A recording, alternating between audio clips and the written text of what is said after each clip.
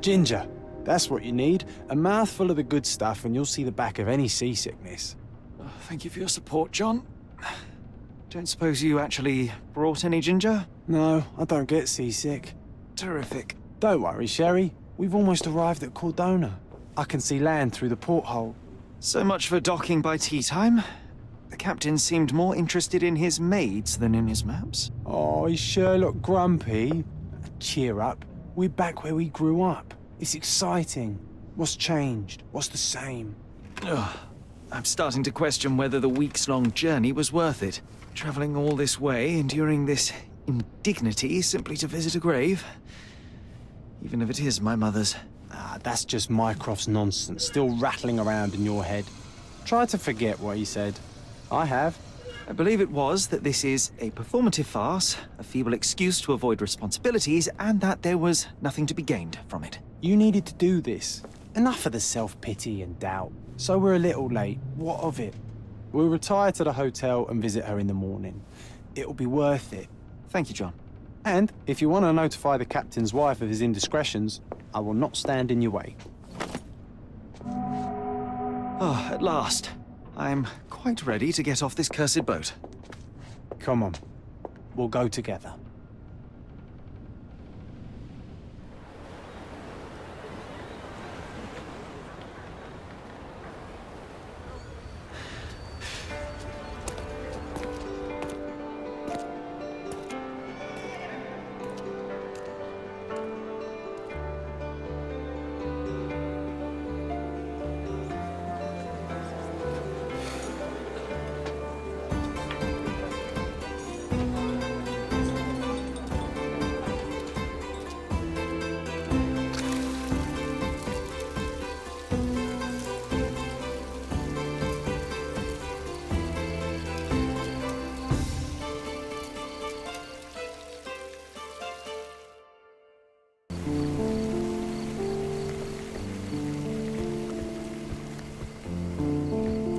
Sherlock, don't get lost in this huge garden.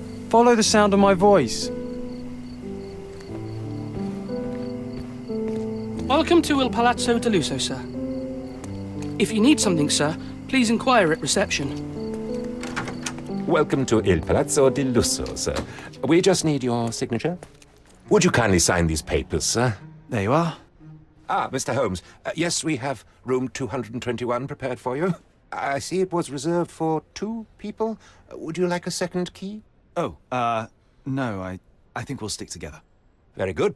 Rooms are upstairs, sir. Welcome to Cordona. Hurry up, Sherlock. I want to see our room. I hope there's a balcony with a view.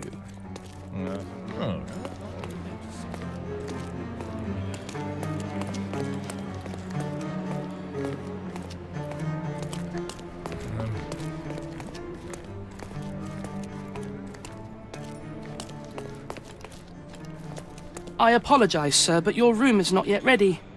Perhaps, in the meantime, you would like to relax in the foyer? Tonight, the restaurant is offering a complimentary marlin ceviche to all our guests. Let's check what they have on offer.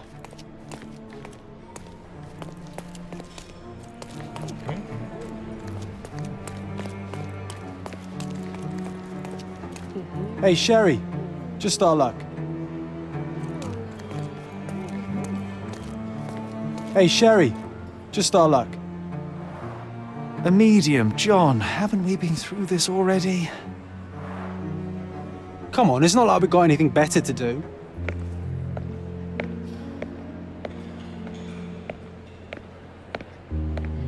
Excuse me, sir, but I believe Mr. Galich is conducting a séance at the moment. Perhaps you'd care to have your portrait drawn while you wait? Why? Pardon me? Why should I sit for a portrait? Sir, it's art. It doesn't need a why. It is its own justification. All things require justification, be they objects, systems, or beliefs. How about art as the lens through which we see the truth of the world? That's backward. Truth is not subjective and not complicated. It's just the truth. It either is or it isn't. You do not need a lens to see it, just an open mind. Ha! That seems rather close-minded. Truth, like beauty, is in the eye of the beholder. So tell me, what do you see? Mediocrity.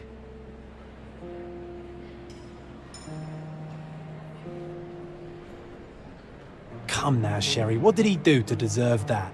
The servant mentioned ceviche at the bar, Sherry. You should grab us some, and I'll find us a table. I'm starving.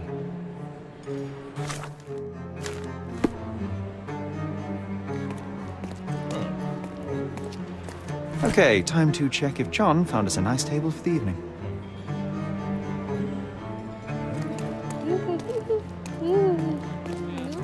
Sherry, I'm over here with my new Ursine companion.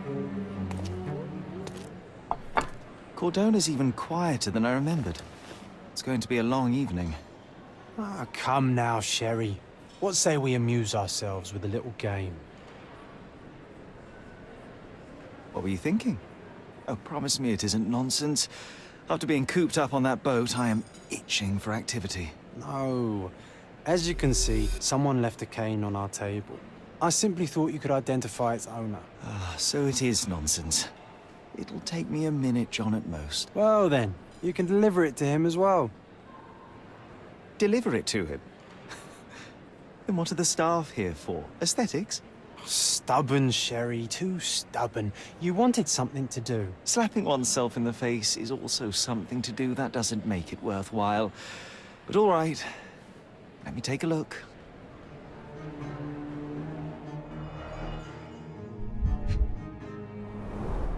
The hand grip is a head of a golden Javanese statue, probably stolen from a temple. The dents suggest it has been used as a bludgeon. A crest depicting a bulb of garlic in a meadow, perhaps the Fielding family or Meadows, or Craven, from the Old English name meaning garlic place. The cane is made of ebony, it's worn uncared for, and bears the scars of numerous hits. This cane is an expensive and ostentatious weapon. Its owner must be vain, volatile, and of noble English blood.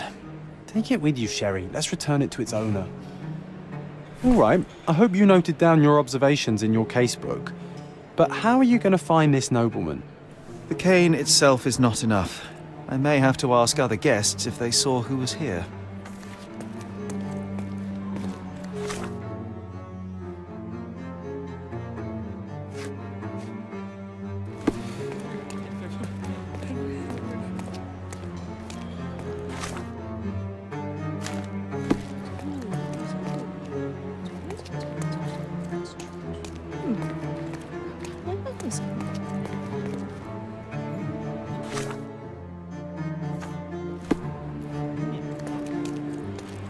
Can I ask you a question?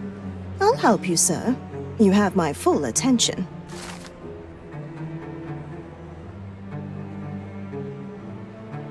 Well, even with your keen senses, Sherry, I doubt you'll find the cane's owner on your first try. And would you be confident enough to bet on it, my friend? Why not? Let's see how good you really are.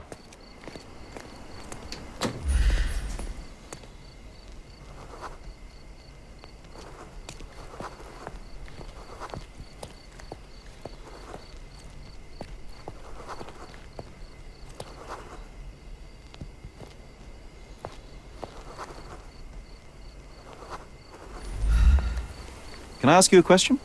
My dear fellow, you're talking to the right man.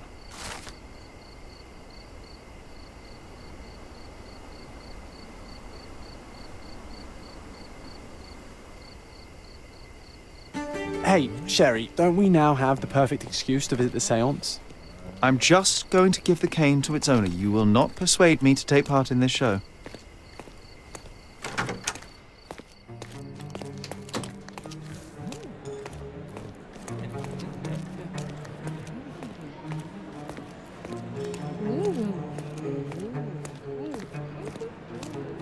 Come on, if you hurry, perhaps we'll see the ghost.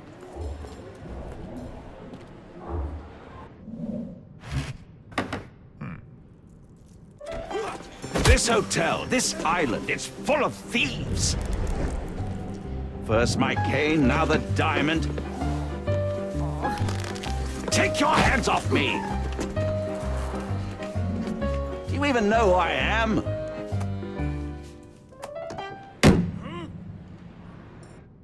Hey, boy! That's my cane! I get that a lot. It's a very common design. What? No, that's a custom-made. A joke. A joke. It was left at my table in the restaurant. I thought it deserved to be returned. Well, I'll be... It is rare to encounter a straight-fingered true penny these days. What a gentleman. But I must ask, how did you know I was the rightful owner?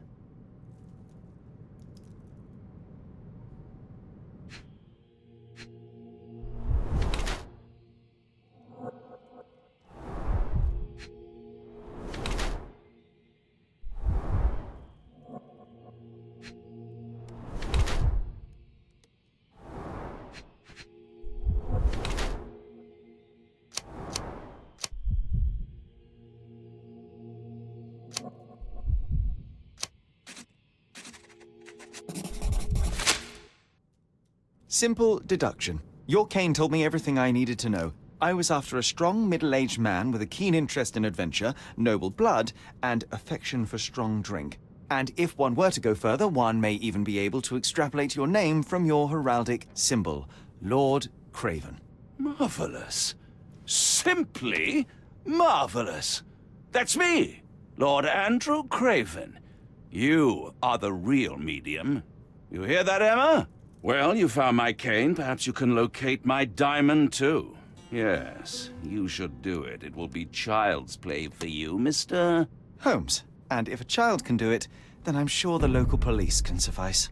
The police? Why bother? I know this harlequin stole it.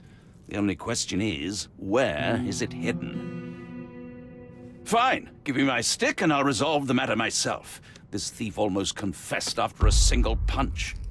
I suspect a beating may result in answers of questionable veracity. Fine. I shall spare you and he the trouble if you first answer me this. You insist the medium robbed you during the séance. But what occurred exactly?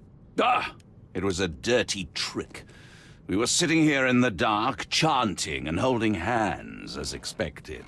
Then something began to appear from the medium, like a cloud or a bubble. The swindler called it ectoplasm. Ah, yes. Common in the spiritualist trade, and quite the spectacle. Indeed, perhaps too much. My beloved Emma screamed in horror, and I stood to defend her, attacking that cursed ghost. How brave. But my hand hit nothing. The medium jumped away from me, and Emma fainted. I lit the candle, and the diamond was gone.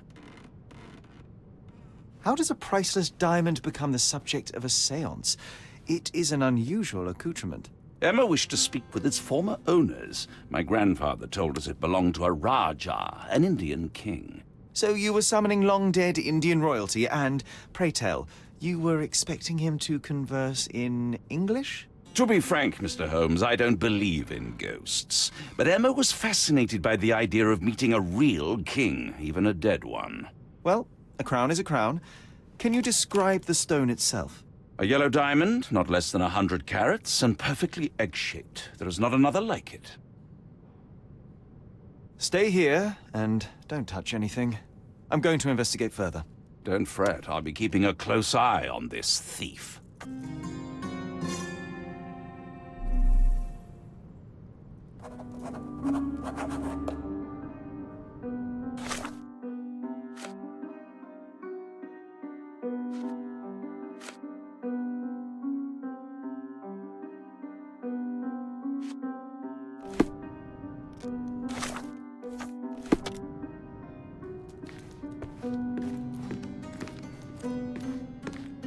Thank you for helping us resolve the situation, sir.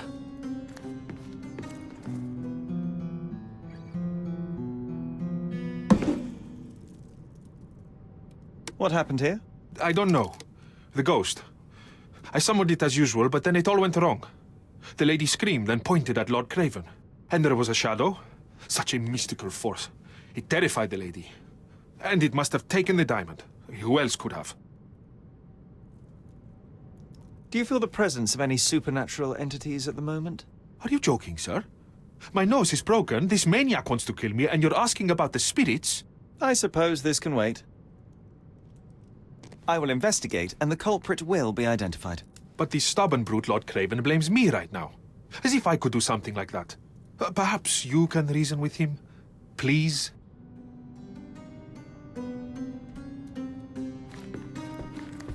Pale skin, quickened pulse, unsteady breathing. She's barely conscious. The feebleness of women. Really, Sherry? Poor thing. Was this covered on purpose? Of course. It is very dangerous to leave a mirror exposed during a séance. The spirits may become enraged. Or someone may notice the trick they should not see. Quite a display for the tremulous visitor. How can you not love this stuff, Sherry? It adds so much atmosphere to the room.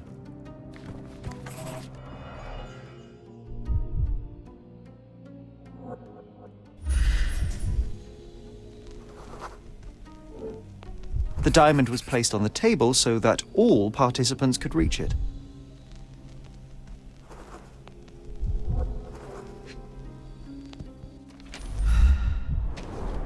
This must be the ectoplasm. Too bad there's not enough for a proper chemical analysis. Ectoplasm. The ghost was here, Sherry. There are light traces of rouge on the edge of this wine glass.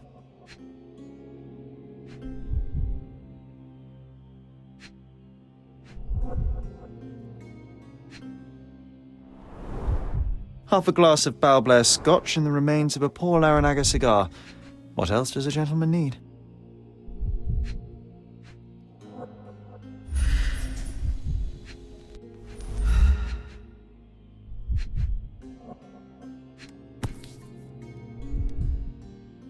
This brooch is old and cheap, but the moth design has its charms.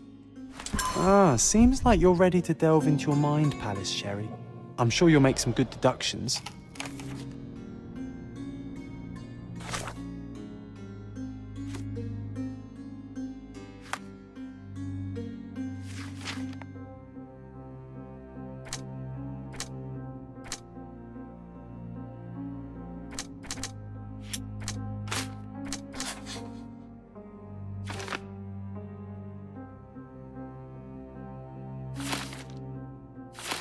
It seems there may have been an unexpected visitor outside the window. Ah, I hope it was the ghost of the Raja.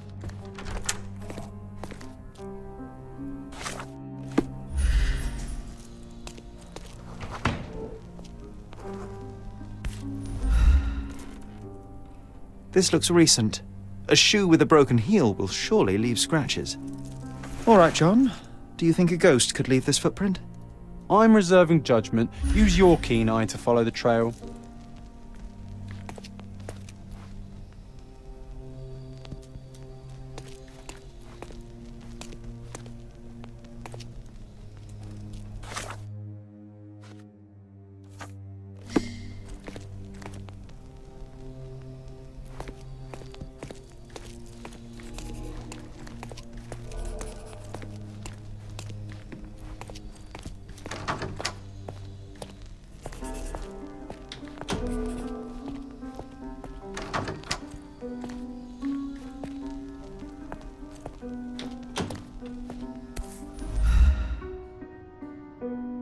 Size 4 with a broken heel.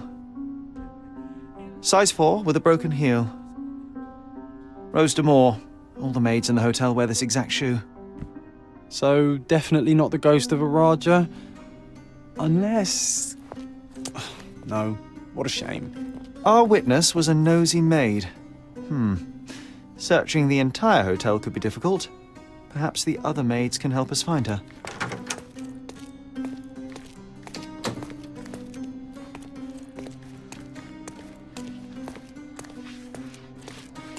May I ask you something? You look like an honorable man. I have some information for you.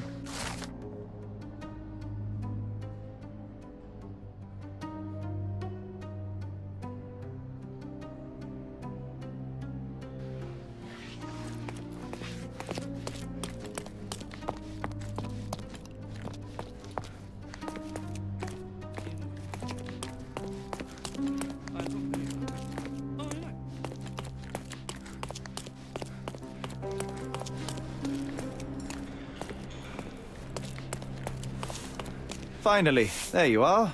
One would think a maid would be easy to find in this place. I'm sorry, sir. Do you need more towels? No, no. You are the maid who saw the ghost in the seance room, yes? How did you know? Simple. You changed shoes after breaking a heel while fleeing the scene. I'm sorry, sir, but if I may ask, who are you?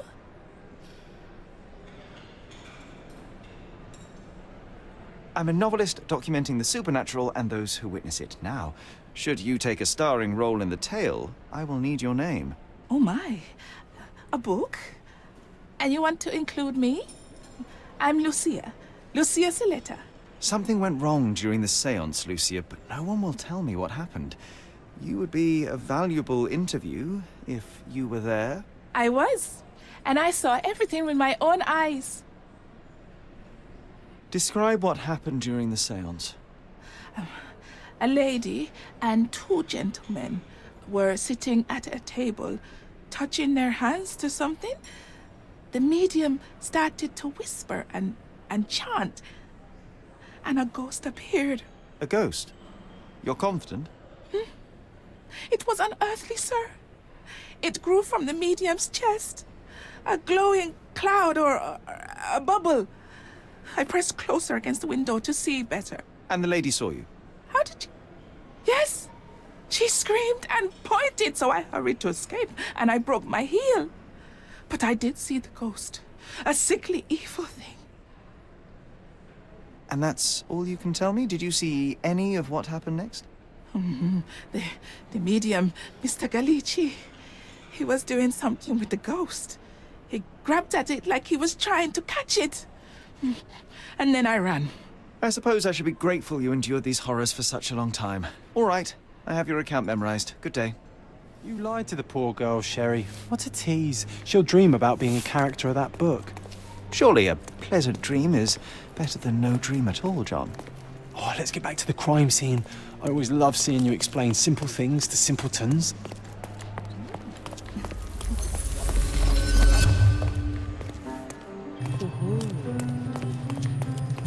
Lady Craven retired to her room to rest. Lord Craven remained here until the staff reported that the medium was locked in his room.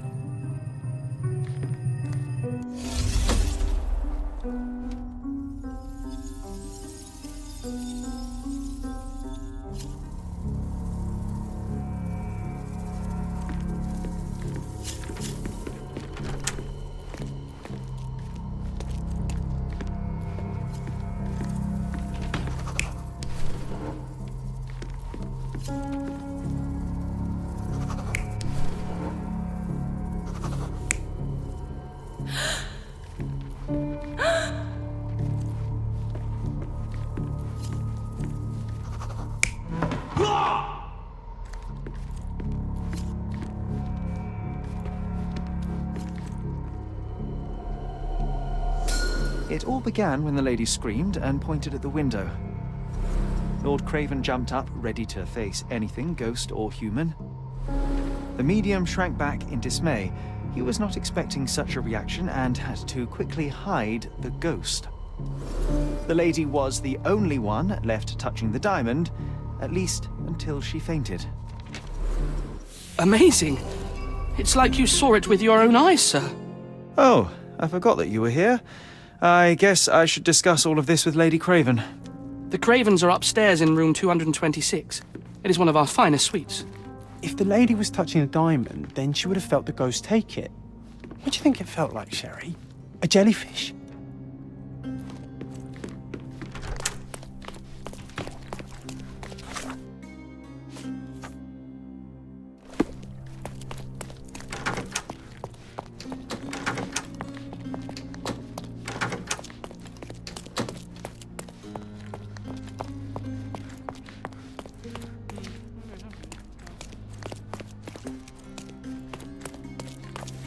Lady Craven is not who she seems. Remember?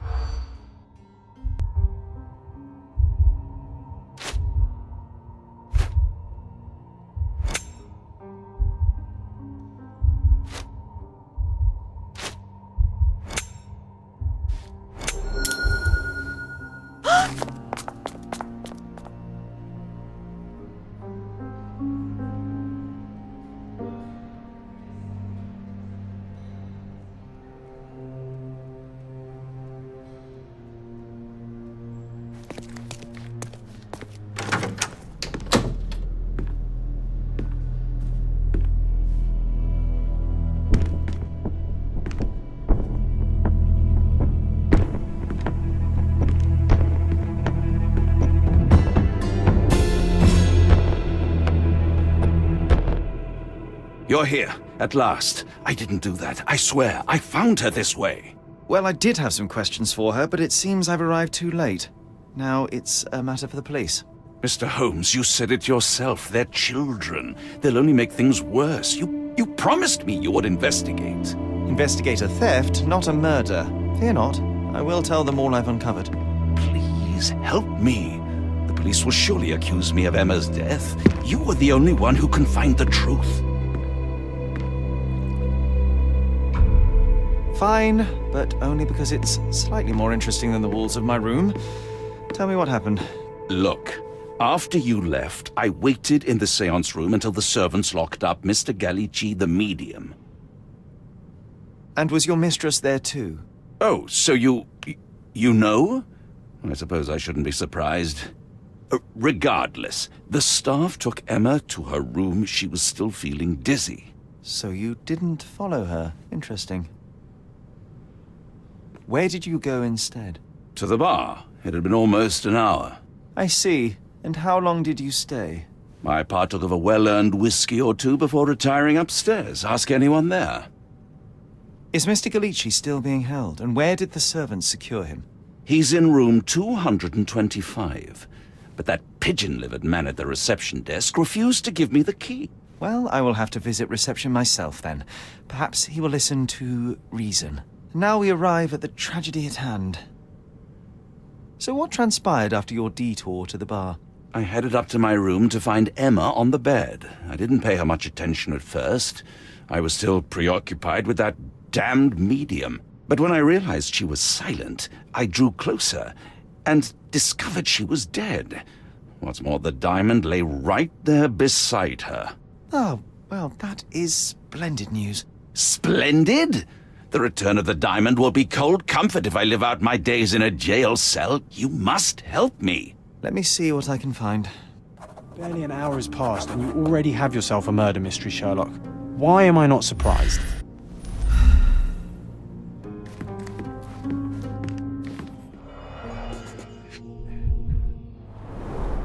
Strangled with bare hands, judging by the bruises.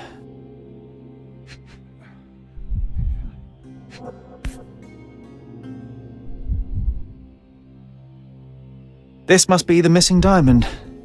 A tremendous specimen, now forever tainted.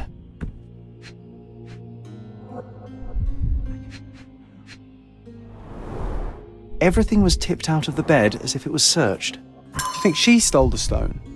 It's certainly possible, but we won't get her confession now. Well, there is a professional medium right next door.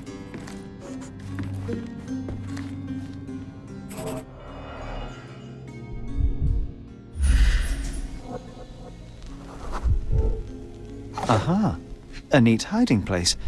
Why would she conceal all of this?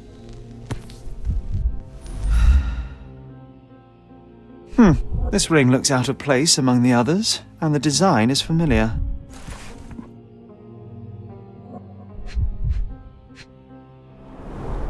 Several £1,000s, that's quite a fortune.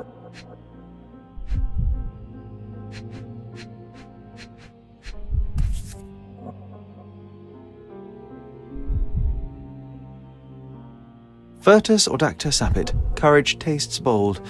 A unique family motto.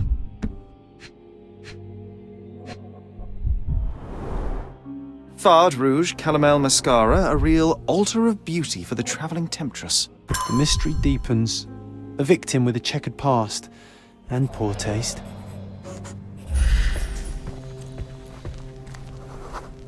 A remarkably simple lock.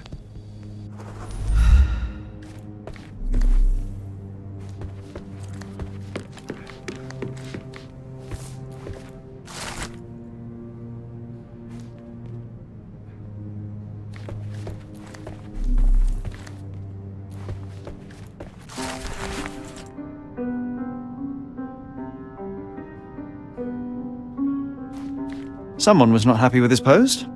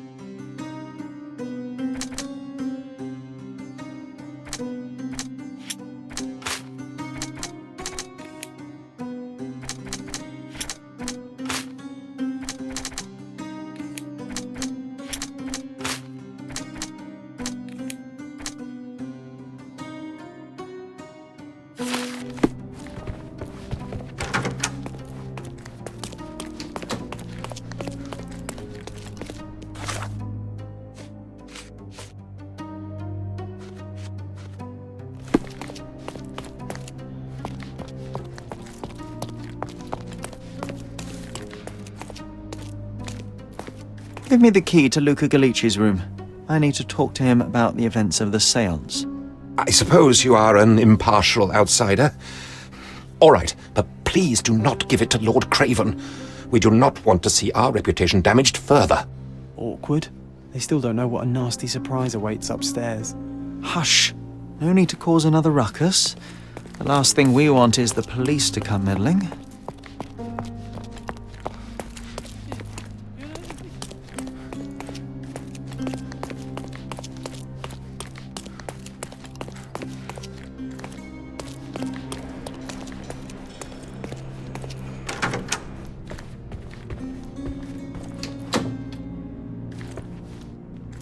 I'm afraid I can wait no longer to hear your account of the séance, Mr. Galici. So please, tell me what you saw. Lady Craven wanted to meet the spirit of the Raja. My conjuration was successful. Perhaps even too successful. I am sure the spirit was the only one who could have taken the diamond. Lord Craven needs to leave me alone. Do you think the police will believe you? Of course. I didn't take anything. And spiritual phenomena are beyond their control. Or should I summon the ghost again so they may attempt to handcuff it? I think I would prefer to begin my investigation in the physical realm.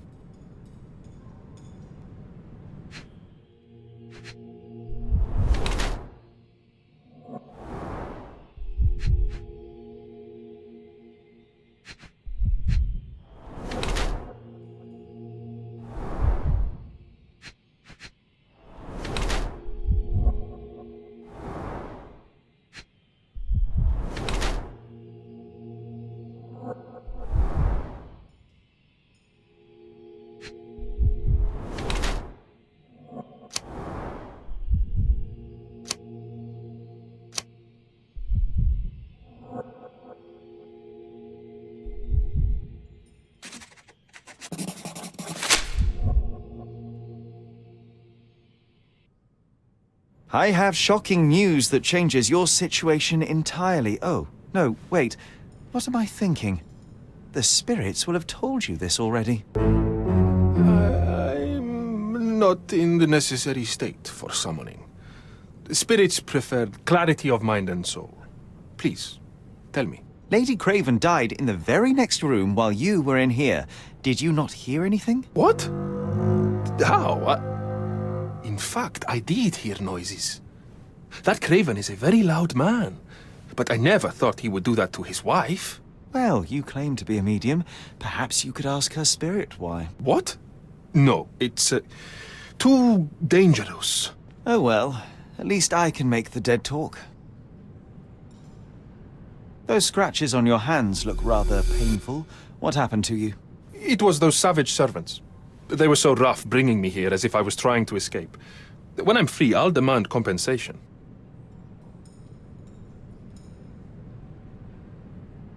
I need to go.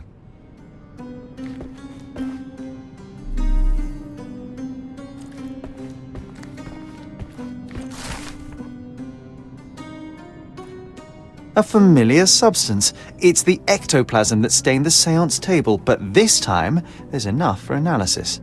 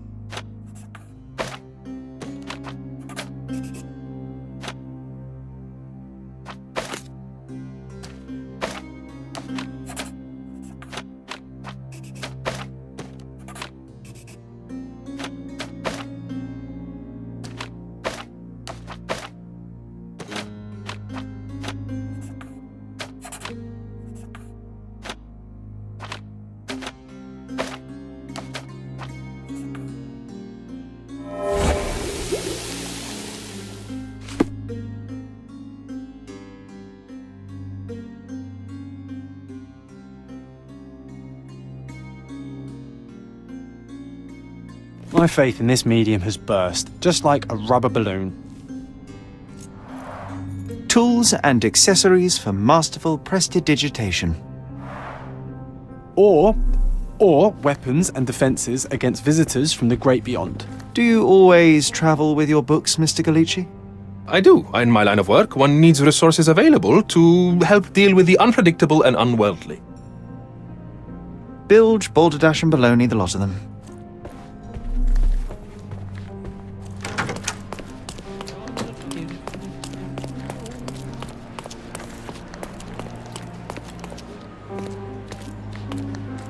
Sorry. Maybe a guest noticed him.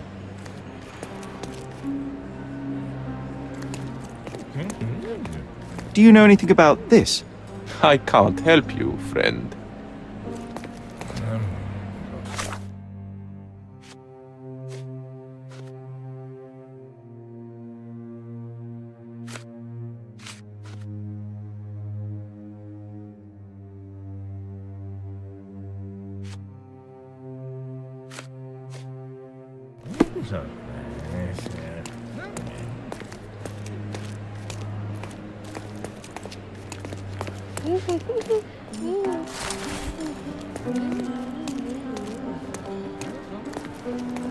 Excuse me, just one question. I cannot be of help, sir. Someone else might know better.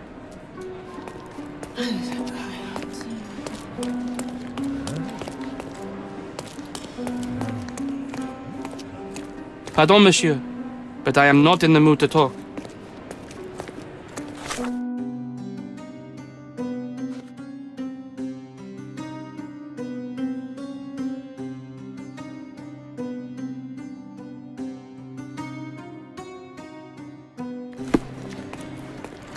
Is this familiar to you? Excuse me? What? I'm not sure I know.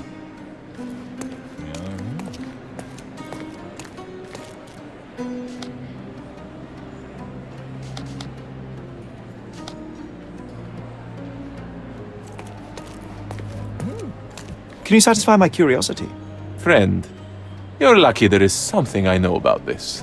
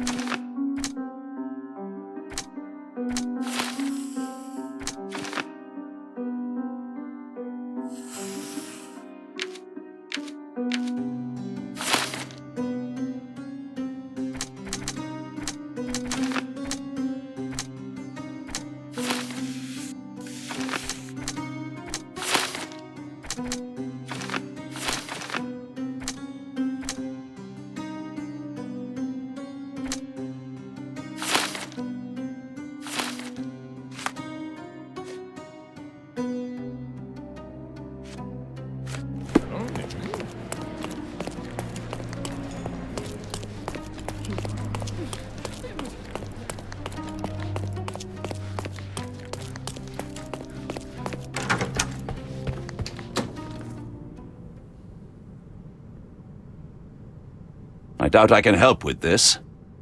I doubt I can help with this. Get to the point, Mr. Holmes. I doubt I can help with this. I found these jewels secreted away. Are you familiar with them? Ah, it cannot be so. That deceptive wagtail. How could she do this? That sounds like a yes. These items were supposedly stolen from us during our trip. I must have spent hours reporting it all to the police. And it turns out she had them all along. The trollop. I'd kill her myself were she not dead already.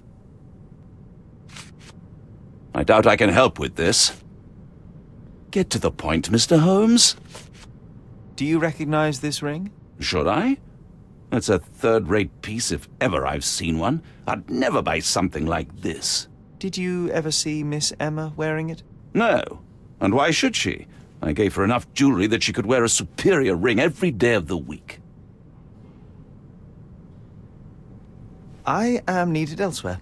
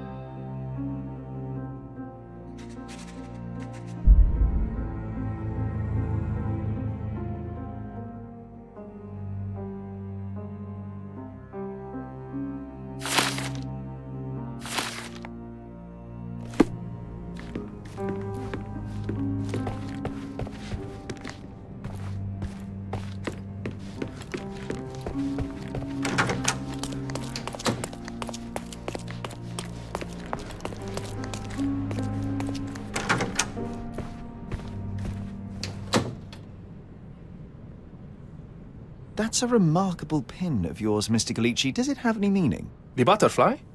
It's a reminder of a time in which I was truly happy. What a coincidence. Lady Craven had a ring with the same design. A coincidence indeed. I suspect it is a common theme in jewelry. Do you realize just how dangerous it is to hold phosphorus in the mouth? I beg your pardon? I'll bet it makes your rubber balloons glow impressively in the dark, but you'll regret it when the hypertension and vomiting sets in. You mock my talents, sir. You shouldn't be so flippant about things beyond your earthly understanding. How ignorant one must be to compare a spirit's ectoplasm with balloons. It was merely a word of caution. We both know how match factory workers look after several years on the job.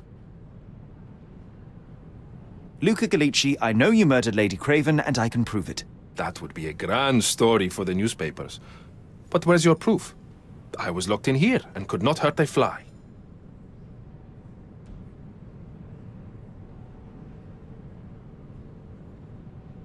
As for the motive, it's obvious that you deduced that Lady Craven was the real thief. Of course, it helped that this was not your first encounter with Miss Emma.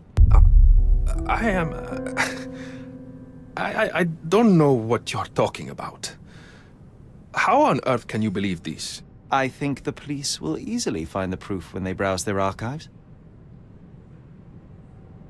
Yes, the locked room. Good of you to mention it. I inspected the door between the rooms, and the lock on it is piteous. You could open it with a penknife. So I am now a burglar, as well as a thief and a murderer? Your wrists are bloodied, and there's no way a servant's manhandling could cause such an injury. It was Lady Craven as you strangled her. You are fantasizing, Mr. Holmes. It is done, Luca. You will be arrested. Your best strategy now is to confess and hope your reasons were justified. I don't know how you figured it out. But yes, I killed her. I had to. This woman could not get away with ruining my life twice. Twice? I knew Emma before she was a lady. I mean, she pretended to be noble back then too. But only so our gang, the Moths, could steal from those snobs. She betrayed us, stole all our money and disappeared, leaving us to rot in jail. I was young. I spent 3 years in that hell. And tonight, she tried to set you up again. Did she recognize you? She didn't. I came to her afterwards, pleading that she drop this farce, but she laughed in my face. I just remembered my time in the clink, all I suffered while she indulged. And I grabbed her throat.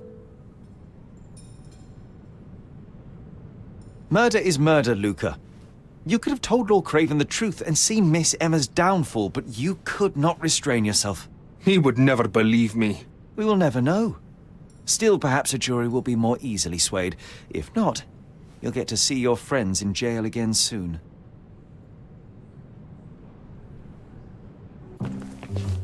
We'll meet again, Holmes. I will get you, in this life or the next. Get your hands off me. He murdered the woman who put him in jail. Should we be worried? Fear not, John. Unlike Miss Emma, I will see him coming. That was too much fun, Sherry.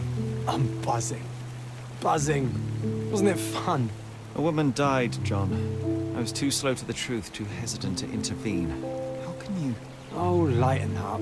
Those people made their choices. If you swan about with a diamond in your pocket, that's what happens.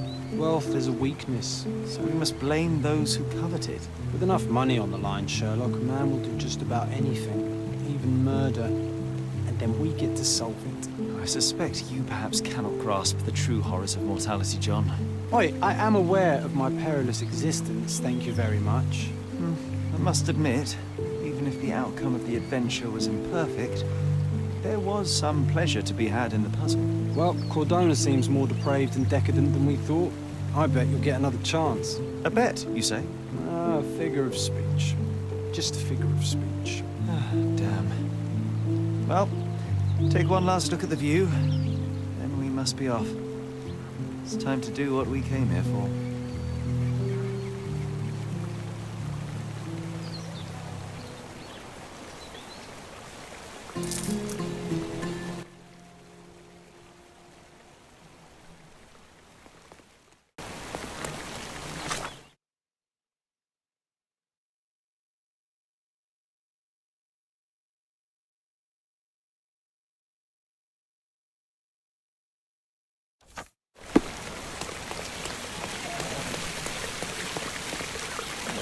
A free ride for every hotel visitor. Just tell me where to go.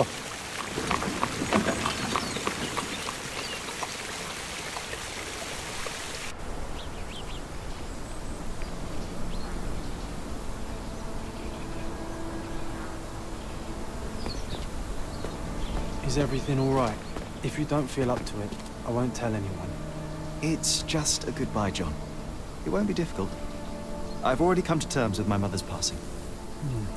So you really don't remember? To what do you refer? Funeral.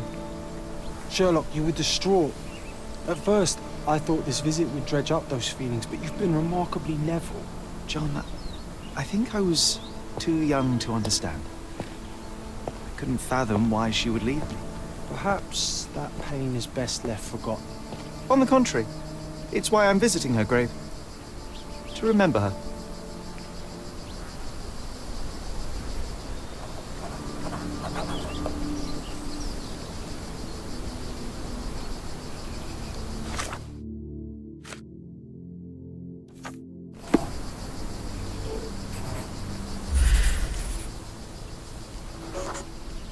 Mycroft was adamant that we leave for London immediately after the funeral.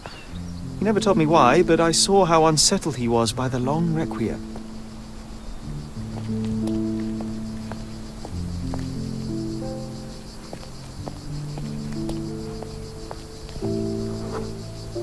The service was sparsely attended.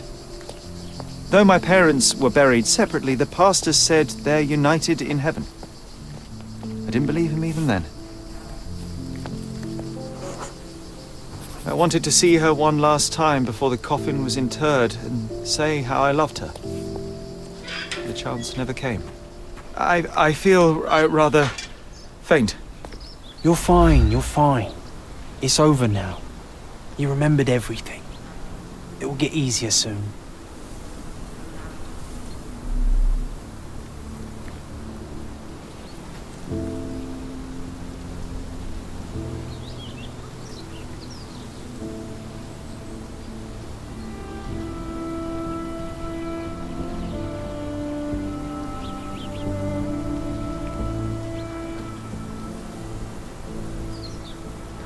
A pocket watch? It seems familiar, John. Why is it here?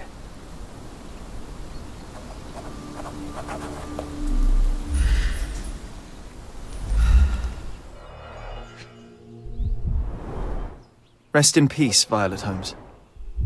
Goodbye, Mother.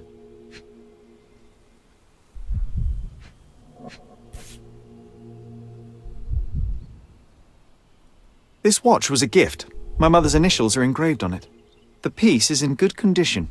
It must have been placed here only recently.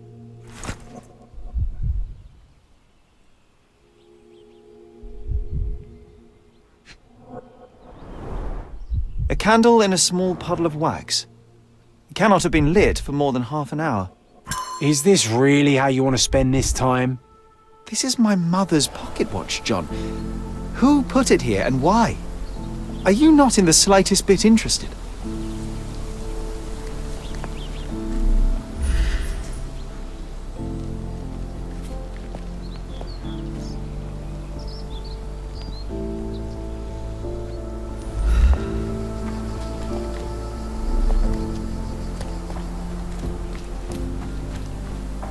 This is excessive, Sherlock. Can you not let the mystery be?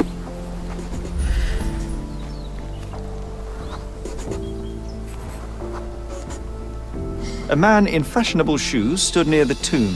The size of the prints suggest he is approximately 5.5 feet tall.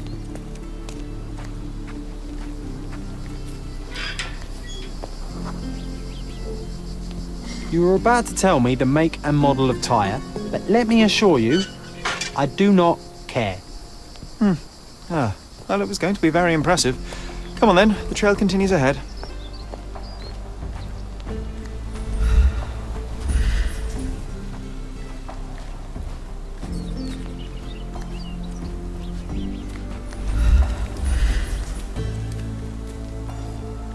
He mustn't be far away to leave it unattended.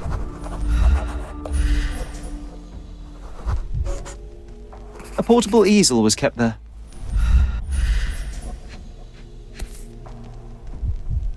The Hospitaller crypts. If memory serves, they're located at the far end of the cemetery around an old tree. I hope that inspiration strikes upon visiting these beautiful vaults. At the very least, you'll enjoy the view. Yours, Mercurio. It's stained with oil paint. An artist working in a cemetery? Do you think he'd paint my portrait?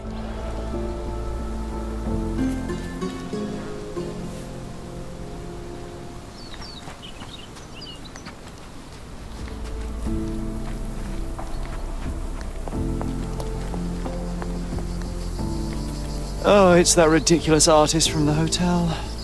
Be nice, Sherry. Mr. Make Holmes, friends. did you come for another portrait? No, I jest. You gave quite the performance last night. The hotel was abuzz with your name. I must say I was rather absorbed in it all. The fallibility of men. Such scandal. It was a welcome distraction. Oh, my manners. I am Werner Vogel, art enthusiast and gallery proprietor. Mr. Vogel, I was perhaps too curt when last we spoke. Speak no more of it. Travel takes it out of any man, never mind when this is your destination. Once I learned who you were, the pieces fell into place. Your mother was well liked on Codona in her time here. I was sorry to hear of her passing. How did you come to possess my mother's pocket watch? Oh my! It is quite something to witness those powers of deduction firsthand. Yes, I left you her timepiece. After her death, there was an estate sale. All of Cordona's elite picking of her remains.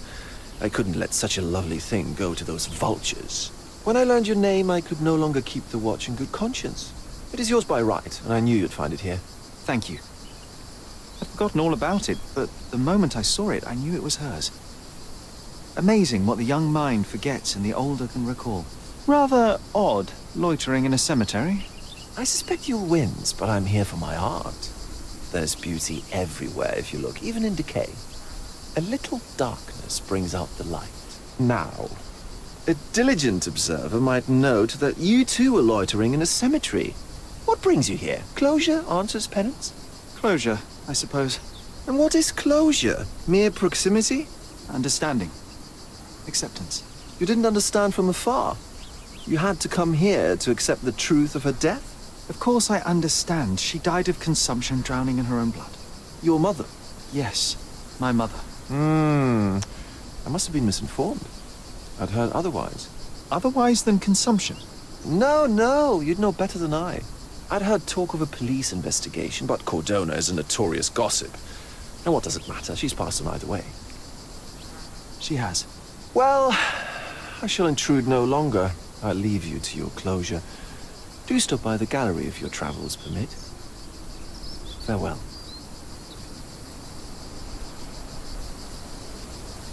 Are you all right, Sherry? Take as long as you need. Whatever I need, it isn't here. We should explore Cordona. Perhaps there are archives that may shed further light.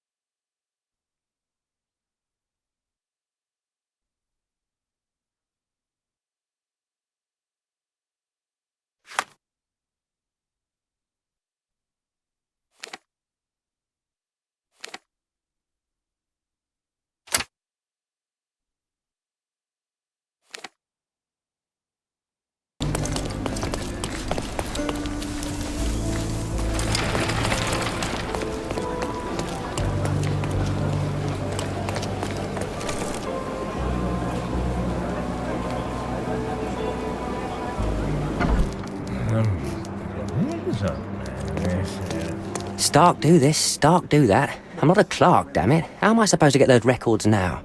Yes? What is it? Would you like to report a crime? No, I wouldn't. My name is Sherlock Holmes. I want to use the police archives. Wouldn't we all? I'm serious. So am I. Officer Logan locked himself inside and he's not letting anyone in. What happened exactly? A tailoress from Scaladio's been robbed. Logan spent 2 whole days at the shop sketching the thief, and she still insists that it's all wrong. That shrew drove him up the wall, she did. Would you mind if I talk to this tailoress? I could get you the sketch in no time. Get off your high horse, mister.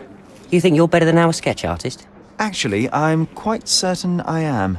Let me prove it. Well, I see no harm in it, as long as it gets Logan out of there. In fact, I need to look up some records too. Here's the address. Good luck.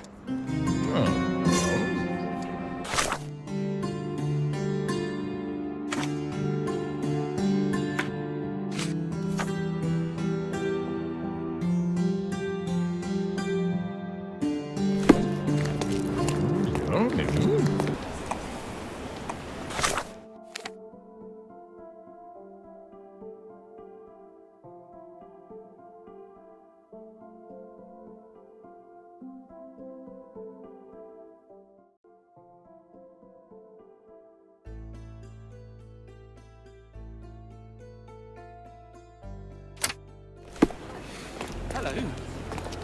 Hava çok sıcak değil mi?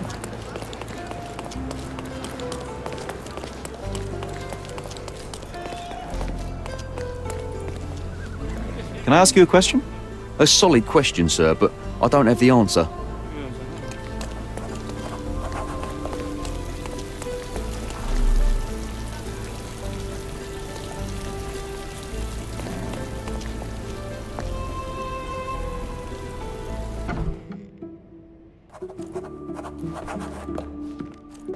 I'm pleased to meet you, ma'am. My name is Sherlock Holmes. I'm here to sketch the thief for the police investigation. Oh, another one. I hope you'll be more patient than the previous sketches, signore. Can you describe the thief for me? He was all ugly and beat-up looking. An utter rascal if ever I'd seen one. He gave me a nasty look from behind his glasses and then made himself scarce. And that's it? Could you be more specific? He was a total villain, I told you. How much more specific do you want me to be? All right, never mind. I suggest we do it differently. You have a great many clothes here, haven't you? Why, of course, but they're not for sale. I only do tailoring and mending. No matter. I'll attempt to disguise myself as the thief, and you'll tell me if I get it right. As you wish, Senor Holmes. Where can I find the clothes? They're in my workshop at the back. Be careful, won't you?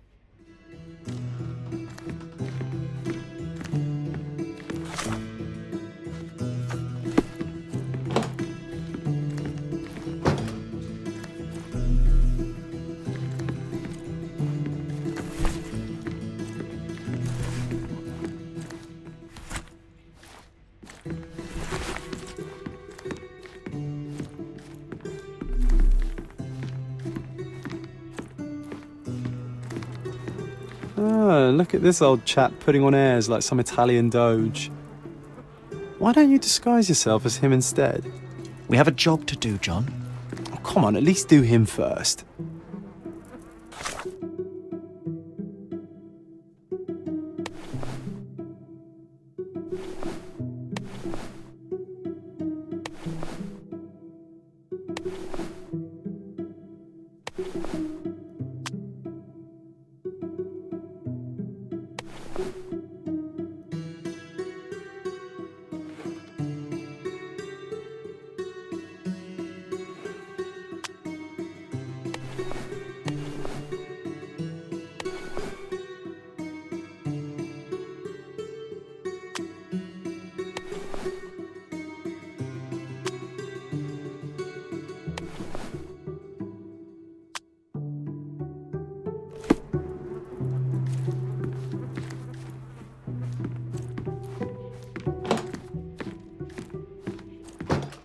He did wear glasses, but not like those. His were angular and evil-looking. All right, I'll try another pair.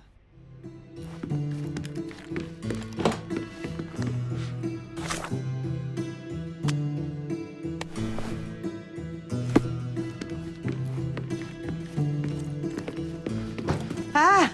It's you! I mean, it's him! It's him! Excellent. Now I can make a sketch and take it to the police. Yes, sir. Please do. That rascal is still on the loose. I hope they are better at catching than sketching. Before I go, Mum, are you quite certain that you don't have any clothes to sell? Well, I suppose you can take the police uniform. An officer forgot it here years ago, and I don't have any use for it. If you want to buy clothes, visit the outfitters. You can find them all over Codorna. I hear they even do free rentals now. Let me show you where the nearest one is. Thank you very much.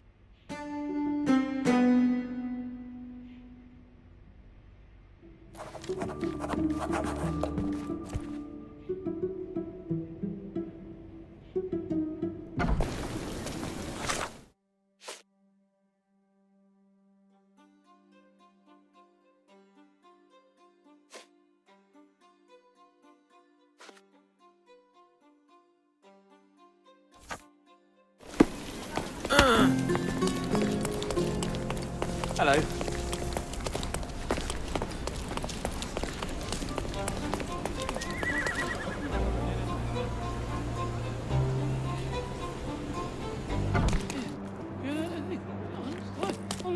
Hello again, officer. I've spoken to the tailoress and made a sketch of the thief. It was child's play. No, really? And she didn't give you any trouble? No, no trouble at all. She was quite tolerable. Huh. Who would have thought? Hey, Logan, we've got the sketch. Come on out. Can I use the archives now? Well, they're generally not accessible to the public. But you really helped us out, so I'll just turn a blind eye. I appreciate it, officer. What did you say your name was? Holmes? Come and see me after you're done. I may have a proposition for you, Mr. Holmes.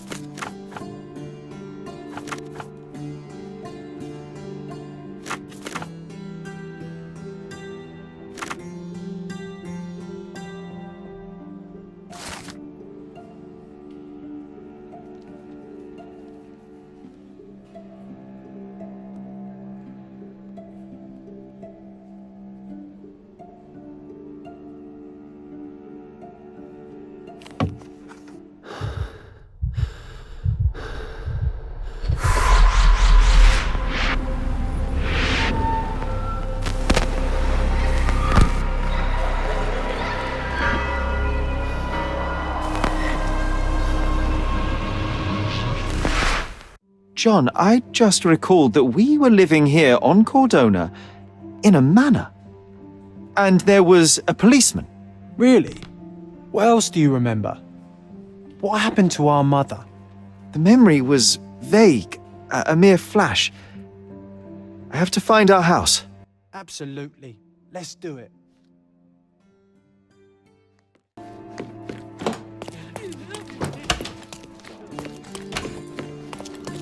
I'm done with the archives for now. Can I help you with anything else? As a matter of fact, you can. The thing is, our chief inspector has vanished, as if we weren't undermanned enough as it is. Wait, what do you mean, vanished? Gone missing on a case. Shady business, but that's besides the point. See that board? Pending cases are posted there for any available officers to investigate. I would take them myself, except I've been told to work the reception desk, like some clerk. Yes, we're that short-handed. I understand your predicament, but what does any of it have to do with me? I may be available, but I'm certainly not an officer. Oh, don't worry about it. Consider yourself a temporary one-man independent police force. That's a bit of a mouthful. There's just one small, minor basic formality. You'll need to complete our physical training course. Easy. Well, I'm not one to balk at a spot of exercise. What must I do? That's the spirit. Sergeant Ermey will show you the ropes. Follow me.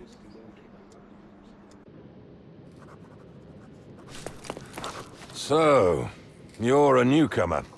We must be desperate to ask untrained civilians for help. You're lucky to have a well-trained civilian with a brand new auto pistol in his arsenal. An automatic? A bit of a braggart, aren't you? Are you trying to test me already? That is why you're here, boy. I need to verify your skills before I can allow you to catch criminals. The first targets are in the next room. You know what to do with them. I'll join you in a while to see the results. Concentrate, Sherry. You need to hit every target to show the sergeant how we do it.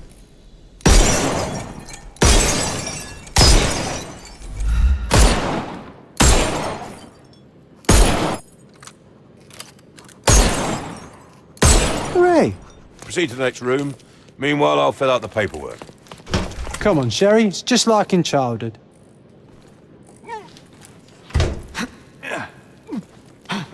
Steady, Sherry. Steady. My favourite mannequins for attack.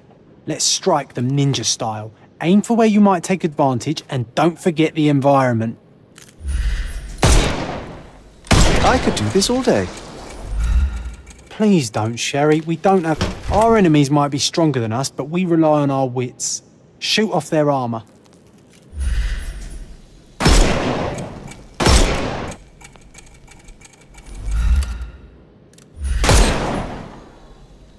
Hooray! All right, let's move on, Sherry. If you stand here and use your snuff box on them, you can definitely overcome them, Sherry. It's all calculated. Look at that helmet of his. You won't be able to get the powder past it. Helpful advice, John. I would never have guessed. Good job, new boy. Well, I'm almost finished with the paperwork. Let's talk about your results. Well, I must say your results aren't as bad as I feared. Perhaps you're not completely hopeless, but true combat is quite different from shooting stationary targets. I'll handle it just as easily. Well, that's what we're going to find out. Now, we'll test you against our men. Your task is to detain them, not to kill them. So don't go shooting anyone in the eye. That goes for in the field as well. Even though you'll be working with the police department, that doesn't mean you have a license to kill. Here, take these. They are blank rounds. So, are you ready? Always ready. Then let's get cracking. Worried? Not at all. I can hit them all with one shot. Good luck, Sherry, and remember, the surroundings are your playground.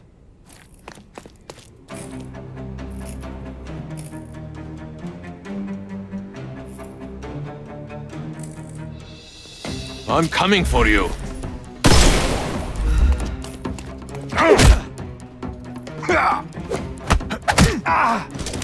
No more crime for you until next month.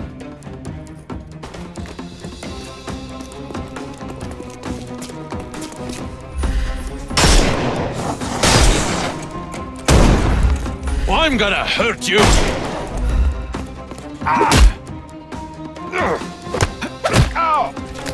Too simple. I'm coming.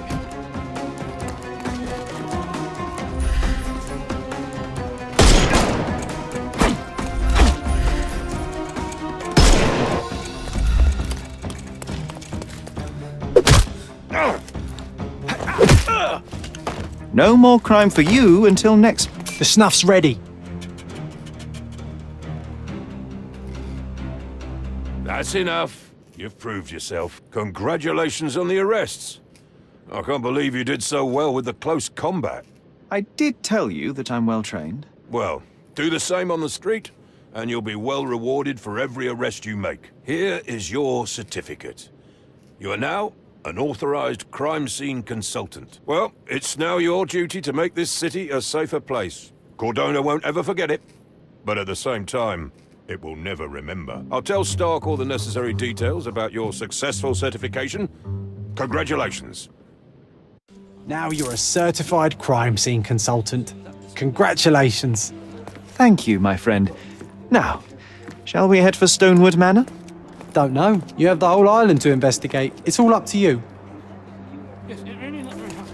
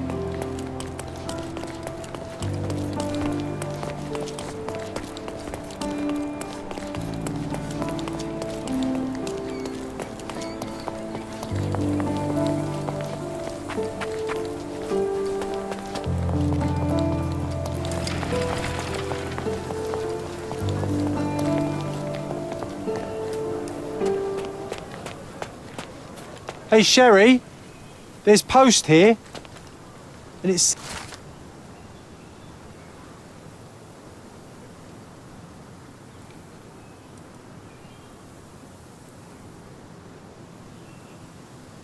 Seems as After if the reading letter that, was I am delivered even less recently. eager to return home than before. Let's investigate our manor. That's the Mycroft I know. Predictable.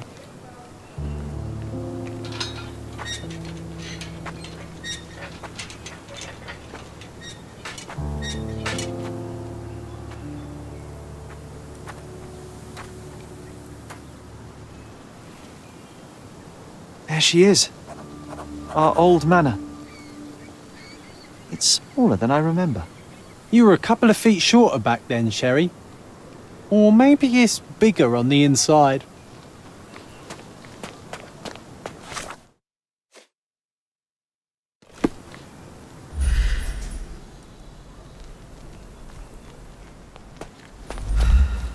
Look at the ash all over the door. I don't recall hearing of a fire. We don't have to stay here. You can afford another night or two at the hotel. It's stuck. Oh well, let's just head back. They probably haven't even stripped our room yet. Come on.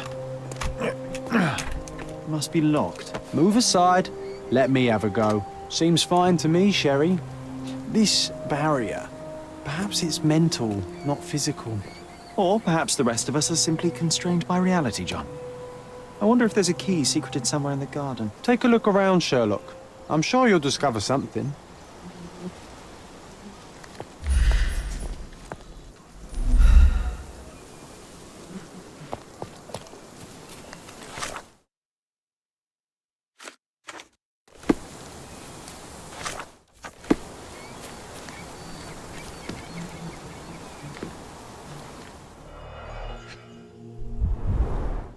I did not expect these to still be here. It was enjoyable to practice using real handcuffs to make an arrest. An irreplaceable tool for catching a thief.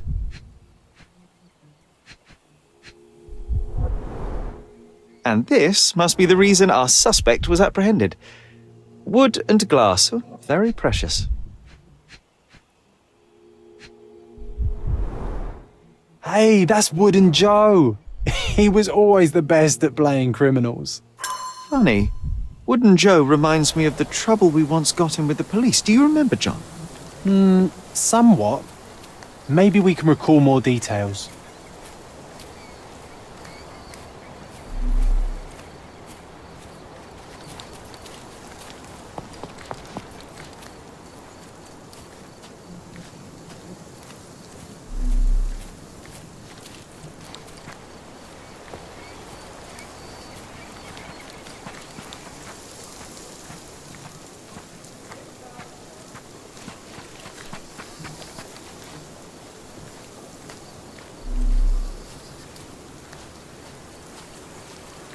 Why does this barn give me such an unpleasant feeling? Oh, I know. It's because Mycroft used an axe to shoo you out of here. It scarred you for life, but I enjoyed it.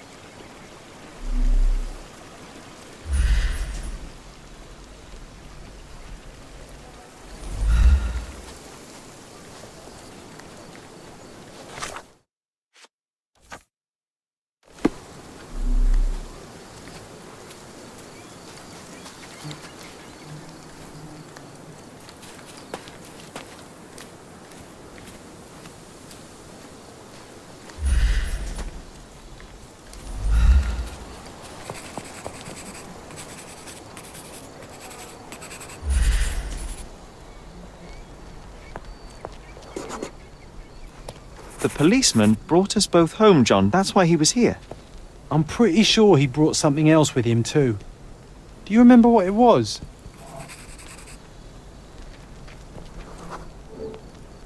I bet it was our reward. No, we were not so lucky.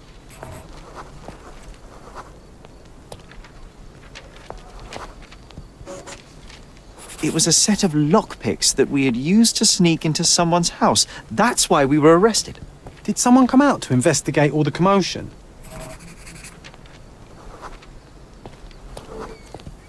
It was Mycroft. He smoothed things over and convinced the policeman not to press charges. The officer left and never returned. But we had to endure a serious talking to from my brother.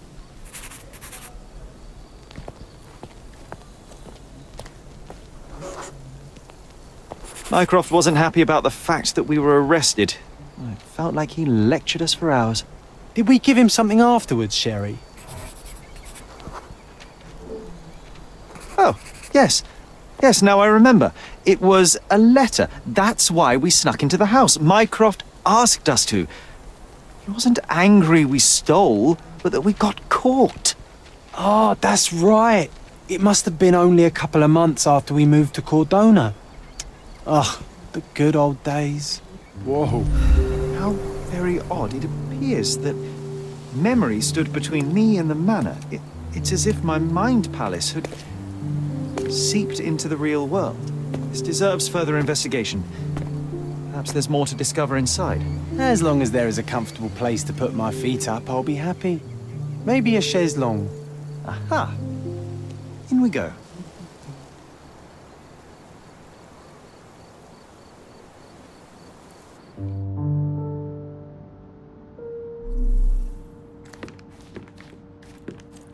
Home sweet home, Sherry. One of the first things I saw when entering this house as a child. It's like déjà vu.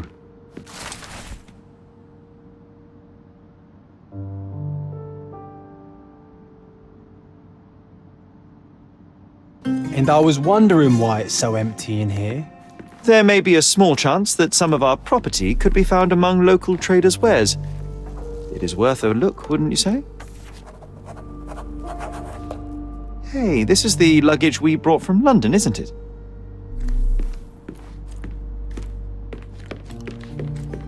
Another one.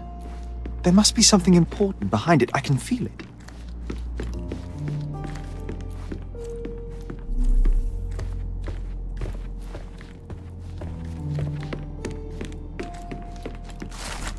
Something did happen that day, but no one can tell us the details. How can that be?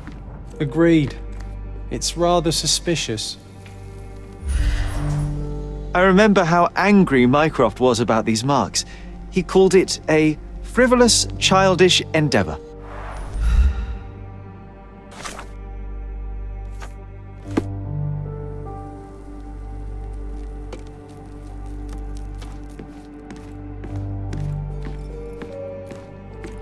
I think our family portrait used to hang here.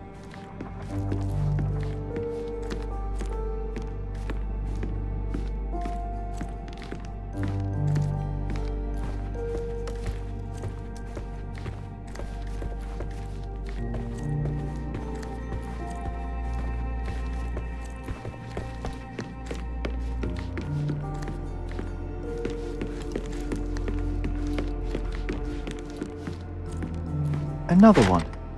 There must be something important behind it. I can feel it.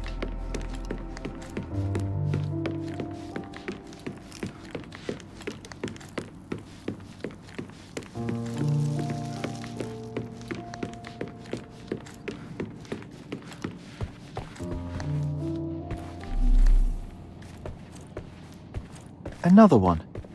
There must be something important behind it. I can feel it.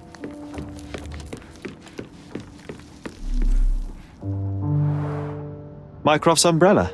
The only outgoing thing in his wardrobe. Another memory incoming, Sherry. Strange. I struggle to recall anything about the day we moved in. The only detail I'm sure of is that it was raining early that morning.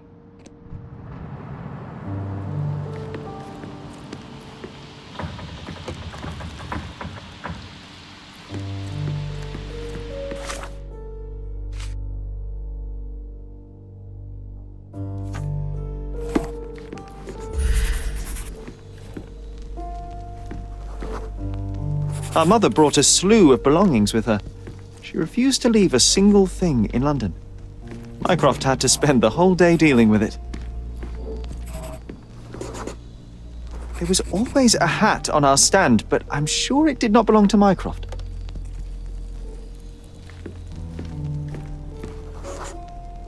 This trip was a challenge for our mother.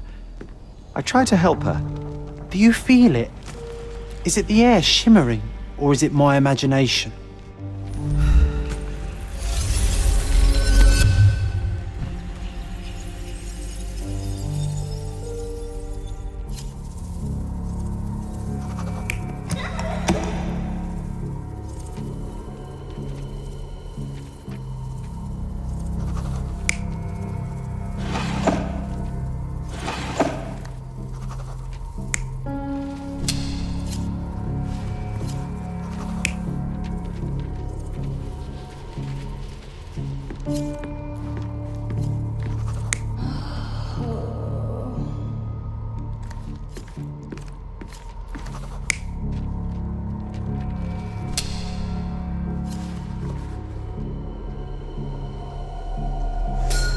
Your neighbors will be told that Mrs. Holmes is suffering from tuberculosis.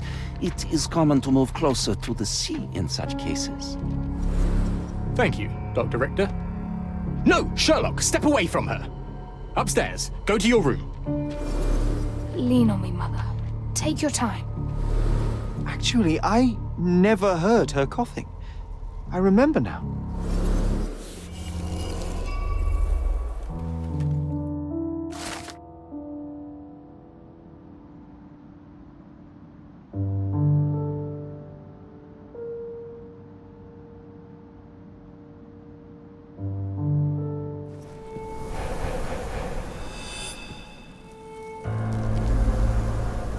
Oh, I feel dizzy. It's stuffy in here, isn't it? John, are you all right? I'll be okay in a minute. How about we find our room in the meantime?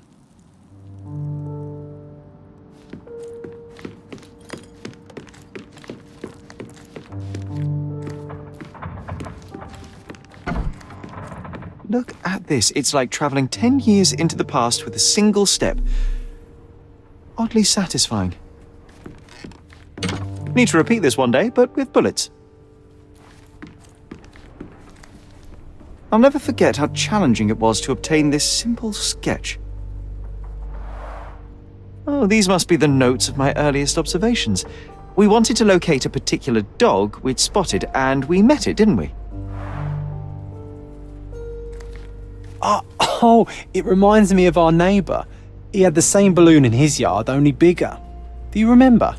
Yes. We visited him several times while living here.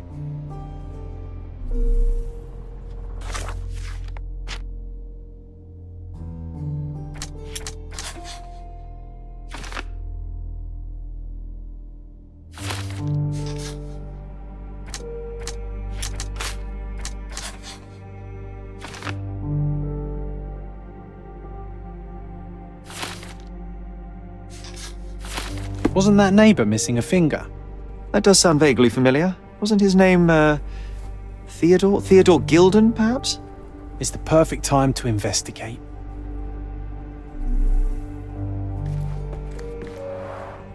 Coal dust from Miner's End, sandy dirt from the old city. We scoured the island top to bottom for these soil samples.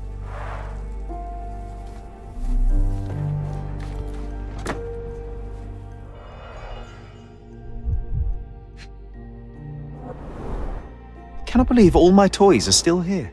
Hey, they were not just yours, they were half mine too.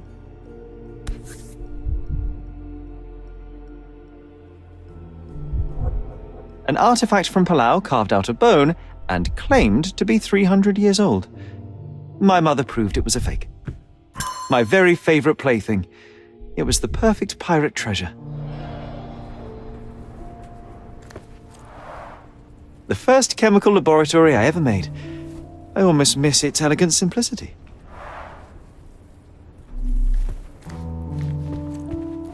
This time I was first to pick beds. This one's mine now. A magnificent tool made for a spurious purpose, staring into the sky. I've definitely found a better use for it. You mean for spying on people? The only fiction book on my table. I can still hear my mother reading it to me.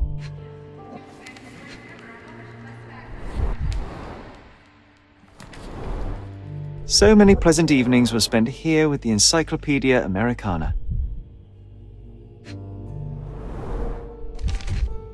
Interesting. What's that over there? This doorknob has a cross-shaped end. Too intricate to be merely a handle. You know what? That definitely looks like a key. Let's poke around and see if we can find any secrets. Look at this, John. Remember how desperately I wanted to learn the violin? I never had a proper opportunity. Such a shame. I always hated the rule about being silent in this place.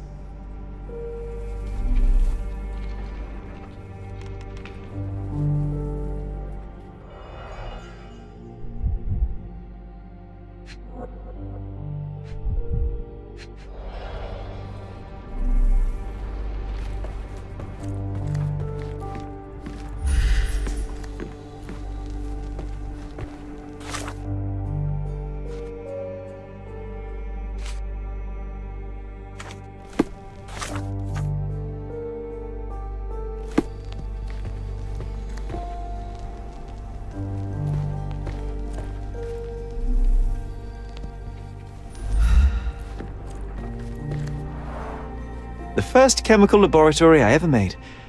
I almost miss its elegant simplicity.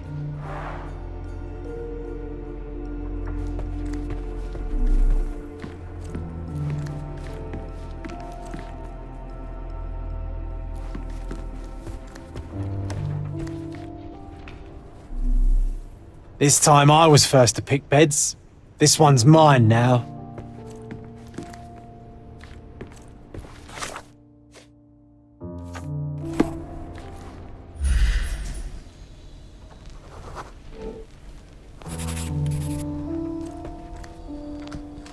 Nah, doesn't fit here.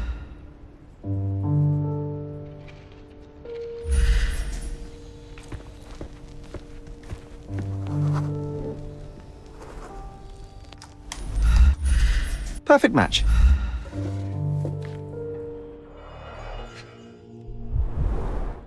My small archive of crime clippings. Maybe I should pick up this habit again. Still has a faint odor of tobacco, one of the few things on this island that smell like home. Made of cherry wood, father's favorite.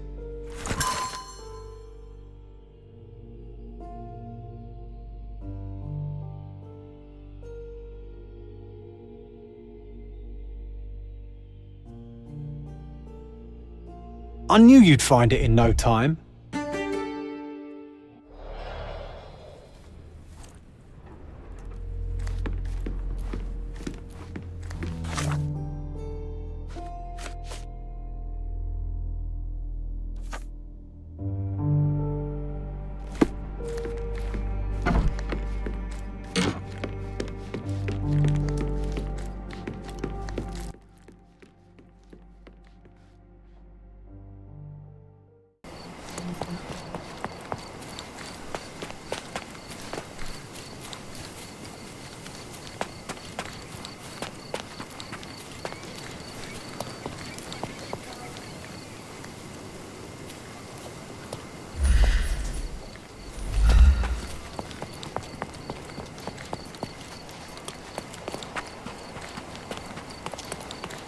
That wretch Goliath would murder us all. Mark my words.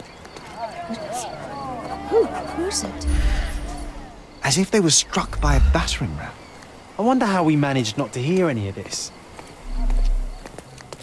Destruction and trampled ground.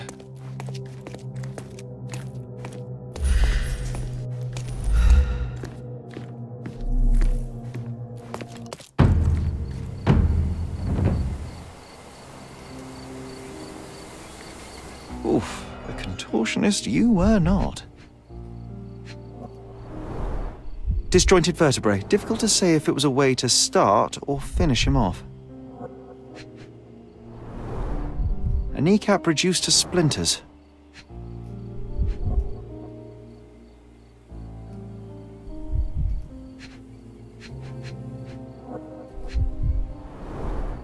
A belt from a dressing gown. Curious.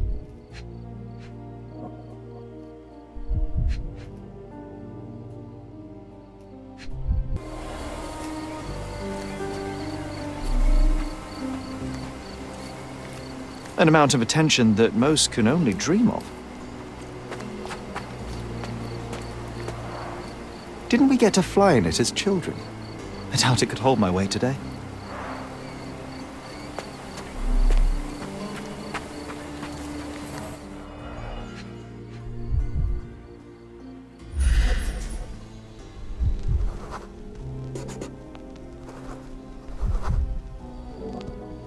Poke the elephant with this? Really? People are hopeless. A strong pull broke this leash.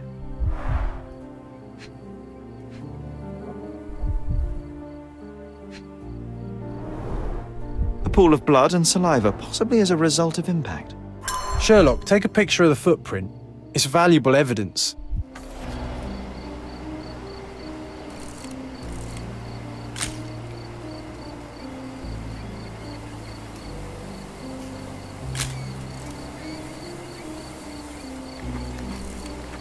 This photograph can help us find the old article about the elephants.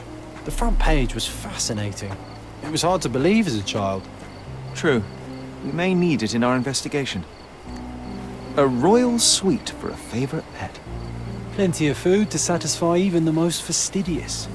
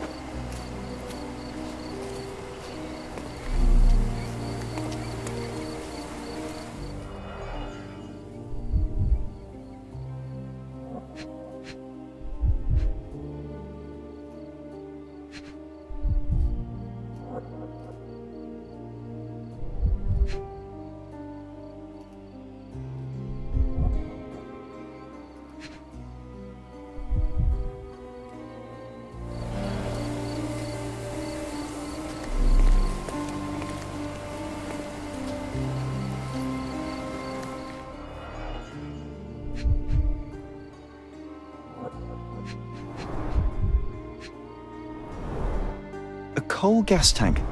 Enough to pump up an airship. A sailor's knife useful for cutting wet and thick ropes. It's seen a lot of use. The blade is worn from grinding.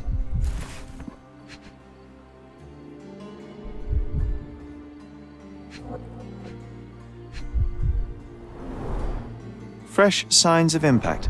A rough landing led to an altercation with this shed.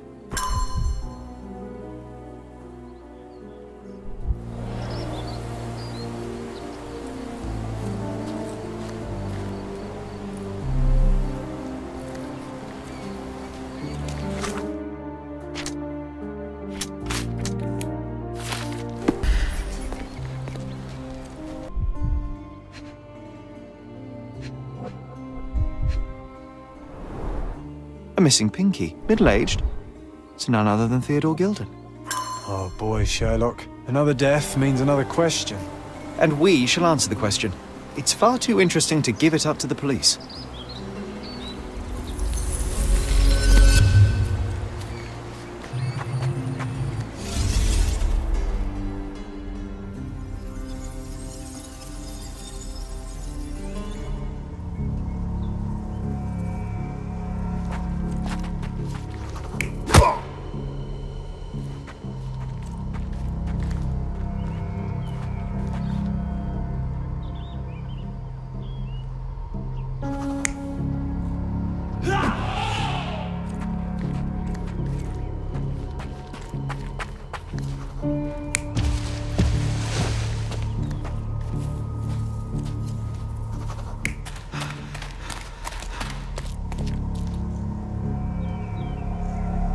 You're not even trying, Sherry.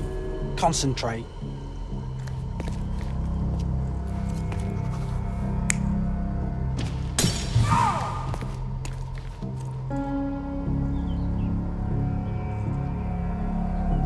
You're not even trying, Sherry. Concentrate.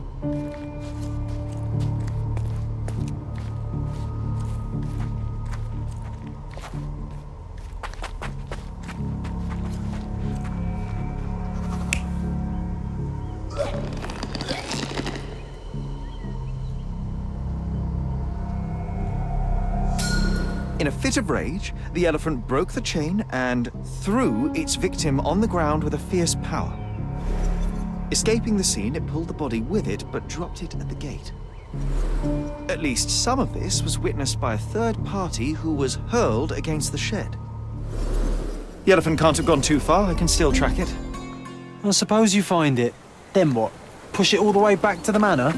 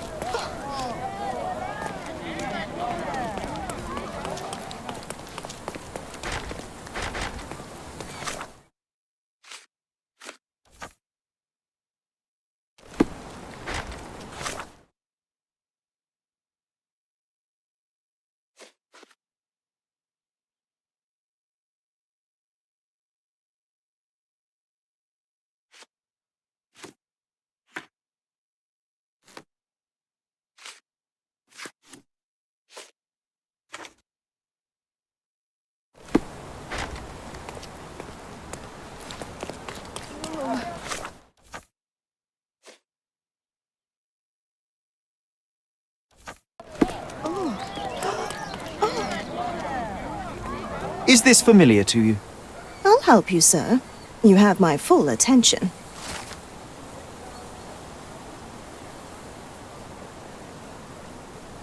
How do you do?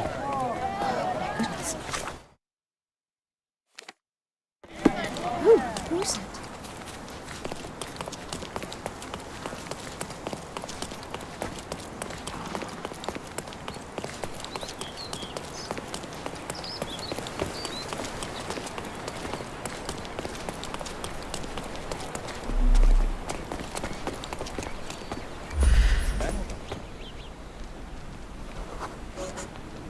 The elephant barged into this cart of olive oil. What if we're lucky and he slipped and fell somewhere along the way? Excuse me, just one question. You shouldn't have left your mansion. You won't get any answers from me.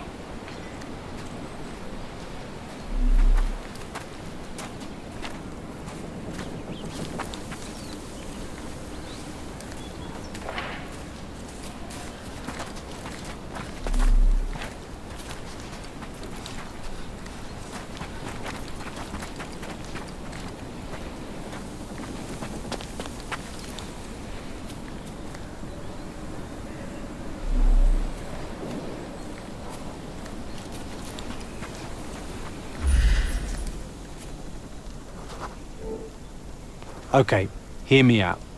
If an elephant falls in the forest and there's no one around to... John, no. Oh, you're such a killjoy.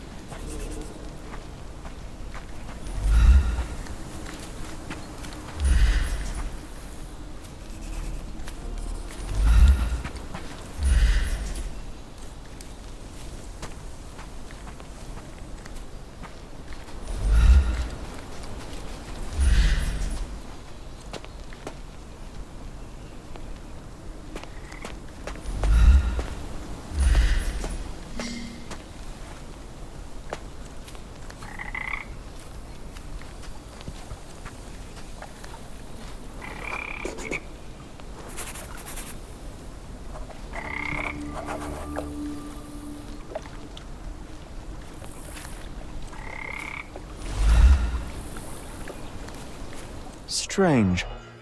It was hung with care.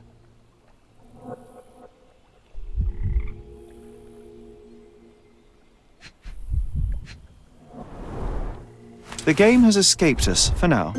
We'll find a solution to the elephant problem later.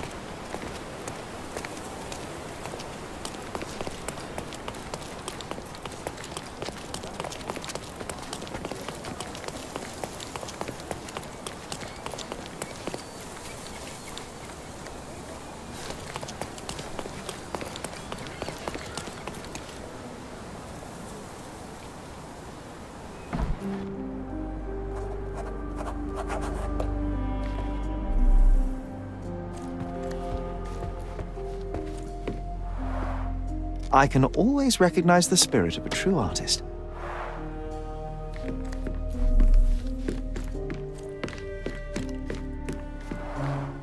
This young lady has a childish interest for her age.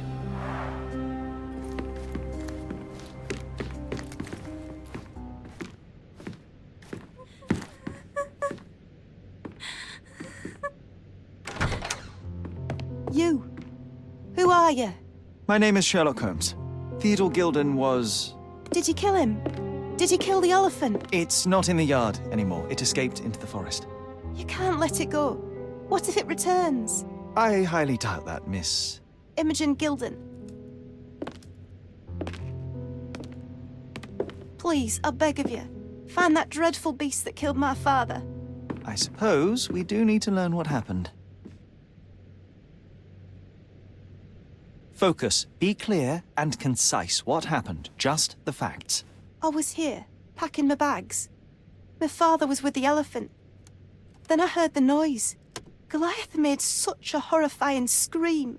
Through my window, I saw how it lifted my father by his neck. So I ran downstairs. The elephant was dragging my father's lifeless body. I threw stones at the monster, so it dropped him. Then Goliath ran screaming, and I came back here and hid. That is a terrifying experience, Miss Gilden. I'm sorry you had to go through it. Thank you. Goliath must be caught, Mr. Holmes. Well, thank you for the information, Miss Gilden. I did have some questions for your father. Perhaps you might help me with them? I wasn't privy to much of my father's life, and it's very hard to think of anything at all with Goliath still loose. Please, Mr. Holmes. Very well. Do you mind if I ask you more questions if I find anything that might help? Anything to catch that monster. Miss Gilden, I was on this island 10 years ago, and your father knew my mother. I believe I even had the opportunity to ride that balloon outside, but I do not recall seeing you. I lived at my late mother's in Sheffield at the time. I'm in no spirit to reminisce right now. The elephant is out there. You've never heard the name Violet Holmes before? Perhaps your father... Please, Mr. Holmes.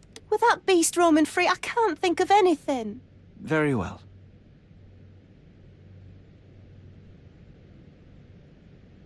I'm afraid I can't add anything useful.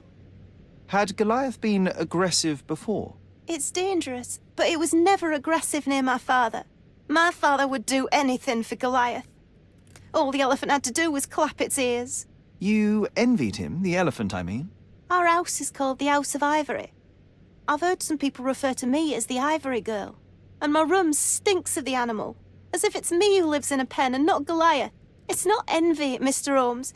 It's just incredibly difficult to live like this. Did you observe anyone else in the yard? Any of your servants, perhaps? Servants? Do you imagine that we would have any with Goliath? No one wishes to work in this house, even for double pay. I didn't see anyone else. Only my father and that diabolical beast.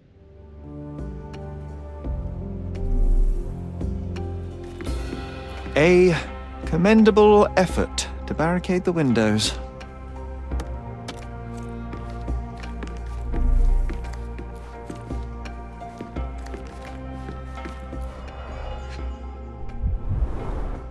She packed as much as she could carry.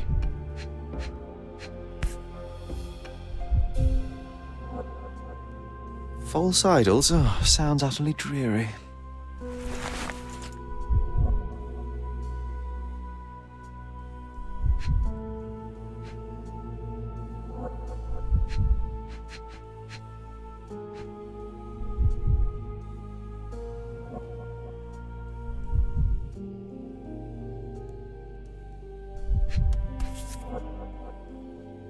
The same dull poses on all romantic photographs. So idyllic. Enjoy your happily ever after before it stales. Hey, Sherry, we need to talk. You found false idols. We need to find the remaining two. What does bazooka even mean? Would this paper be good for anything but blowing one's nose on? They're not rubbish, Sherry. There's something more. I'm serious. Very well. I doubt it'll be worth it, but I will find them for you, John. You'll thank me later. They're some of the most imaginative books I've ever read. What did you say? Speaking aloud helps me think.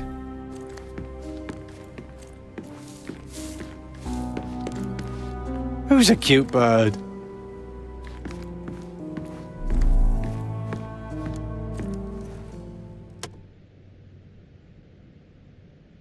How can you read something like this? It's hard to swallow, and that's not due to the hard cover. You're hardly serious. Any library without Nabe and Laura is incomplete. If you can read, then these books are an absolute must. Love and adventure.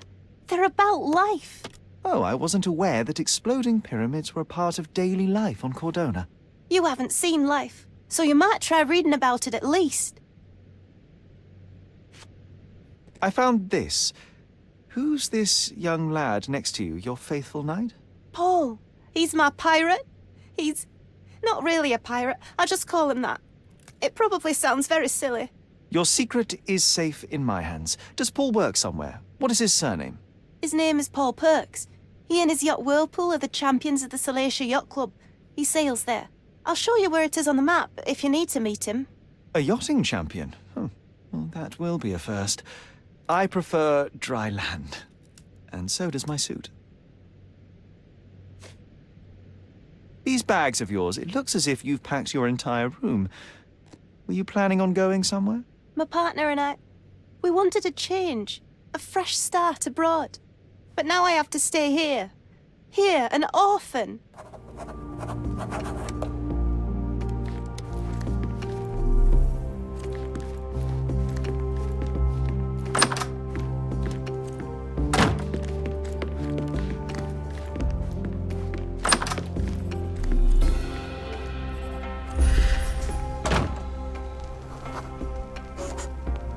The nicest spot in the room. Mr. Gilden spent hours of his life right here. Staring at an elephant's backside. What a wonderful life. Quite the spectrum. From the history of the Roman Empire to conspiracy theories of the French Revolution. Mother. It's nice to see her young and smiling. From before Mycroft was born, our family loves to prod at the past. Holmes's desire to rake up the past is hereditary.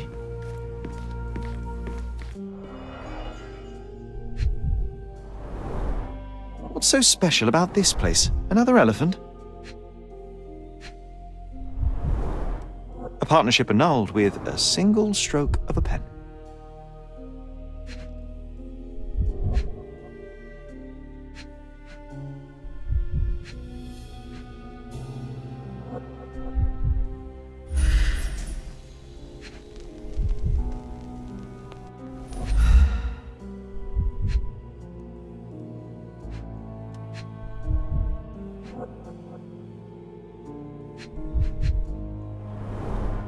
A catchy title. I should take a photograph of the plans. I don't want to carry them around.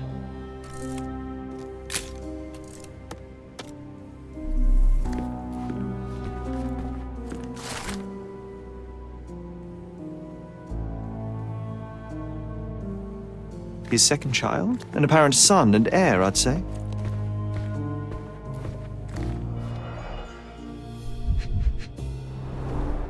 A relatively functional choice to replace the finger.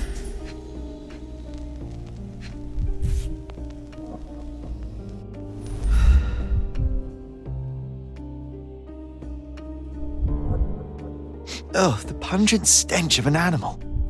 Did Theodore seek some pink elephants with this?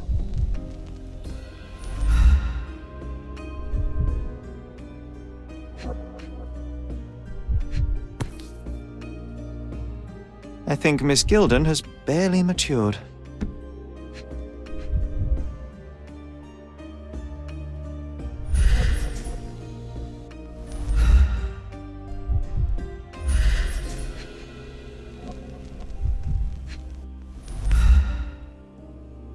I think they were closer than you and me, John.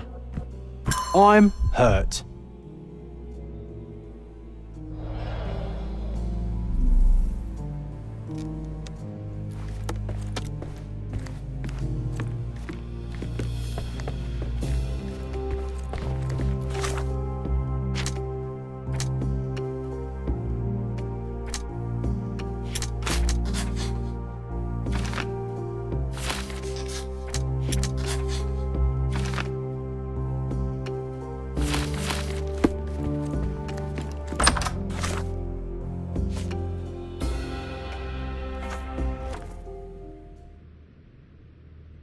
And, which part of the elephant is in here?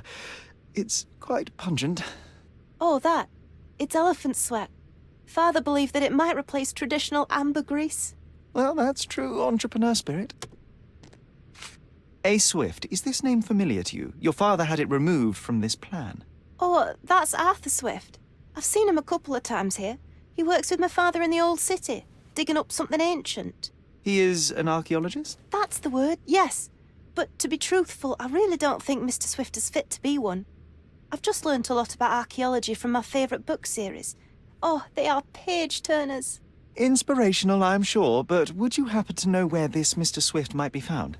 I don't, but perhaps you can find out somewhere. My father's work with him is all official.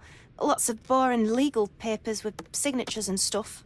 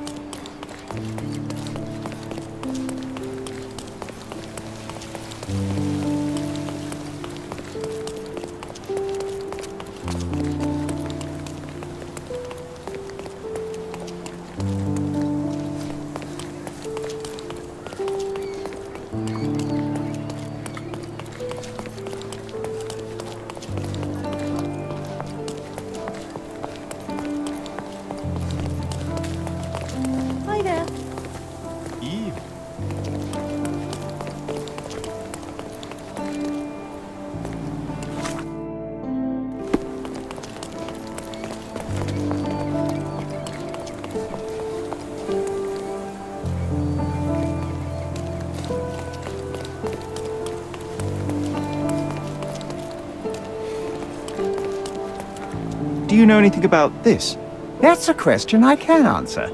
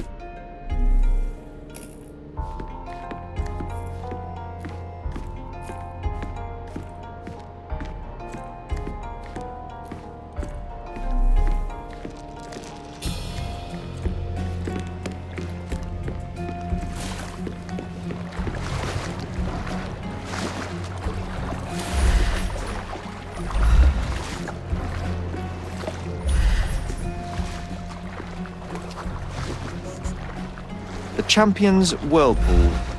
Pool's bread and butter. A foghorn to navigate and warn others at sea. You should have a warning to cover your ears.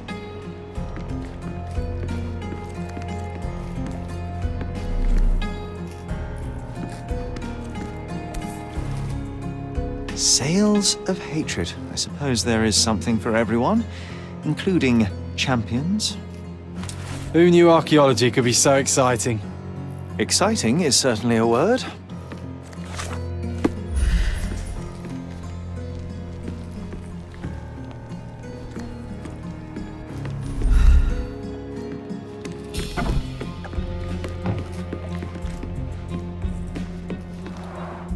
Bloodied bandages. Has someone been hurt? Where would a champion hide a key?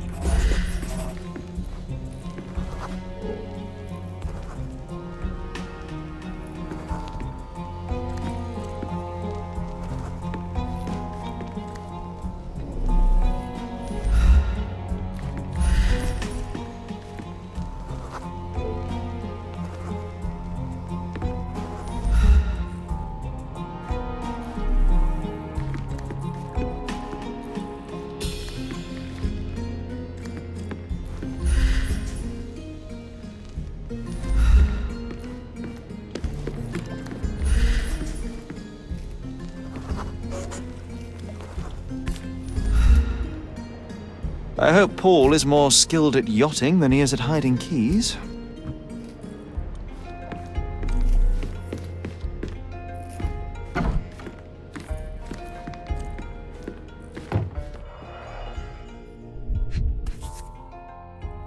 A box full of darts. Each has a needle and can be loaded with drugs.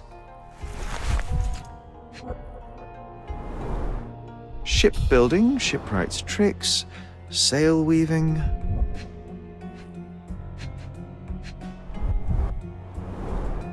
An expensive set of tools for woodwork. An amateur wouldn't know how to use these.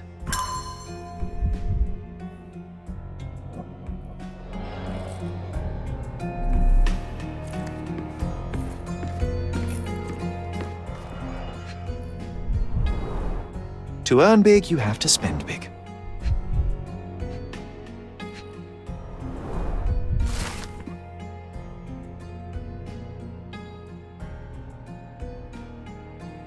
Mr. Gilden wasn't afraid to get his hands dirty. Additional earnings to sweeten the victory. An interesting place for a message to a champion.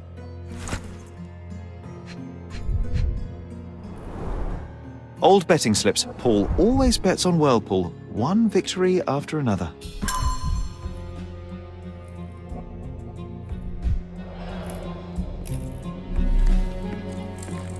Bloodied bandages.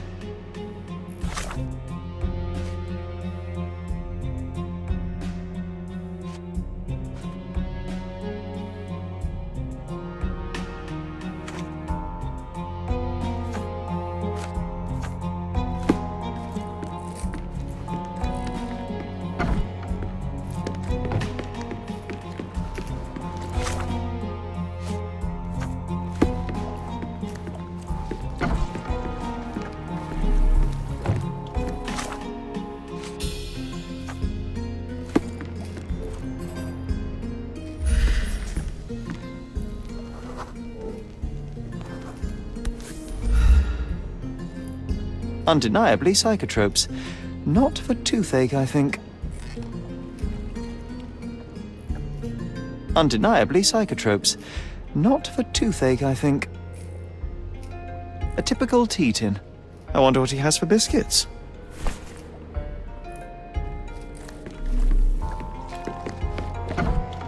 Oi! Hands off my possessions before you lose your fingers. Are you illiterate? The rules are written every... Ah, Mr. Perks, the cabin boy himself. Champion, you mean? I was right. You are illiterate. I think a couple of shiners might teach you. One last chance. Who are you? I'm Sherlock Holmes, a friend of our mutual acquaintance, Miss Imogen. Look, you artichoke. Imogen has no friends. Except for me. If you must try to insult people, it's better to know the meanings of the words that you're using. You fancy you could teach a sailor to swear? Go ahead. Show me how inventive you are. Stand still for a moment.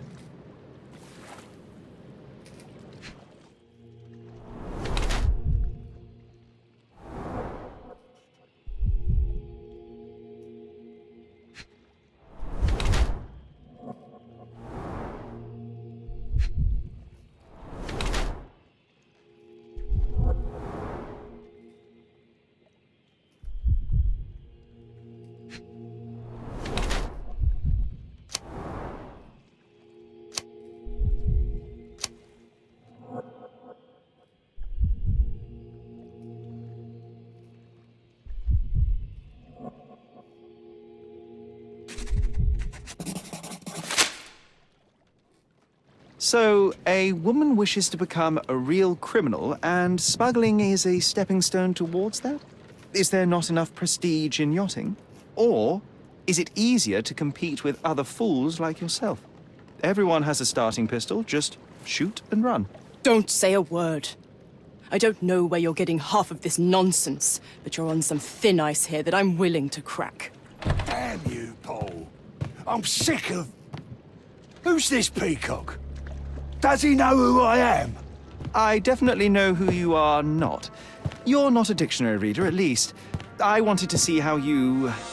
pals interact with each other in your natural habitat.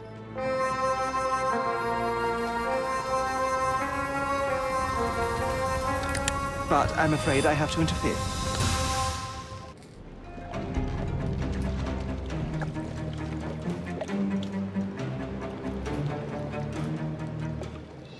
I'm coming for you.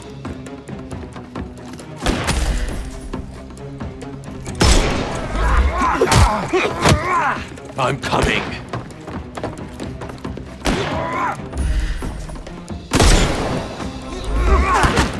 I couldn't miss the party. I'm coming.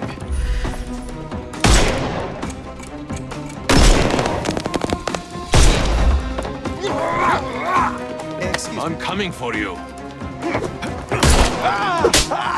Don't bother moving. You've lost.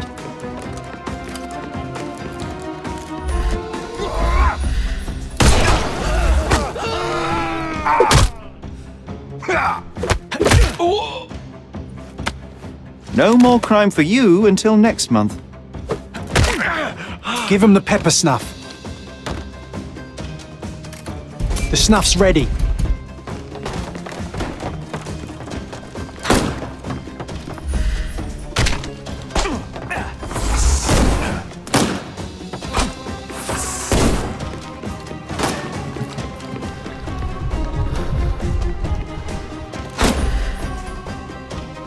He's all yours now. Go for it. I'm coming. Take a rest, my friend. Give him the pepper snuff.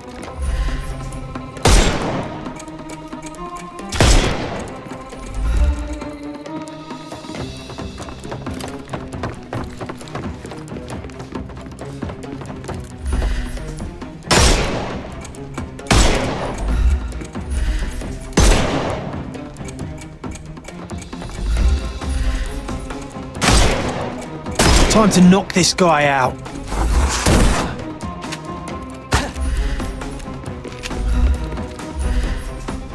I thought we were against murder.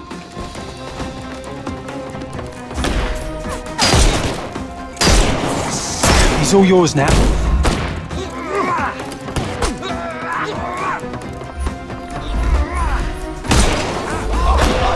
Get ready for some pain.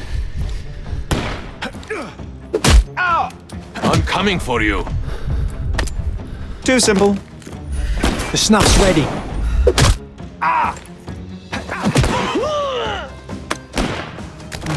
Give him the pepper snuff.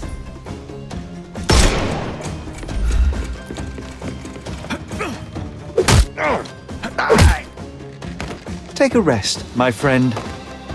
The snuff's ready. And there's no reward for risking our lives. Paul's explanation will suffice.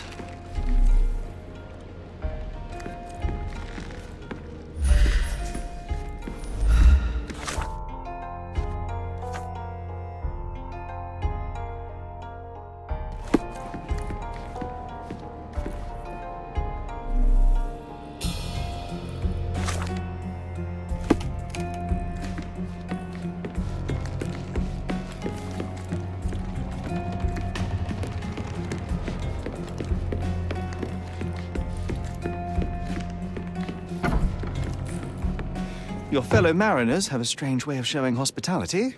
They were not my friends. Are you sure? I would rather risk my neck for someone who's at least honest and thankful. Perhaps then don't enter someone's life and be so judgmental, pretending you're better than they are.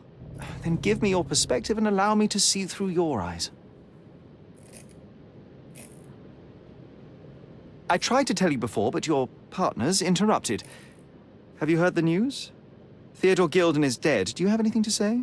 Well, what a shock. To me, he was an angry old ogre. Good riddance. Was it Goliath that killed him? Did it crush him? Break his bones? Come on, tell me. I want all the details. You have an unusual way of showing grief. Imogen wouldn't appreciate that. But yes, the animal could have been involved. It's poetic in a way, isn't it? It takes a beast to kill a monster. I wish I could have been that elephant. What were you doing this morning, Miss Perks? Don't call me that. I'm a champion. I was sailing. The other club members told me that you missed the race this morning. Do champions not need to practice? Ugh, you've talked with them already. No, I wasn't racing. I visited the doctor after that attack on me. And then I had to honor the deal with the bandits you just took care of.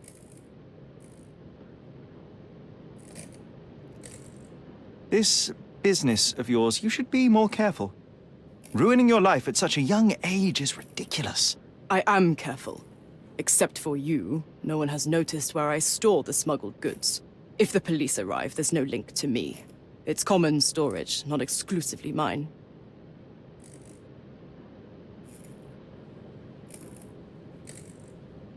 I don't know what this means. You smuggle illicit psychotropes on your yacht. Not a delivery for the hospital, I'm sure. Of course not.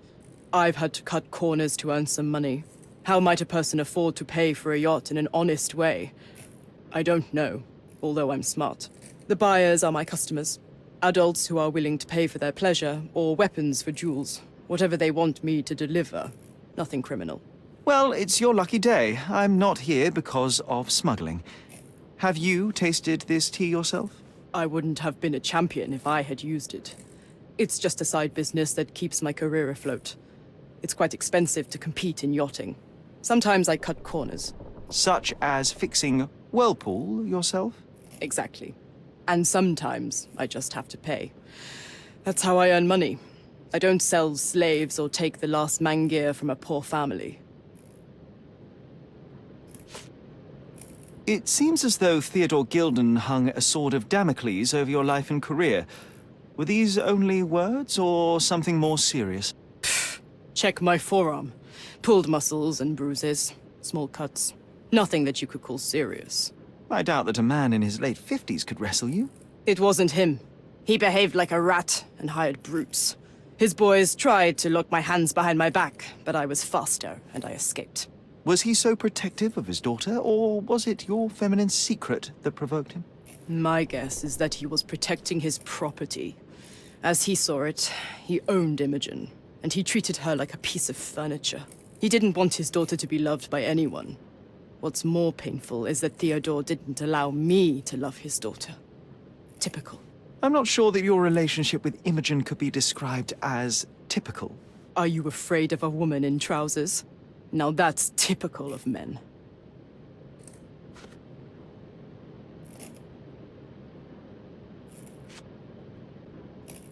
Look what I found.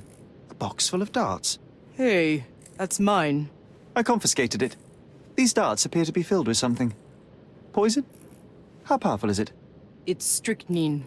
Enough to instantly kill a small rodent. I haven't tried it on a human. Yet. I hope you know what you're doing. Could it immobilize a larger animal, say, an elephant? I've never tried, but I have wondered.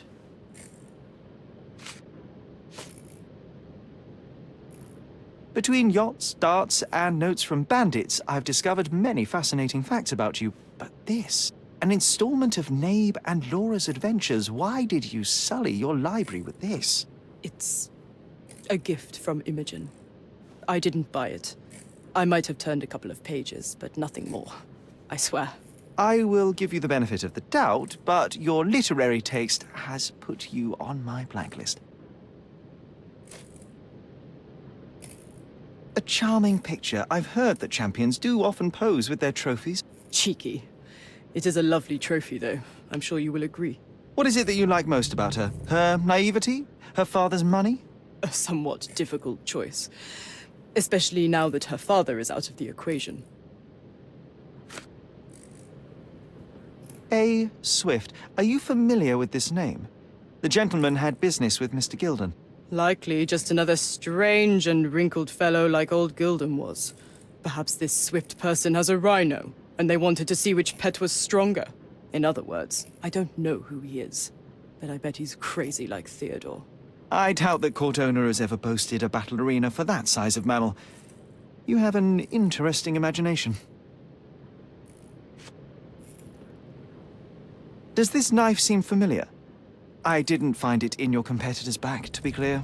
This knife is as blunt as your humor. It's a bosun's knife, but it's not mine. I wouldn't be so careless as to mislay my tools.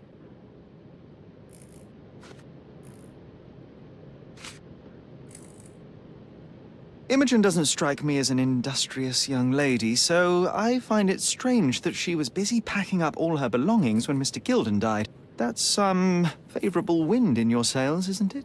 Is it so suspicious that a couple might embark on a trip? I wanted to thank her, so we planned to go traveling. A Theodore-free place, without elephants. The timing of it is suspicious, however. Your lady friend becomes an orphan and heir, and there's a planned trip directly afterwards. An improvised romantic dinner will never please a spoiled girl. A planned voyage might. It's not spur of the moment. What can you tell me about the elephant? He's smarter than some people here, including his owner. Although I feel he could be dangerous, no matter how much he's fed. Why is that? Have you ever seen Goliath attack anyone? Well, not exactly. But I saw it, abusing some poor tree during one of its walks with Theodore. The expression on that old ninny's face was priceless. But it wasn't funny to look at. Believe me, it was frightening.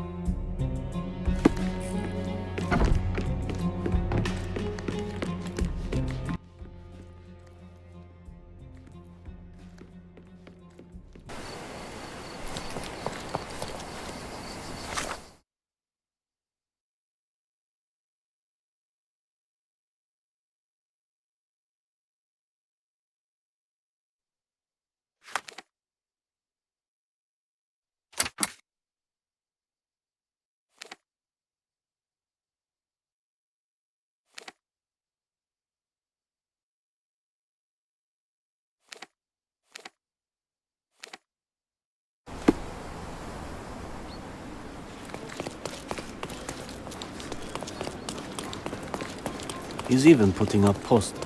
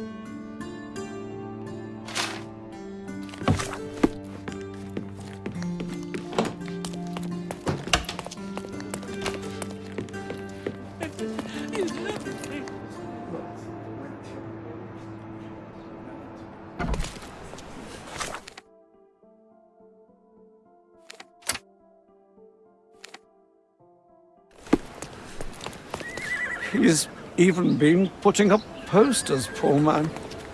Losing it. Who's here? Yandan gelen gürültüye katlanıp Can't bear the noise next door.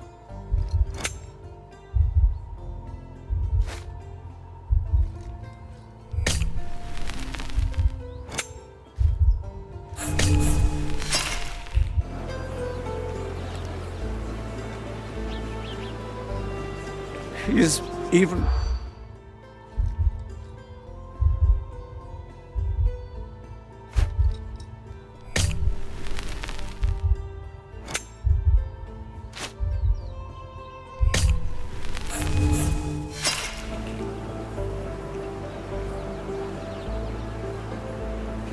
He is even...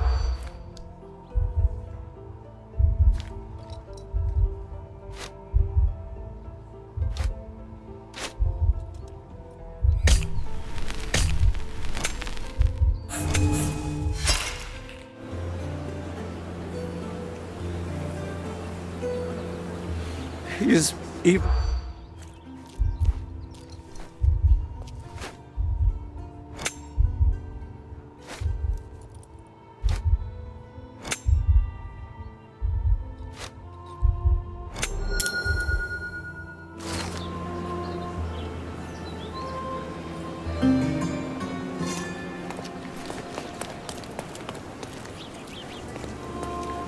Can I ask you a question?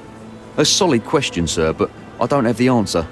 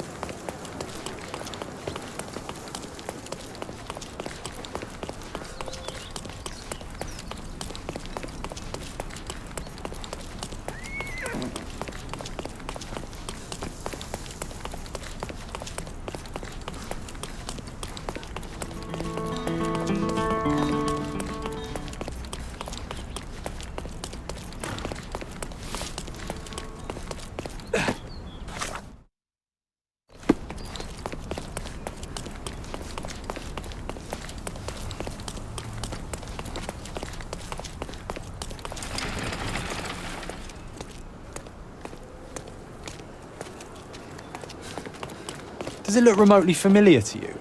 Should it? Concentrate, Sherry.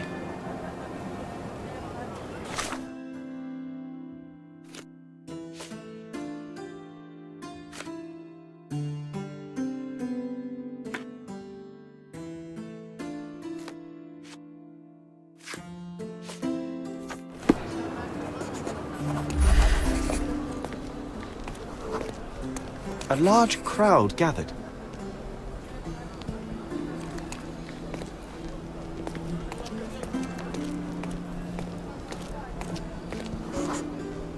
I was here, young and passionate about the truth. Mycroft stood close to me. He was keen on my attending every official event, that I might prepare myself for the Crown service. Lucky for you, that was the last time he did it. There was a stage here, a tribune.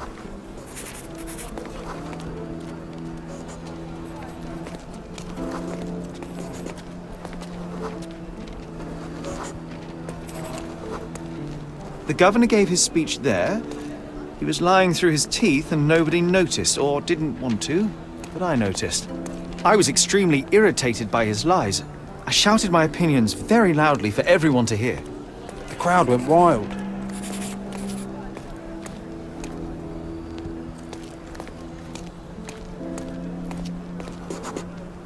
Mycroft was angry but calm.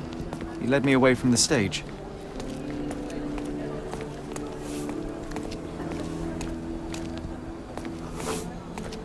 He told me that I should keep my mouth shut, and that silence is golden. But I couldn't stand for that. Behold, Sherlock Holmes's famous adherence to justice was born here.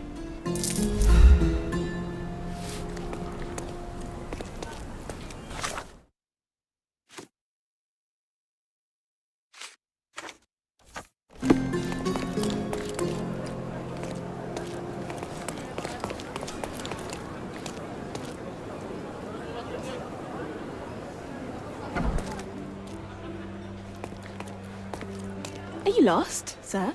Not at all. I'm right where I need to be. I'm Sherlock Holmes, by the way. Ursula Oni, the chief archivist. How can I help you exactly? I need to take a look at the history of Cordona and its islanders to retrieve some, hopefully, useful information. Your brother Mycroft told me that you were direct, and now that we've met, I can see that is true. Someone in our family has to balance the evasive nature of my brother. Well, may I use the city archives? You may, of course, but in return, perhaps dinner? That's a high price to pay for looking at your archives. I was teasing you. Pay no attention to me.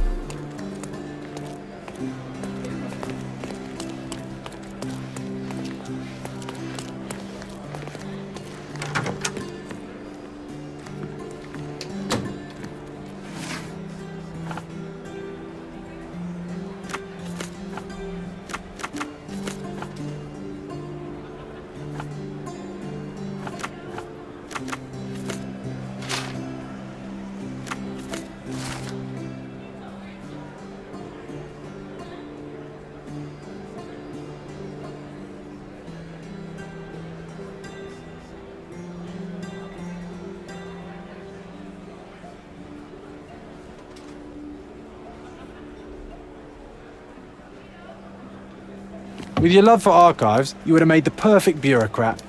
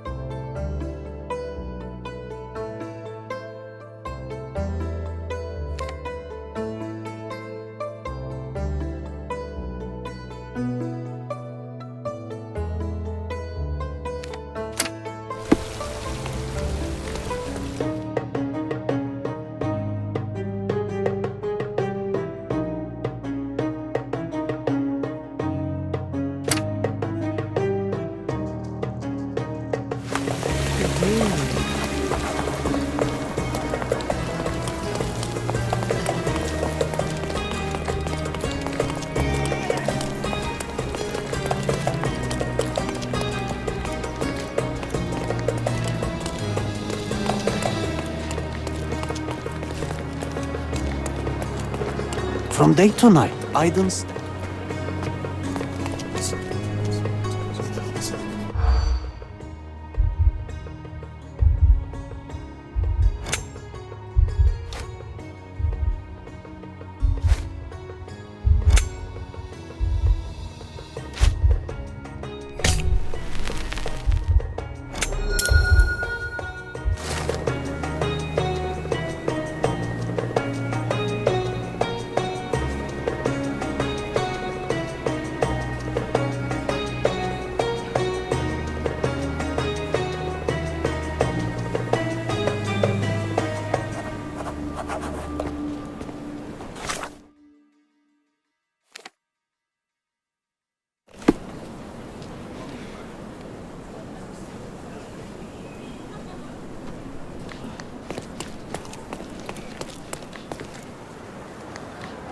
You're being an eyesore. No entry for you.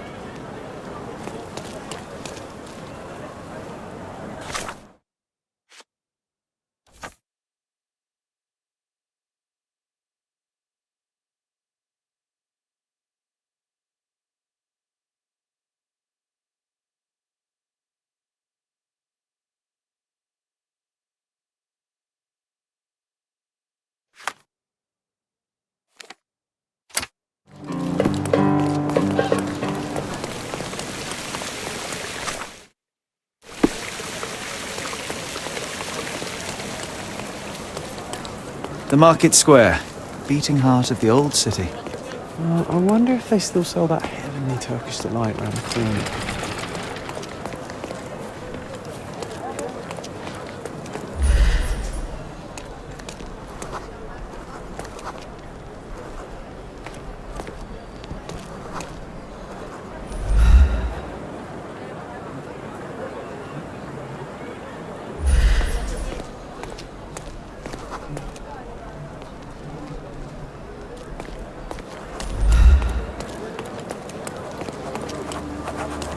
Oriental rugs at a good price. Don't miss out on my unique clothes. Let's pick something that suits you.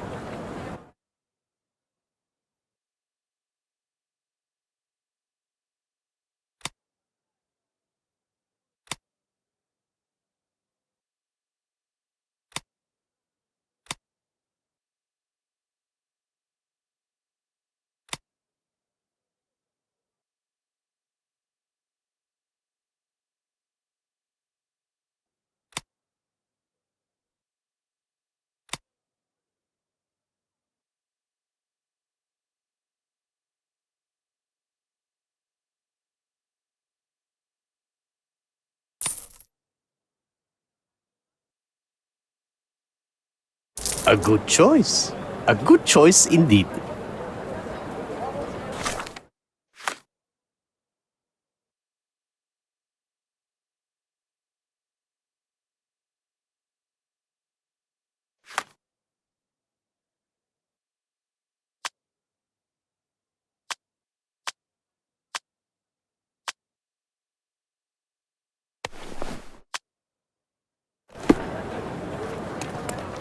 Don't pass by. Decorate Welcome, your house in Oriental style. Sir, kind sir, might I steal your attention? I am not buying. Ah, that is the thing. You won't waste a single mangir. I am a digger, you see, and I have heard of a dig site so deep it clogs your ears. I want to be there. Why are you telling me this?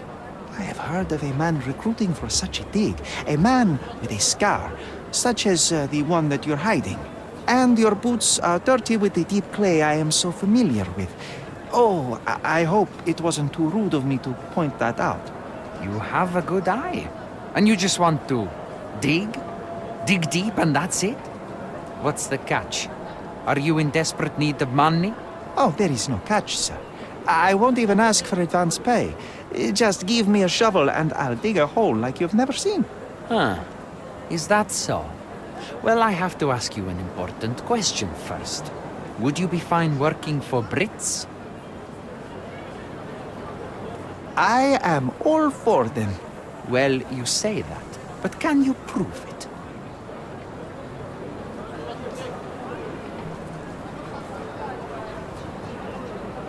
You know how much I love tea?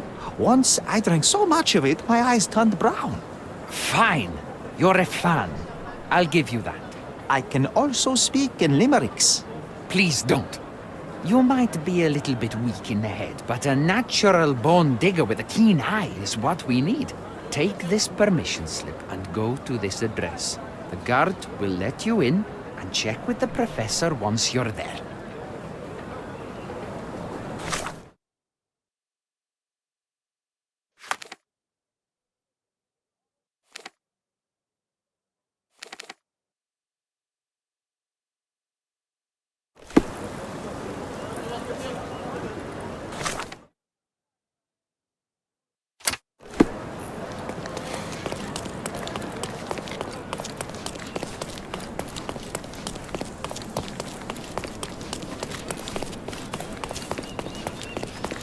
I remember the monument, Cordona's legendary pirate, the Robin Hood of the place. Do you recall it, John? I do. I wonder if... What is that?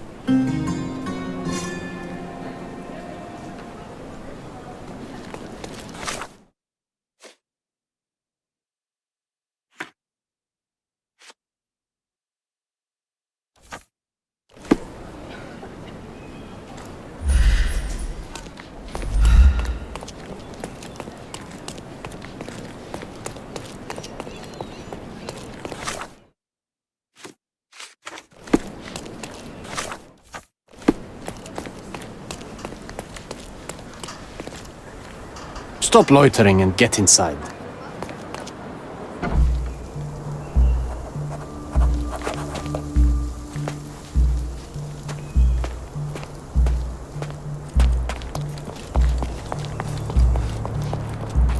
Newcomer, talk to the professor first. He's the old fellow with the glasses and the plans.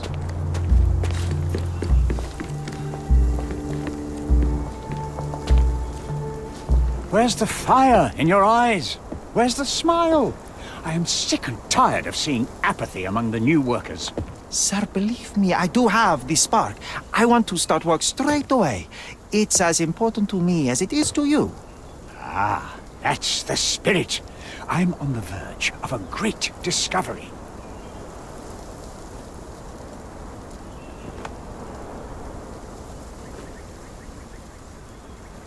I am ready to work. Splendid. Do you know what I am working on? Archaeological treasure. You're hoping to find something priceless, something that will change our history. Bravo, young man. I couldn't have said it better myself. It's true. We're looking for Vitus Lemonius's tomb. I'll help you. That is my goal as a worker. Good. Listen to me carefully, then. I hate repeating myself. I am Professor Swift. We have 3 rules here. Don't touch anything, always return the tools, and don't distract me unless you find something. Sounds simple enough.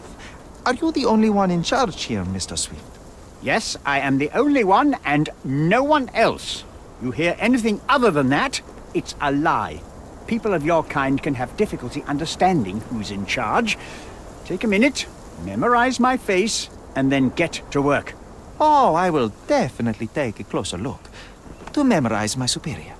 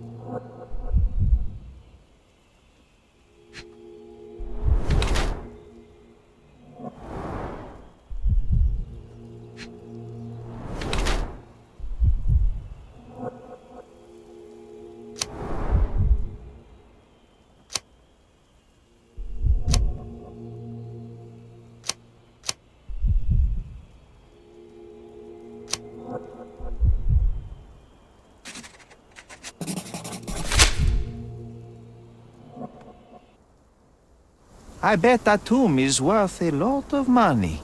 Are you not here for that? See, young man, how quickly you get distracted by the promise of treasure. You cannot appreciate the importance of my work. But you clearly have little or no money. Old clothes, untended wounds. You have no one beside you. That's the price of discovery. I have to surround myself with fools like you who wish only to feed their stomachs instead of their brains. I was just asking. It is my curiosity. I cannot control it sometimes. Don't let me go, sir. If you'll just stop asking stupid questions, I won't have to fire you. So get to work. And you better find something useful.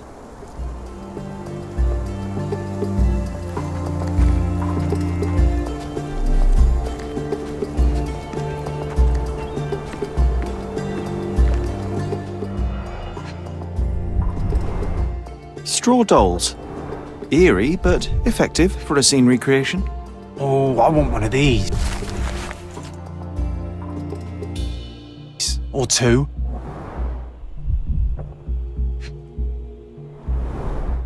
Oilcloth. Won't fade and waterproof. Enough here to make 10 sails and more.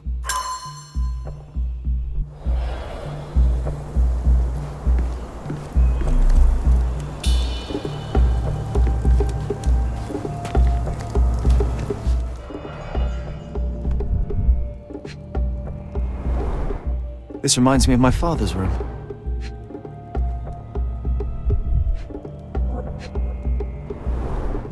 A plan for this whole operation.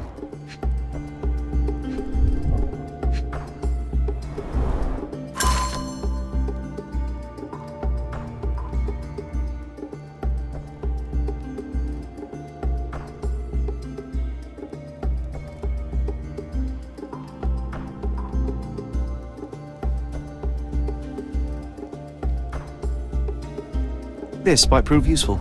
I'll note it down.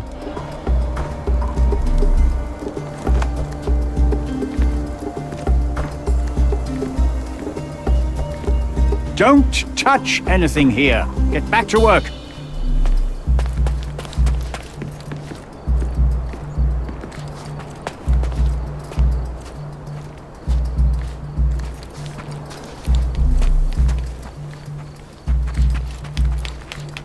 May I ask you something? I like you, friend. But I can't help you. May I ask for your assistance? You and I are the economic foundation of this island. We should help each other. But I don't know what you are talking about. Time to check your who, what, and what, Sherry. Who are you asking? About what? Swift and lost dressed his as temper what? when he learned what happened to the statue.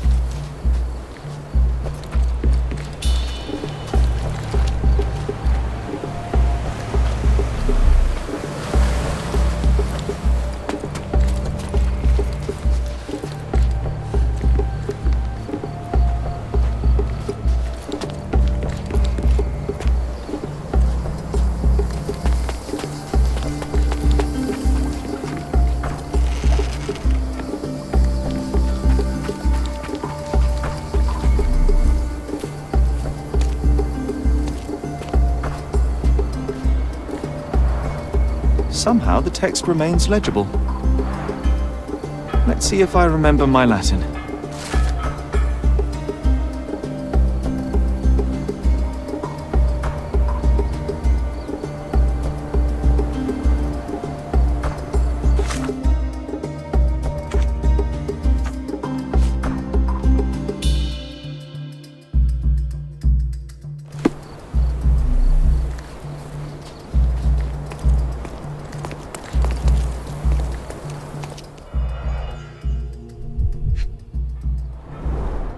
A sickle for harvesting. The ancient Romans honored the seasons.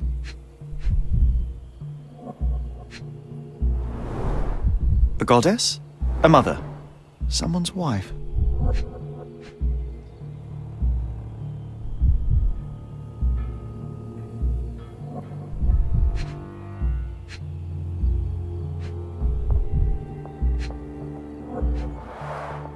There were 4 statues here originally. I wonder what the 3 other statues look like. I see now. Mr. Swift didn't realize the significance of the statues.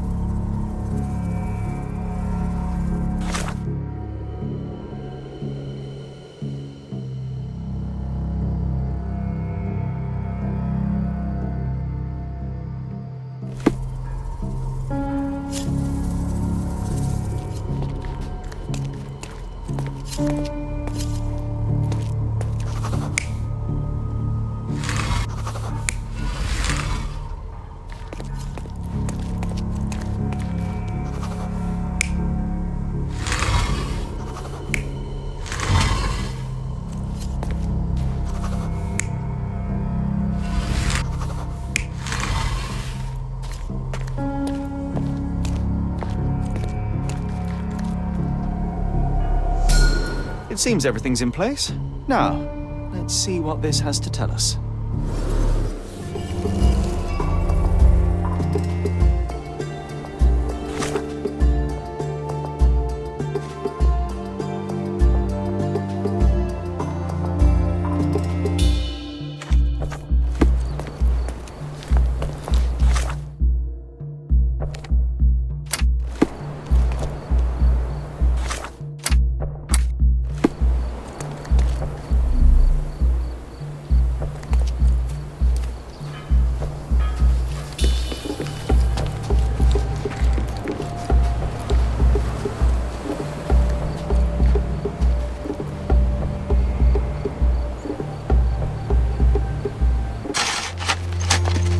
Here is your discovery, Mr. Swift. Hey, look at this.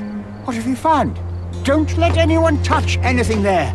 Eureka! I found you, my friend.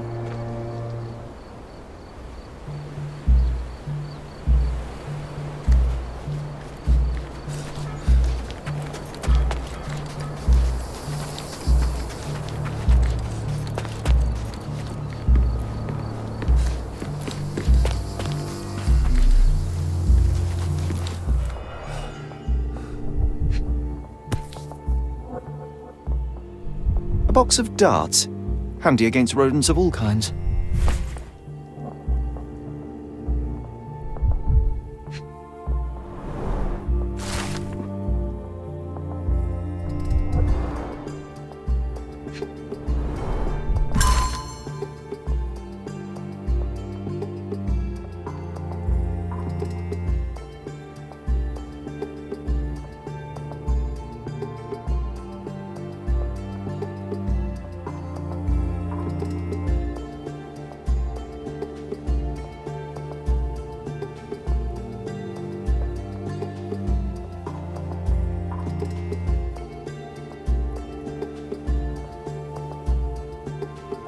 Hey, what do you think you're doing?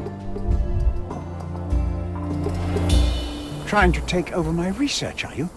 I come here to pick up my diary, and I find you snooping around. Explain yourself.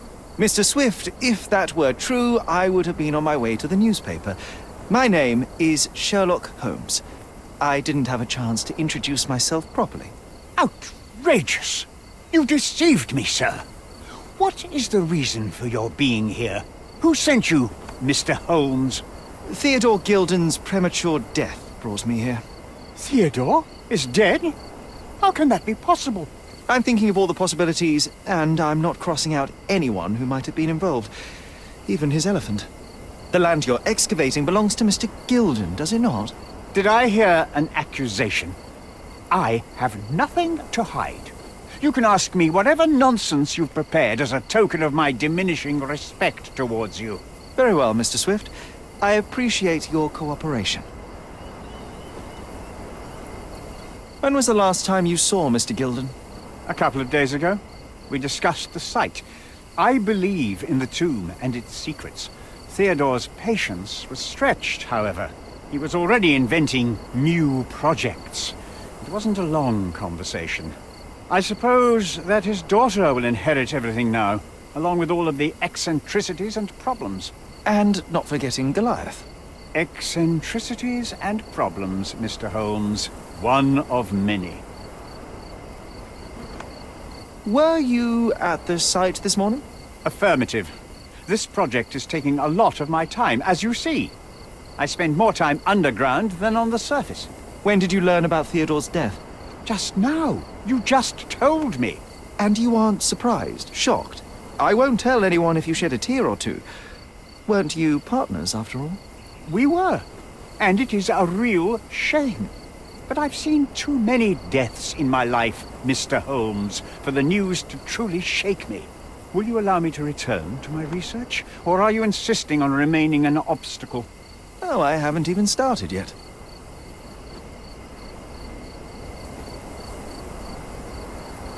You have a weakness for nostalgia? Or, rather, do you use it to record a list of enemies? Young man, you need to check your moral compass. Reading another person's diary is a sin in every culture that I can think of. But you aren't answering the question.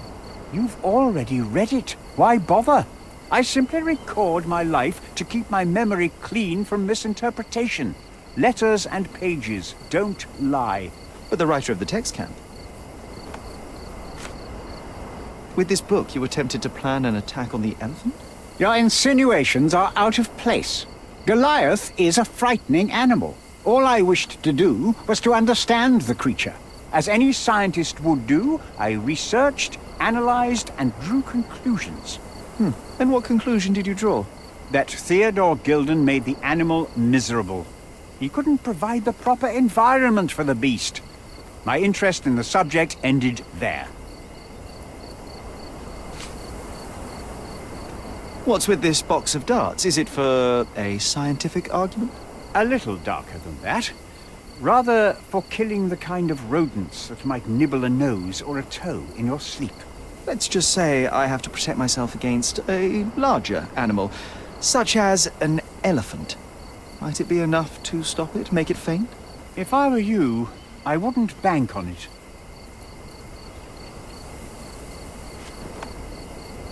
I've nothing to add. Moving on. What's with this intricate recruitment process? Pro-British workers charge less? As a head of this organization, I need to secure a productive environment. It's impossible to do so if there are political differences, especially here, where the native population doesn't support our efforts to find the ancient artifacts. Decent pay can also stimulate productivity and shut down any political discord. Hadn't you thought of that? You're young. You have time to fritter and fight with everyone you meet. I don't have such a luxury. Our workers receive enough pay for what they do. So don't start a discussion you know nothing about.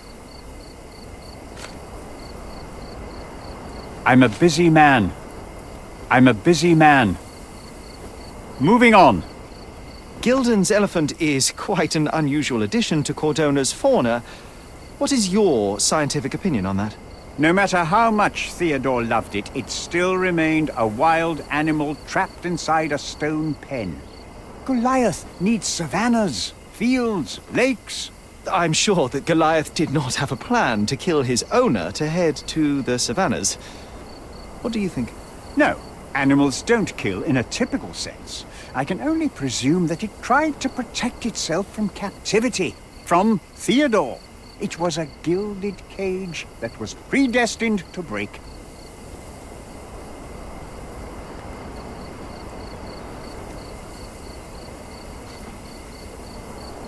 I've nothing to add. Remember one of the rules? It seems that you didn't return a tool. Is this knife yours? Do I look like a fellow who carries a knife? I don't need it. There are plenty of uses for it on the site, and outside of it. I have other people to cut ropes for me, Mr. Holmes.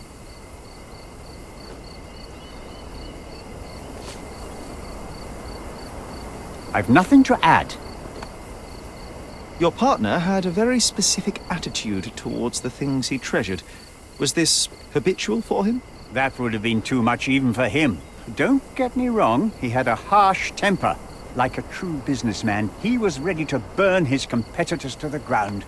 But threatening someone physically would have been something new even for him, am I correct? Absolutely. Besides, I had never seen him this angry. The fellow who received the letter must have been extremely alarmed.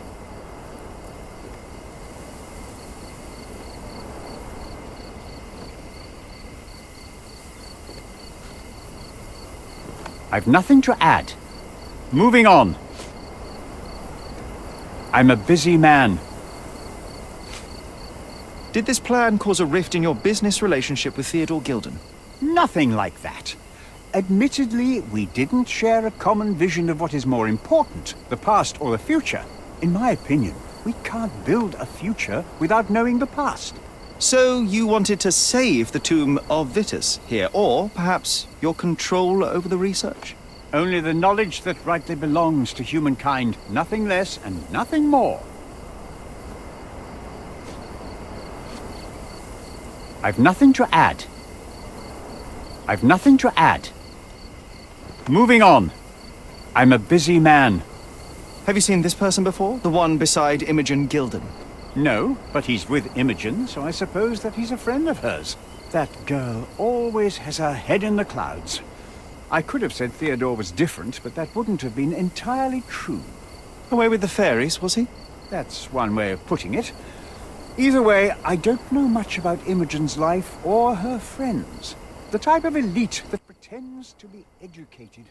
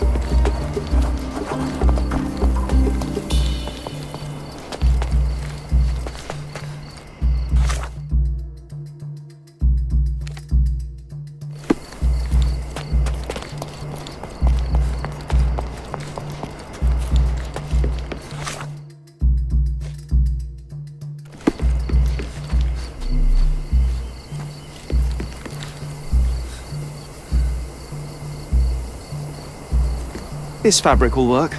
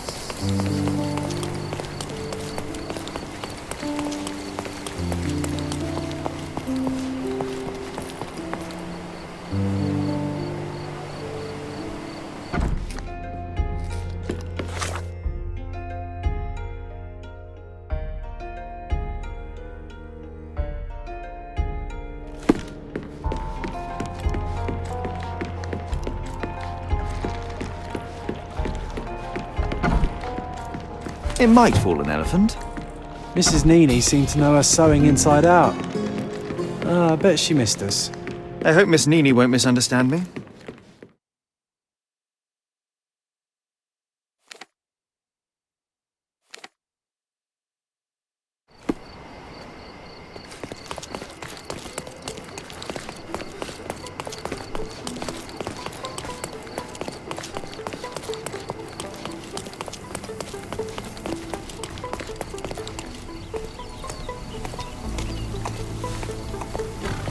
Good day, madam. I've come to you with a special requirement. The tailors on the street can't help me, I'm afraid. Could you make a doll for me? Oh, Senor Holmes. You taught the police how to do their job, and they found the thief. Of course I will help you. But what sort of doll? A child's doll, such as my great-niece might play with? A little larger than your typical doll. Signore, I don't understand. Boy, girl, animal, and what color? Animal, a passionate, perhaps amorous animal. Ah, Signore, you talk in riddles. I am an old lady who's seen it all. Tell me what you need. I need a life-size elephant. I think Mrs. Nini outdid herself with this one. Is that a tail? That's a trunk, John, but I must agree with you that it's her masterpiece. Well, let's not waste any time.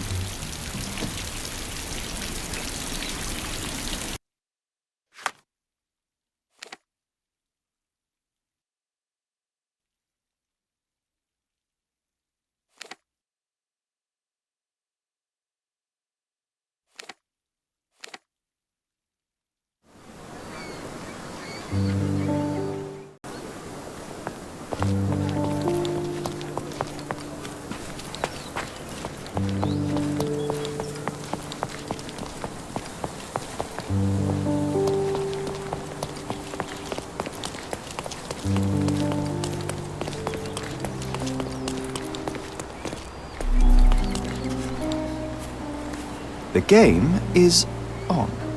So, what's the plan? I hope it all doesn't go horribly wrong. We know that the elephant is seeking a female. We can arrange that. A doll with the appropriate scent might do miracles. So you're a marriage broker? Well, I suppose that makes me a groomsman. You forgot about your new friends, Sherlock, Nabe and Laura. You won't reunite the trilogy. Oh, are you enjoying torturing me? Those are your friends, John. I have a case to solve. Well, it's up to you. But I think you'll regret it. Oh, she is a bit breezy, I must say. Well, Goliath is eager for a single female elephant in his area. It should be just enough for his taste. You'll need to trust me.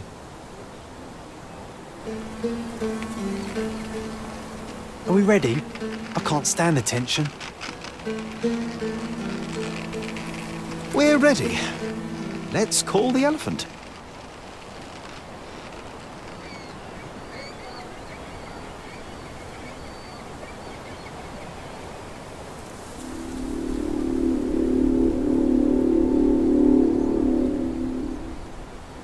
How could anyone resist?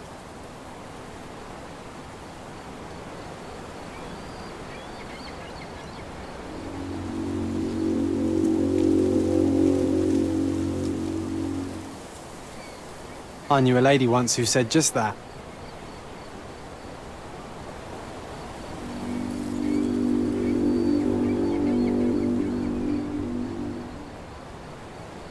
Too bad I'm not an elephant.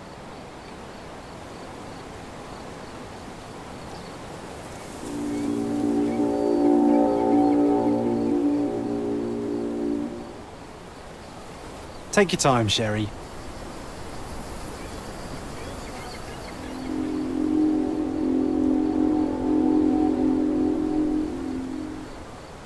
That deserves a slap, and then a kiss. And here's our lovesick friend.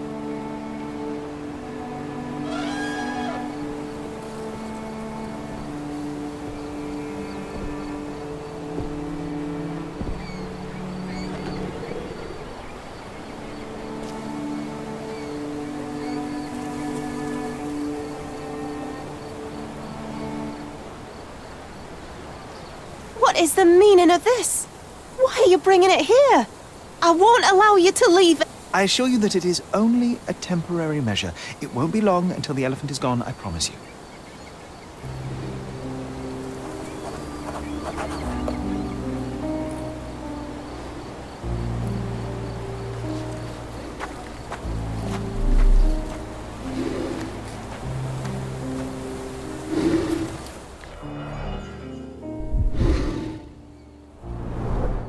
It injured itself while running through the forest. There's something in the needle. A feathered fletching. This might be promising.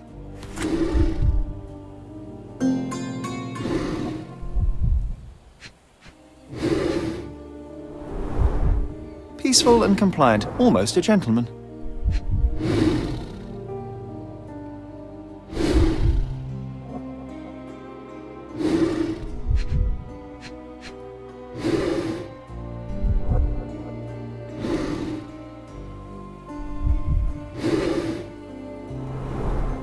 The left tusk is larger and more worn. You're a left-tusked elephant.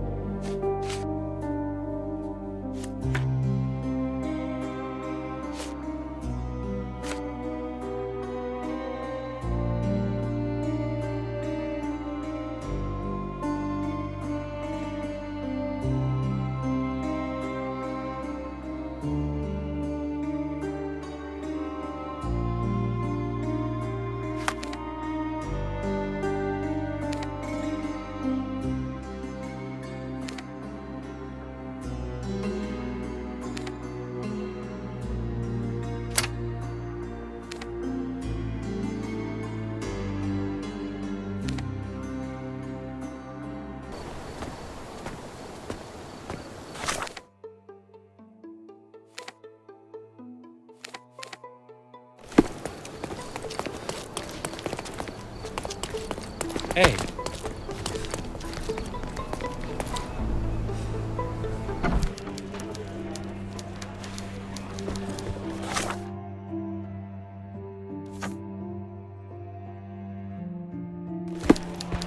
Stop the presses. Who is Cordona's handsome stranger?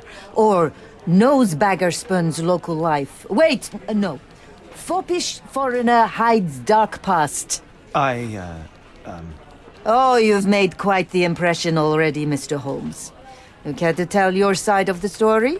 I'm quite certain I have no idea as to what you refer, and I am further certain I have no interest in indulging your gossip. Gossip? The truth will come out, but will only be heard if told well. Scandal, daring-do, romance.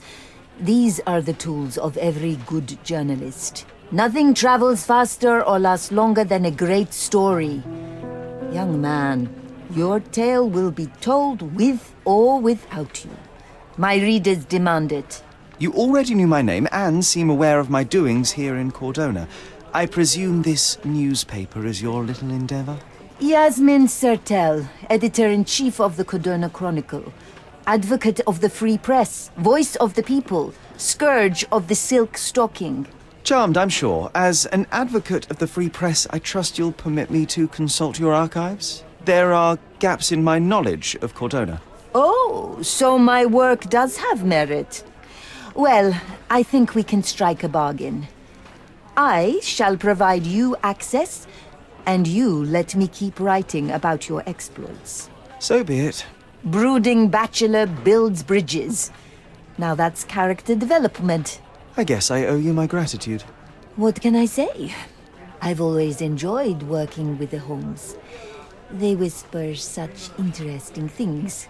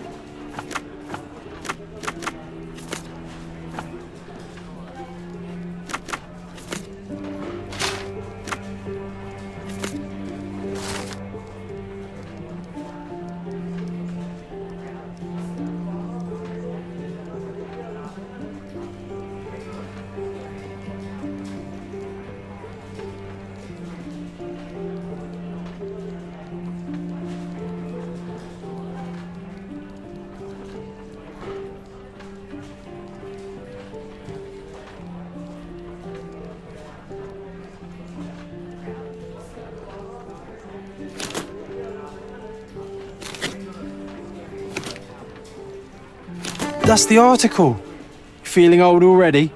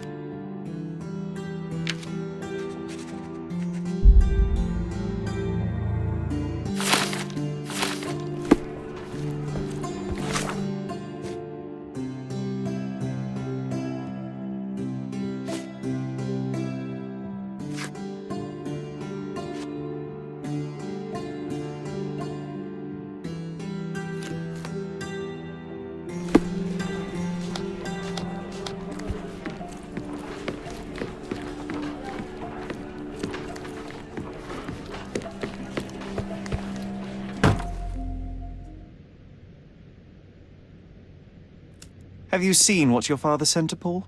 This is despicable. My father was never a gentleman, but this crosses the line. I knew that father wasn't fond of Paul, but this is just awful. If only he could have seen how good Paulie is to me. Are you aware that Paul smuggles drugs for a dangerous gang? Mr. Holmes, I've already told you. I call him a pirate in play. He's not an actual pirate. He's a champion and a brave gentleman, not a thug. Let us agree to disagree on that. But don't be surprised if one of his clients knocks on your door. I have to leave you for now.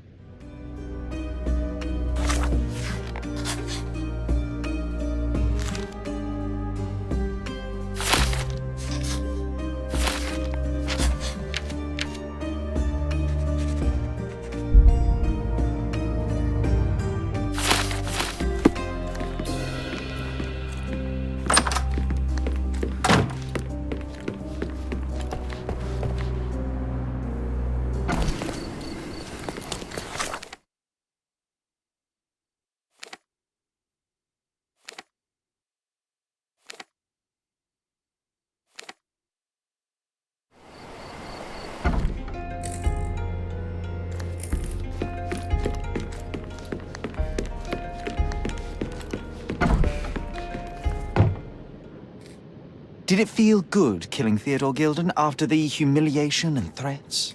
What? I thought you were blaming Goliath for that. No, I think you killed Theodore Gilden. Goliath is, unfortunately, a victim of circumstance. I'm far better than to kill Gilden. Believe me.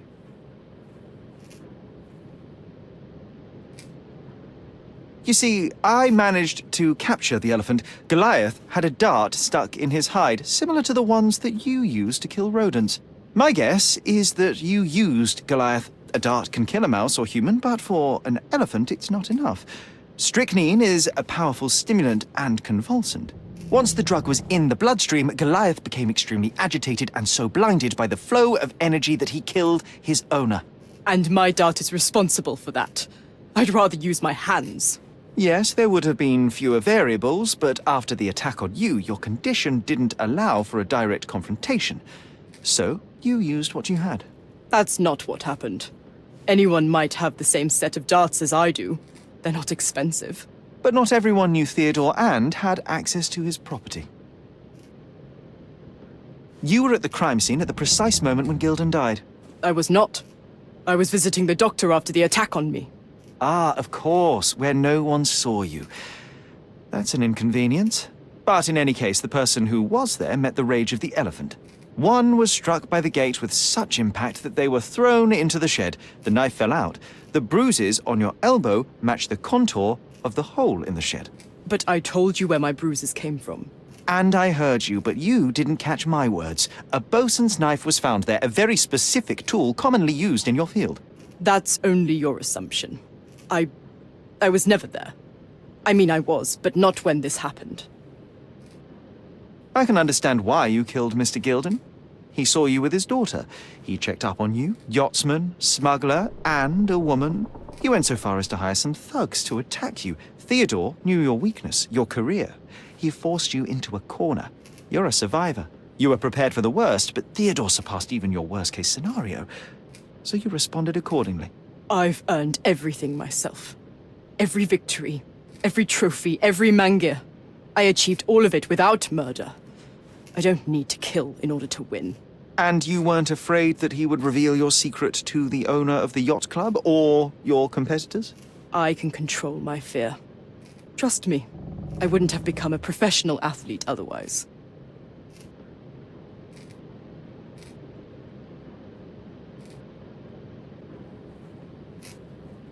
I revealed many truths and lies concerning Gilden. One banal fact is that he was a bitter and angry man who acted according to his own desires and impulses.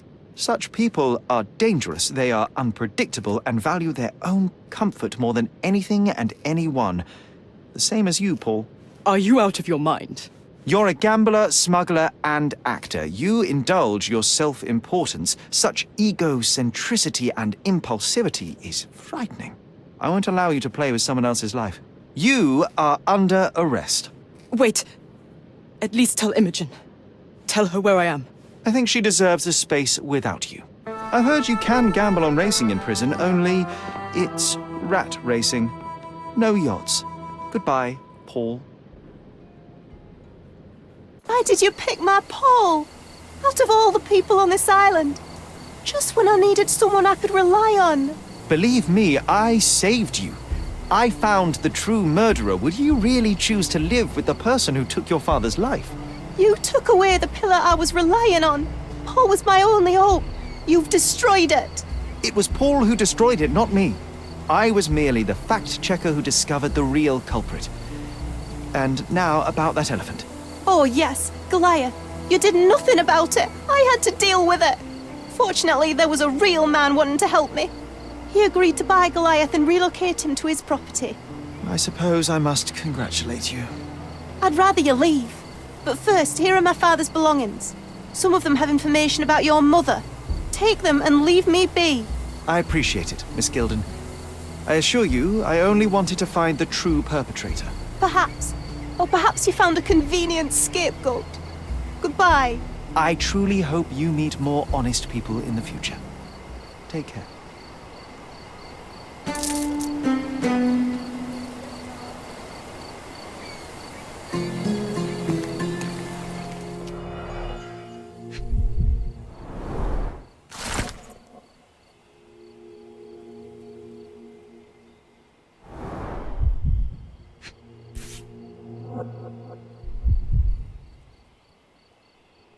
My mother always wore this around her neck until one day it disappeared. I was wondering where it went. She said it was a birthday present from a good friend.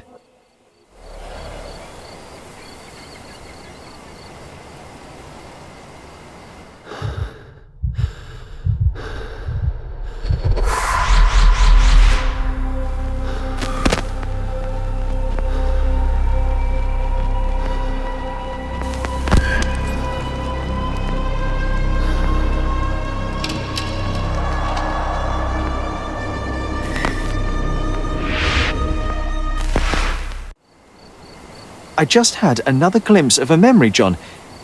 It's fuzzy, but I'm sure it happens somewhere in the manor.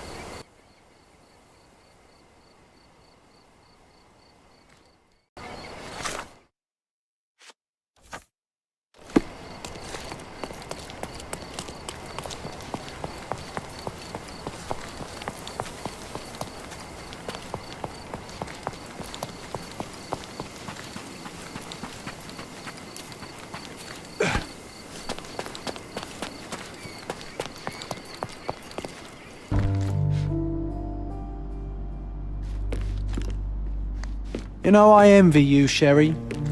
You can talk to other people and they won't ignore you. And I envy you. You can ignore any person you're bored with. You don't miss out on much. Most men are dull, unlike yourself. Well, I'm flattered.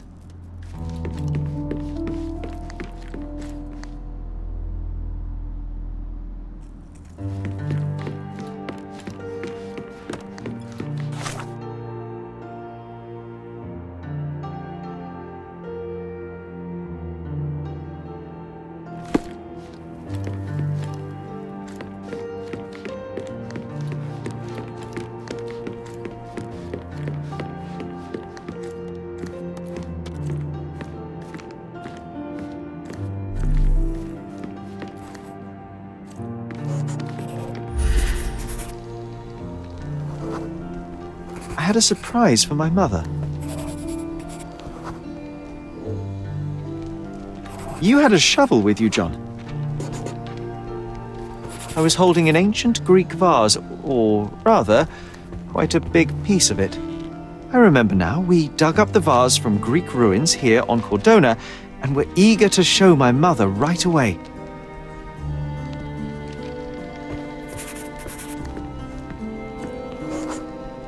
For some reason, the door was closed. We knocked. But nobody answered. We thought that she was busy. So we left the vase and ran downstairs.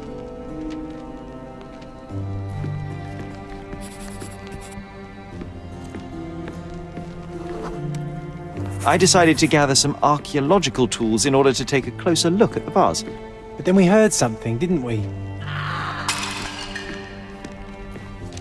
Yes. It came from upstairs.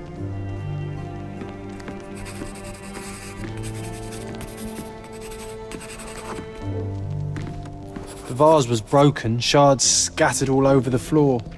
And your mother was standing at the door. Indeed, John. I doubt it was her. Let me concentrate. Otto Richter was standing there, furious at us. Dr. Richter told us never to disturb my mother when the door is closed. He said she had broken the vase. But we didn't believe him. I bet he smashed it.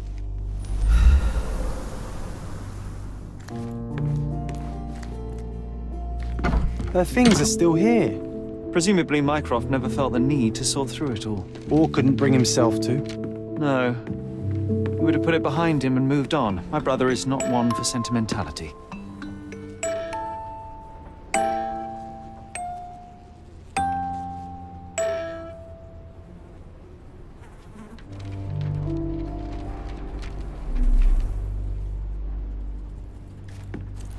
Look what I found.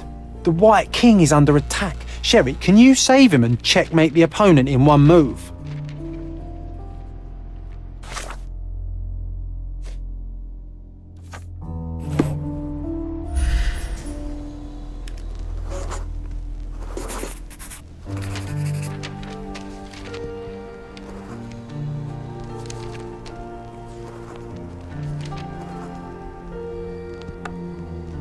Oh, nice move. You saved the king and checkmated the Black King with the rook.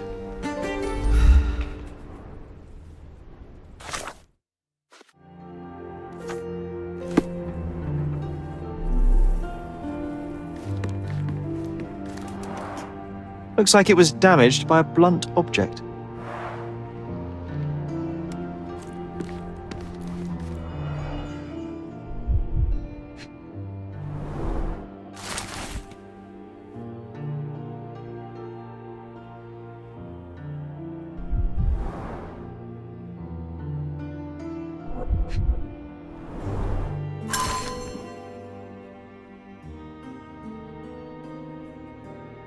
It's a strange feeling to read about my father's death in the newspaper.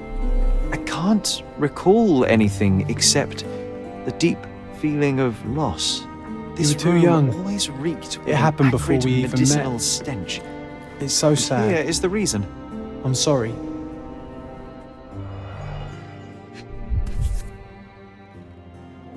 This picture was drawn by my mother. I recognize her hand. There's a date on it, 8th of December, 1868.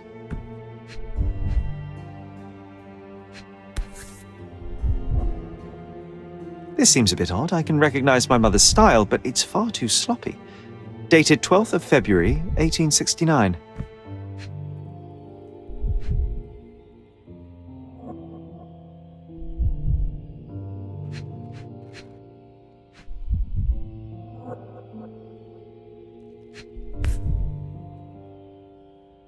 It's difficult to tell what this is meant to represent. There's no date at all.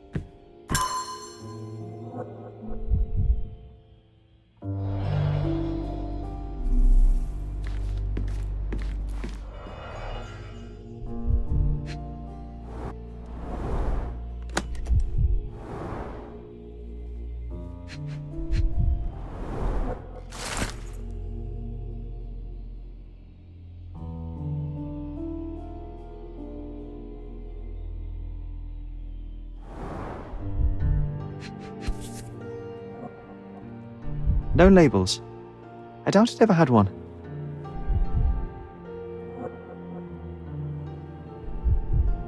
There appear to be residues of the bottle's contents at the bottom. Do you think the doctor could have used these tools here? I hope not.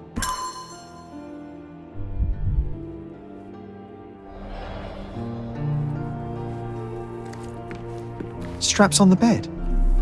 Just doesn't look right.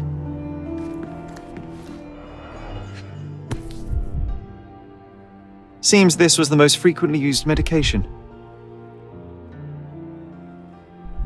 1 dram dissolved in a glass of water administered daily. Not to exceed 1 dose in 24 hours, not to be given to children.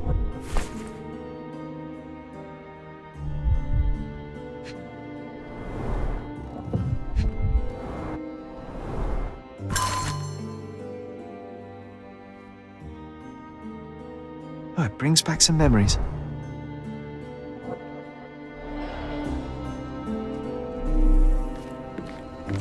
Oh, I would love to take a bath right now. Bars, covering the windows from the inside.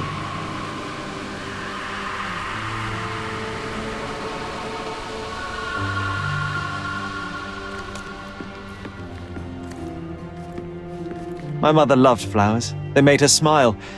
I remember we would bring a new bouquet every week to make her a bit happier. That's why we collected all the violet flowers we could find on the island.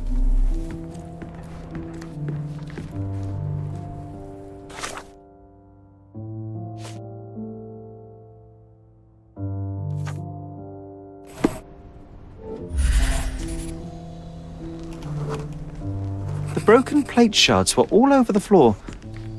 Mycroft had to change his suit as the one he was wearing was completely stained. Mother was troubled that morning. Something we did upset her.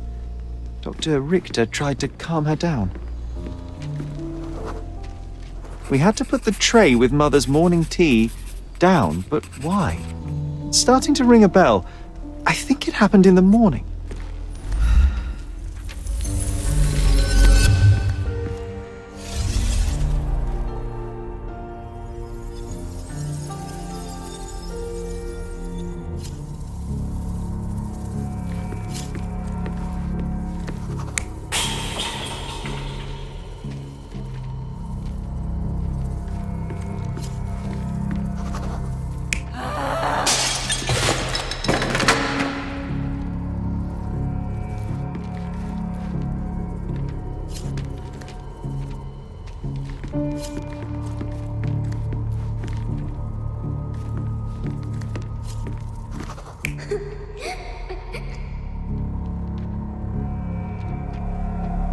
You're not even trying, Sherry.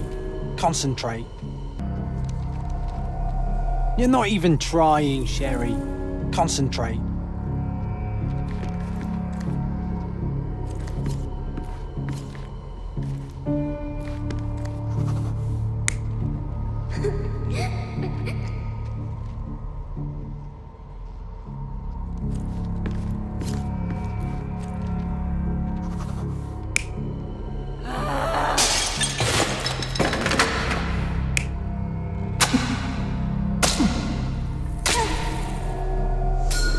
I don't believe you!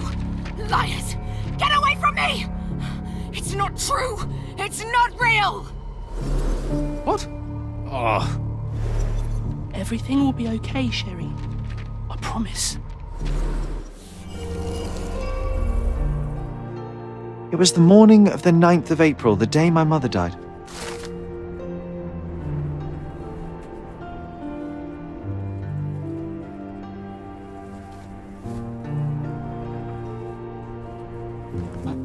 My mother, she was not just ill, but mad. God have mercy. I'm sorry. That explains why you locked the memory away. There must be more, John. That was the morning of her death. I need to know what happened. John! Every time you... I just don't... Please, Sherry, leave it be. Just breathe, John. You know that I cannot leave the last stone unturned. We are so close.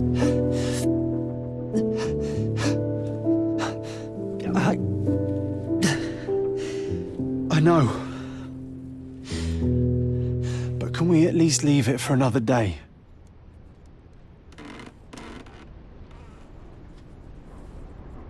It cannot wait. Let us find another door and finally learn the truth. That's pointless, Sherry. To date, you have had no control over the return of these memories. It is all triggered by your work elsewhere on Cordona. You must accept that this will have to wait. Are you all right? In the end, little has changed. My mother was still unwell, just not with tuberculosis. What I do not yet understand is why Mycroft lied about it. There are precious few pieces of this puzzle remaining, John. Let us dawdle here no longer. Indeed. Wait, did you hear that? Yes. Metallic souls. What is this sailor doing here?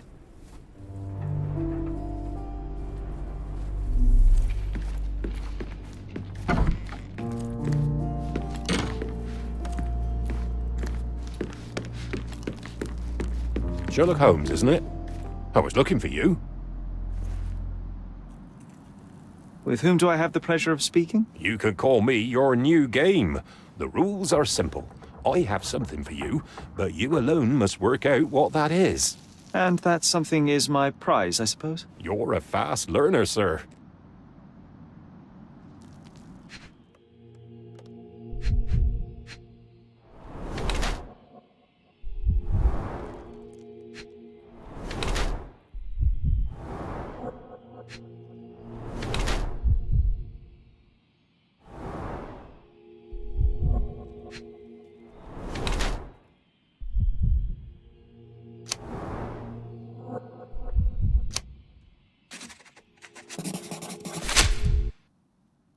I cannot believe that Mr. Vogel has somehow successfully called my attention to his gallery.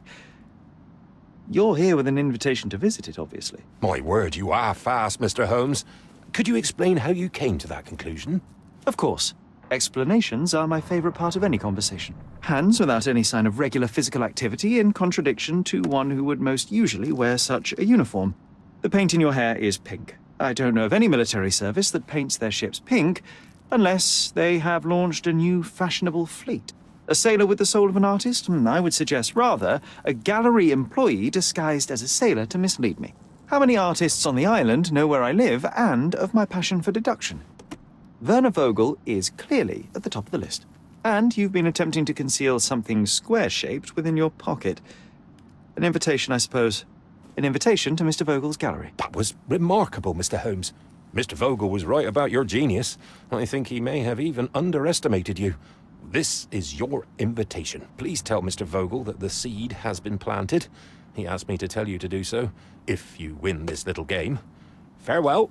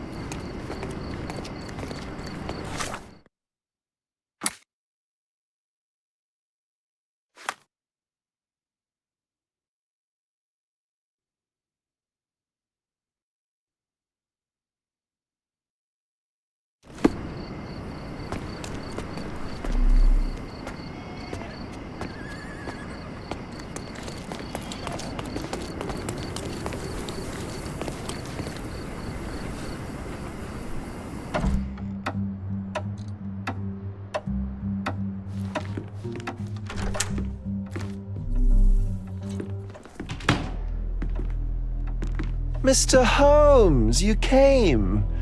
Oh, how kind. Though now, of course, I realize it is because of my game, not the works on display. It needn't be one or the other. Your man's disguise was easily debunked, Mr. Vogel, but I shall admit that you planted in me the seed of curiosity. Ah, terrific! I had no doubt you'd put the pieces together. Let us call it an opening gambit before the real game begins. So, this little game of yours, what's it about? An enigma to solve.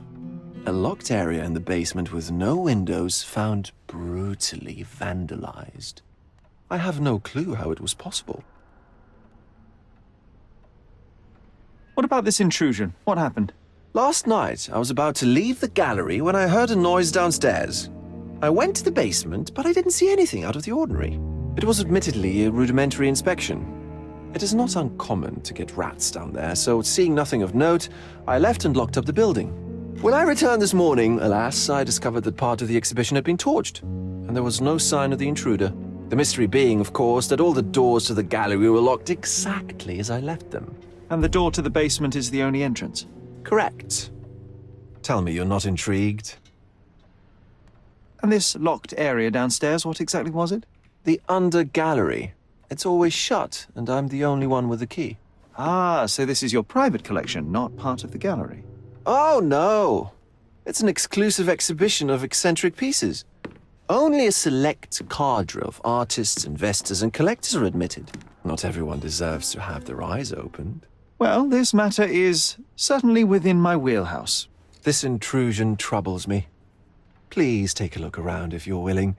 The under gallery is through the door at the end. I will see what I see.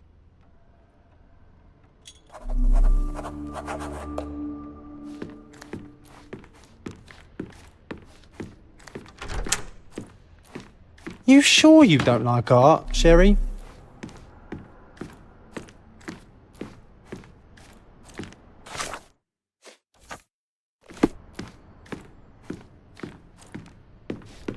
Back home, we've got a taxidermist. He's gonna have a heart attack when he sees what I bring him.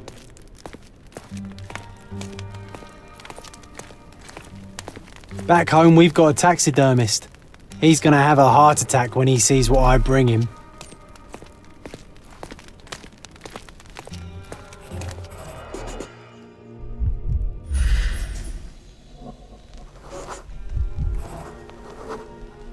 The left step's length is shorter than the right.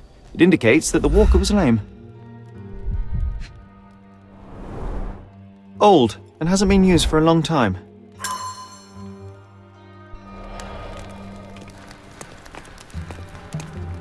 Closed with a metal bolt.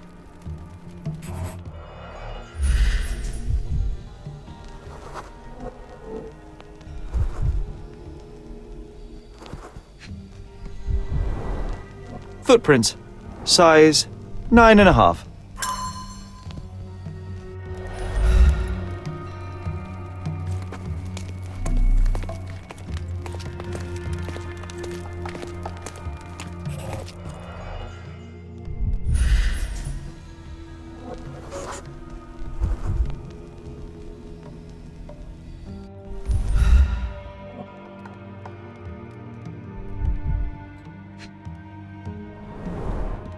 A handprint of the thing from another world. But it looks fresh, and its coal origin ruins the effect of the extra mundane. Sherry, how about some company in that dreary chamber of yours? Leave my loneliness unbroken, John.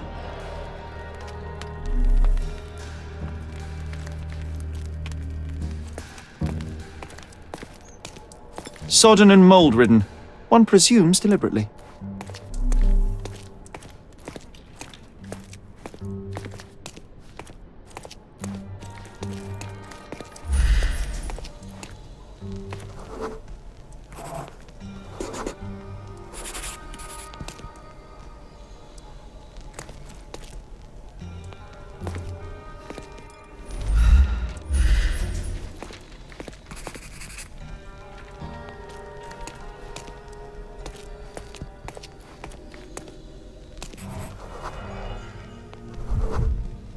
Ugh, sheer vandalism. Only an ignorant person could do such a thing.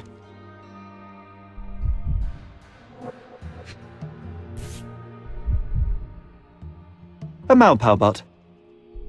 A Malpalbot. Coal fingerprints. I think we're looking for a man with a coal moustache.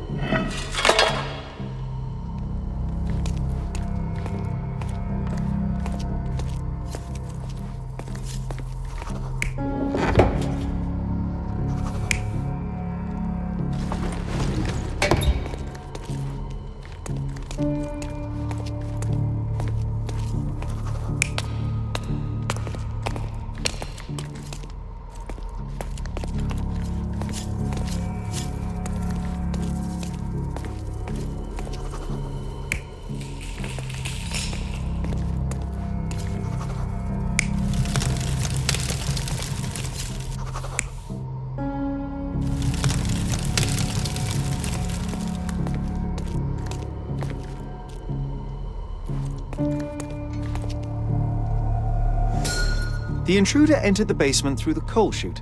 He used a magnet to open the hatch bolt. He accidentally pushed a shovel to the floor. Vogel heard the noise. At the sound of his approaching footsteps, the intruder hid inside the coffin. When Vogel entered the basement, he failed to notice anything strange and left without properly checking. The intruder waited until Vogel had left the caravanserai before burning the paintings in Wilde's room, but the vandalism was a cover for the theft.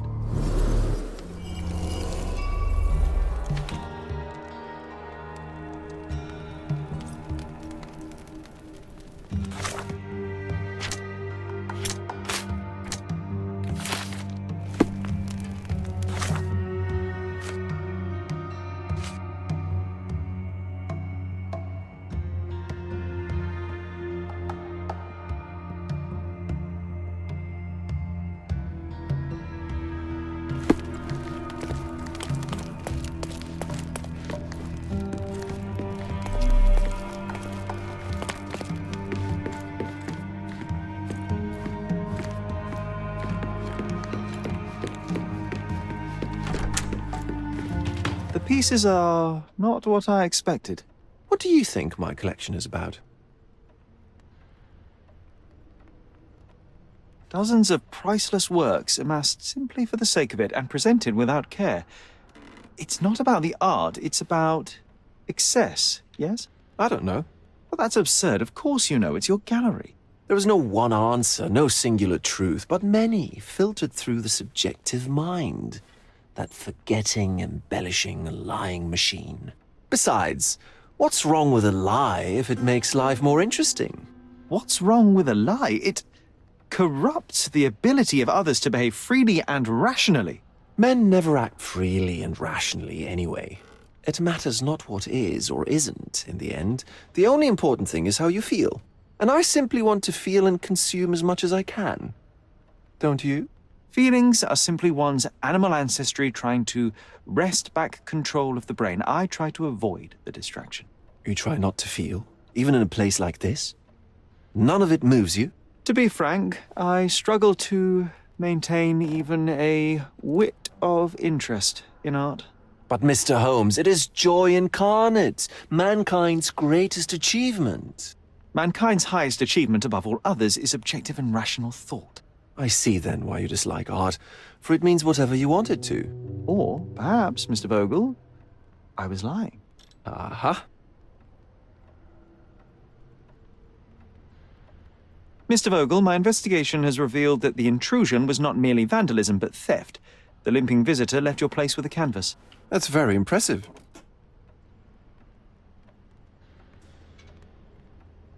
The intruder entered the basement through the coal chute. He used a magnet to open the latch and dislodged the shovel while doing so. That's the noise you heard yesterday. When you went downstairs to investigate, he hid in the coffin. It seems I should have checked the space more thoroughly. This thief was familiar with the gallery and he was sporting a limp. Do any of your clients or artists come to mind? My. Your attention to detail is remarkable, Mr. Holmes. I should introduce you to Bosch's works. Alas, I'm afraid I cannot suggest a culprit. The fire was a clever attempt to hide a stolen painting, even if it didn't fool me. I found the remnants of an empty frame in the pile of ashes. The canvas had been removed. Do you know which paintings in the Wild Room may have interested a thief? Were any particularly expensive? Those pieces belong to a well-known artist named Boniface Mercurio. They're controversial, but not of a notably high value. There's something more, is there not? I can see it in your eyes. Indeed. There is another intriguing angle. I recently received an anonymous offer for one of Mercurio's works. The sum was more than fair, and indeed could have saved Mercurio from his artistic poverty. But he declined it. Was it a performative whim? Some artists lionize pain and hardship as if their work would be worse after a meal and a hot bath. I cannot tell. But not only did he refuse the deal, he insisted on displaying the painting in the public space. I was hoping to change his mind, but artists are a special breed of stubborn. What was depicted in the piece? A bound woman, wrapped in robes, being penetrated by a red devil that stared at us, the viewer. The beast had numerous tails growing from his back, and a large crowd gathered around the pair, silently watching the orgiastic scene. Okay, well, given the nature of the other works on display, it's hard to see why that one stood out. What could possibly be its value? The evaluation of art is very subjective, Mr. Holmes. After all, art is everything. A poem, a bruise, the beads of sweat on your beloved skin. Even a masterfully solved crime. I'm not sure I see the connection. Regardless, the painting was one of a series called The Sabbath Night in Cordona. The works depict sex, violence, and other controversial acts that life, for better or worse, contains. I see. I'm not sure that you do, but that can wait for another time. So where can I find Boniface Mercurio? I know he lives somewhere in Old City, but couldn't be more specific. He's a prominent figure, so finding him shouldn't be a problem. Well, I believe I have enough to begin. Thank you, Mr. Vogel. Your gallery certainly has unexpected depths. I'm delighted to have been able to please a friend. In return, I expect you to come back with good news. Or at least with a good story.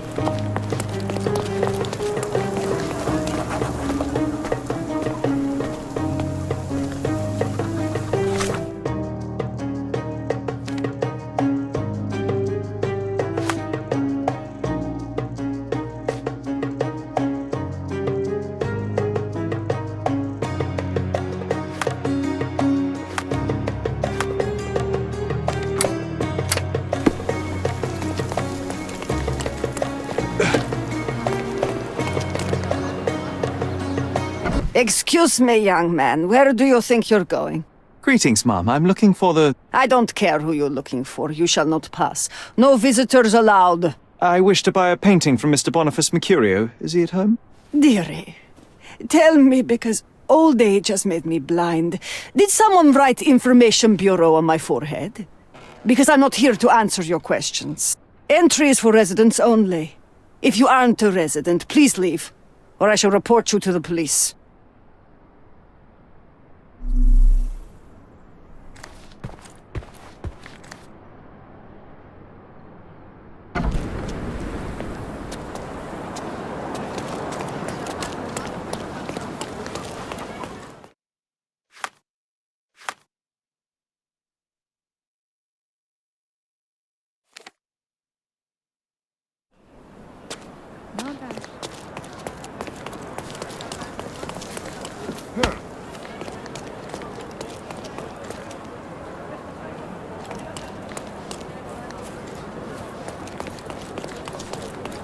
Don't pass by. Welcome. Let's pick something that suits you.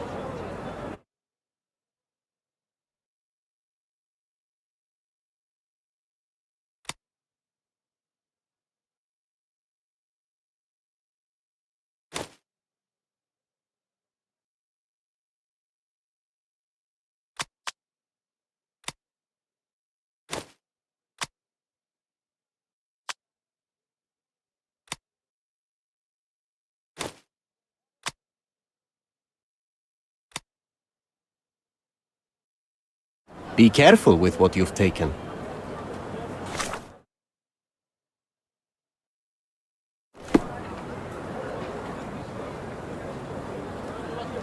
Don't pass.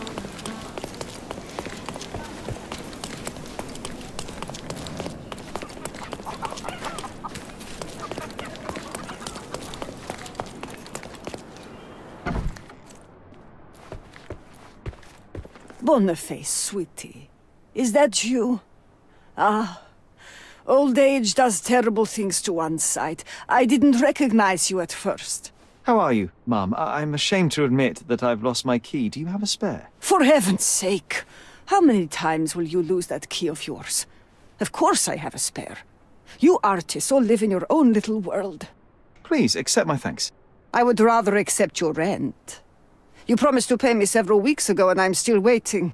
I will pay you, I promise, very soon. You'd better do, my dear. Or else I'll just change the lock. And I won't fall for those cow eyes.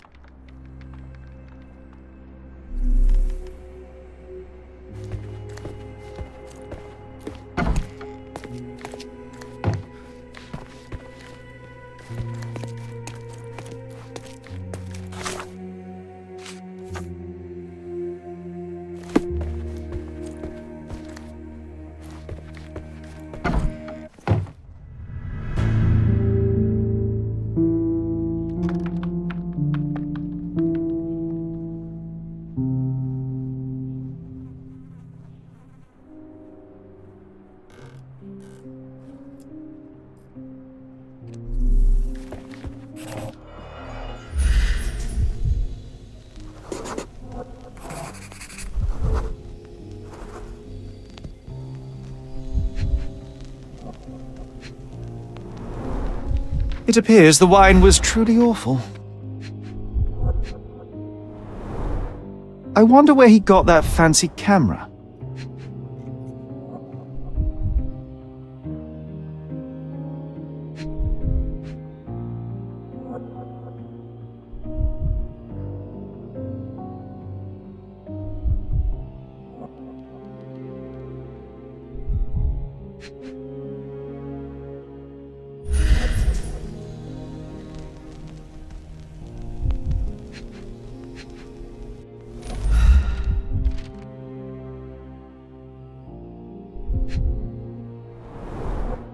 Despite the overall tendency towards mess, you cannot sit with the drawer pulled out like this.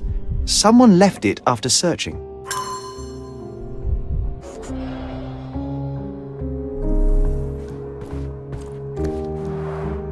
Aunt May whiskey, brandy bucks. Quite a collection he had here. The chest has been searched.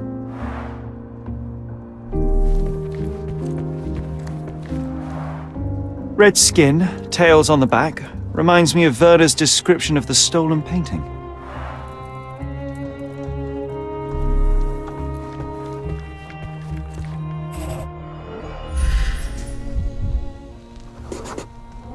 Judging by post-mortem rigidity, the body lay here for 1 or 2 days.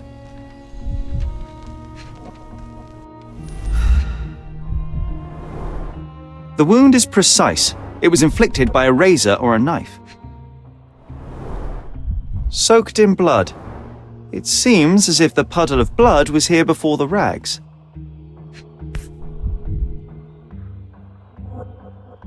Could be the murder weapon.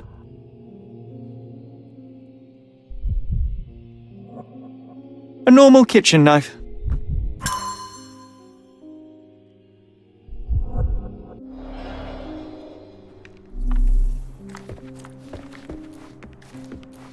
Don't look at me like that, Sherry. I will not touch that dirty floor.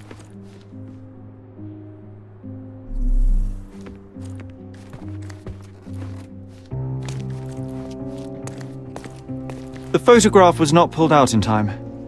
Such a waste of material. Look at this, John. Isn't it our stolen demon?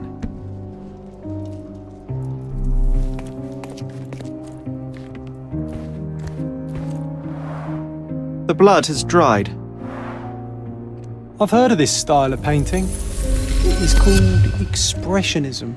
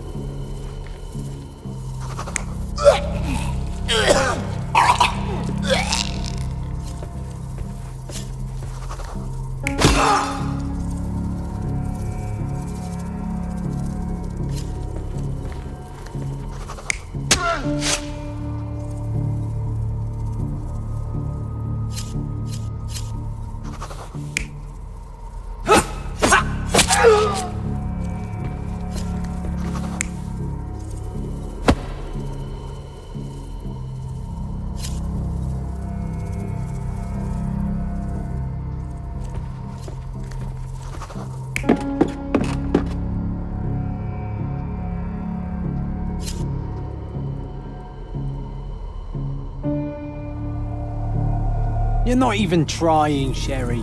Concentrate.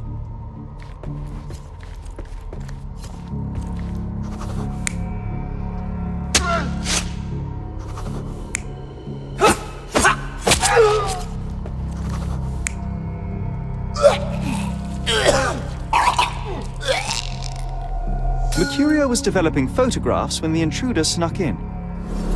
Mercurio heard him coming. While the thief was searching the chest, the painter ran towards him with a bottle in his hand.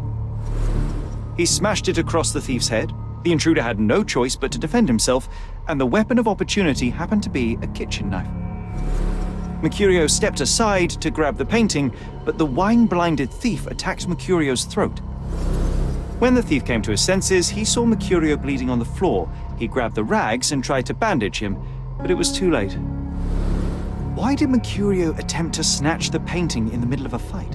To strike the intruder? Not with his painting, it was too important to him.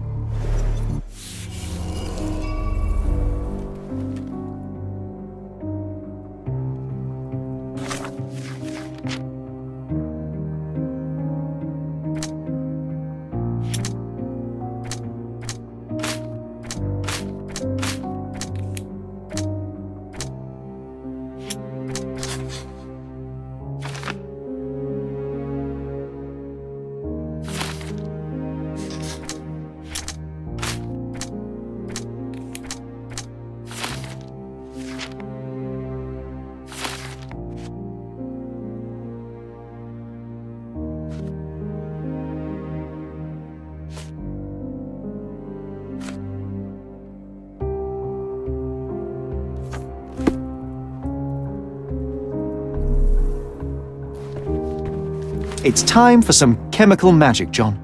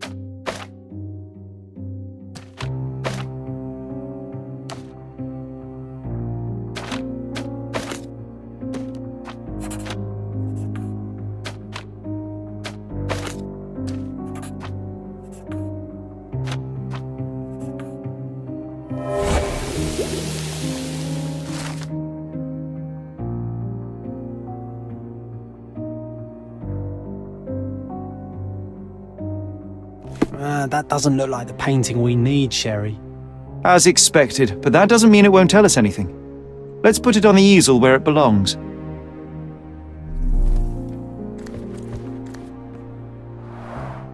I guess this is his most ordinary painting. Spot the two differences, John?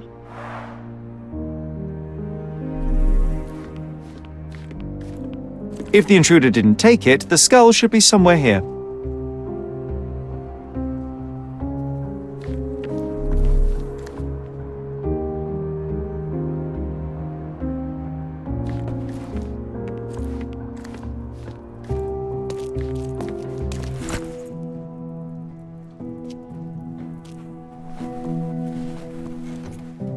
Monster was actually a man. Poor girl. John, you ought to be thrilled. We are now hunting the devil himself. What were you saying, Sherry? I was too busy sketching the scene, you know, crimes and such like, daily routine. Did you find something? A photograph. It depicts a man in a red suit with tails sprouting from his back and multiple people in masks watching the scene. It all adds up. But the act of love, it wasn't given willingly, John. It was a violation. And the girl, she was with child. Give that to me now. Did you recognize someone? No. Although the victim is not from Cordona, she is African. Look at the ritual scars on her face. Get that image out of your brain. You have to continue the investigation. I must speak to the landlady. Perhaps she saw or heard something. Sherry, you cannot tell her the truth about Mercurio. It will hurt her. John, that's illogical. Sooner or later, she will come here and discover a corpse, and I still need to talk to her. Just avoid mentioning corpse, all right? Stick to the character, tell her to call the police. I'll take that into account. And wait here. I've redrawn the people in the photograph. Now you can proceed with your investigation without those horrific details.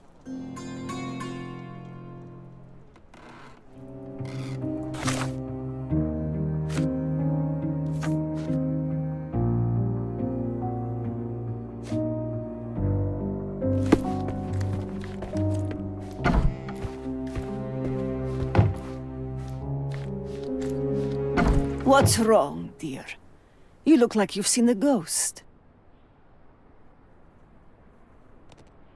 Can you tell me if anyone else has recently entered the flat?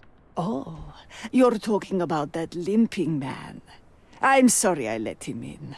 I was scared. And I thought maybe he would motivate you to find money so that you would pay your rent. No offense, dear.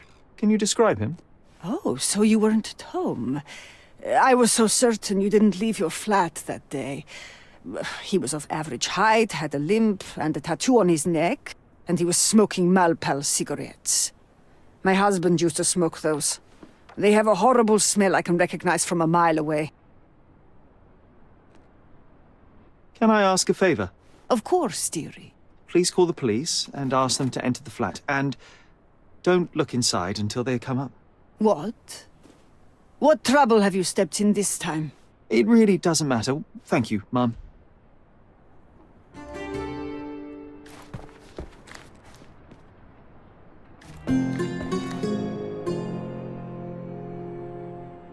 Phew, Sherry, that was close. But you did everything correctly. Now, take off your outfit. I can't let you walk around in a dead man's clothes.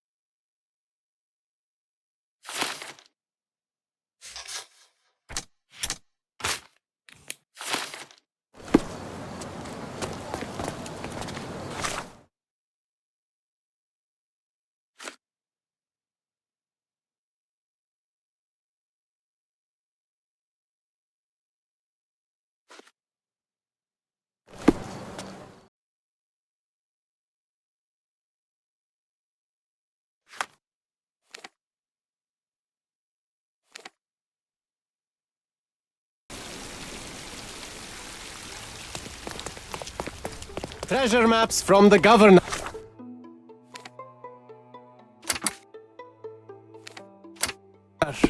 Find 8 and come back for more.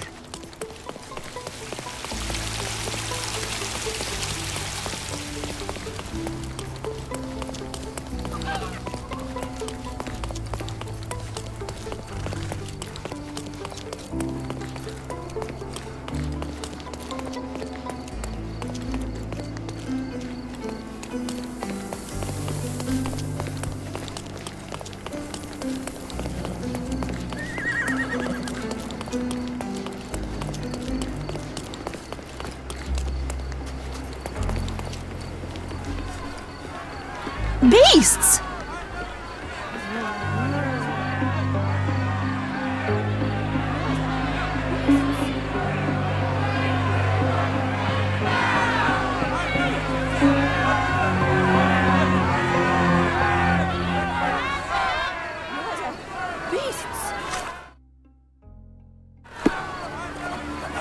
Murderers! They're completely livid. First they come to our land, then they murder our people. Drop them all into the sea! Sir, this place is off limits to the public. Please state your business or leave, or I shall request that the police escort you out. My name is Sherlock Holmes. I'm from City Hall. They sent me to oversee the situation. No, you're not. I'm the supervisor of the camp, and I'm the one who's handling the current situation on behalf of City Hall. Ronald Harlow at your service. Now, sir, tell me who you really are, or you'll have to explain yourself to the police. I have full authority to request they detain you. Very well, Mr. Harlow. I am a private investigator. I'm looking for a witness on my case. Sherlock Holmes is my real name. A private investigator? Really? Even so, you're not authorized. I can't let you in, so please, step back.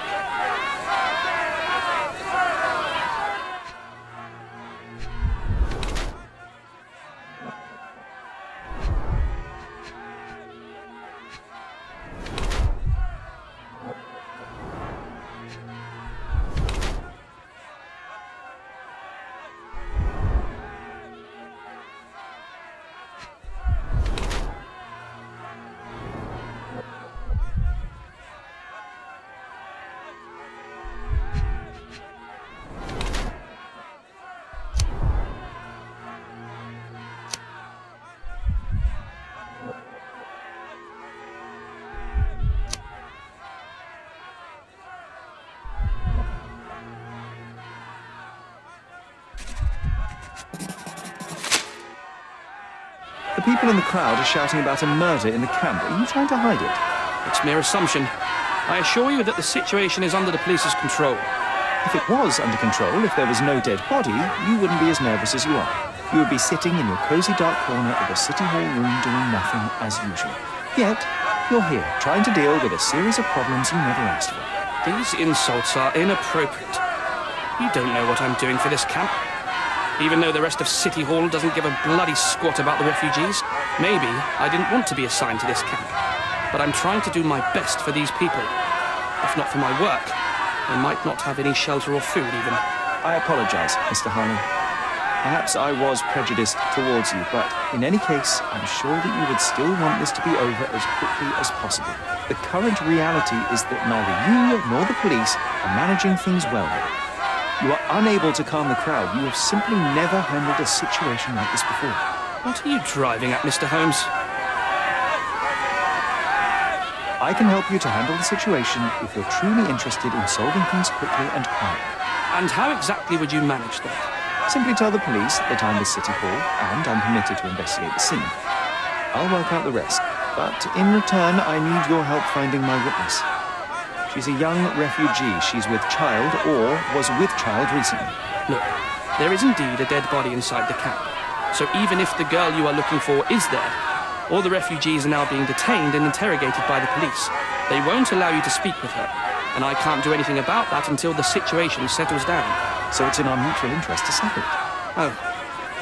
I suppose that things are bad enough that I ought not shy away from help. All right, Mr. Holmes. I'll tell the police to allow you to come inside. Just tell me when you're ready.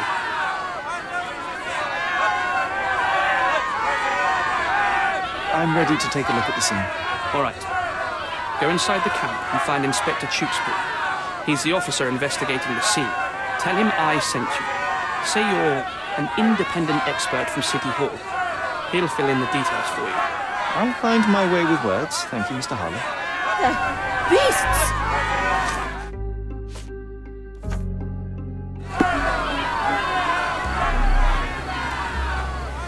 So they keep these refugees under a bridge like proverbial trolls.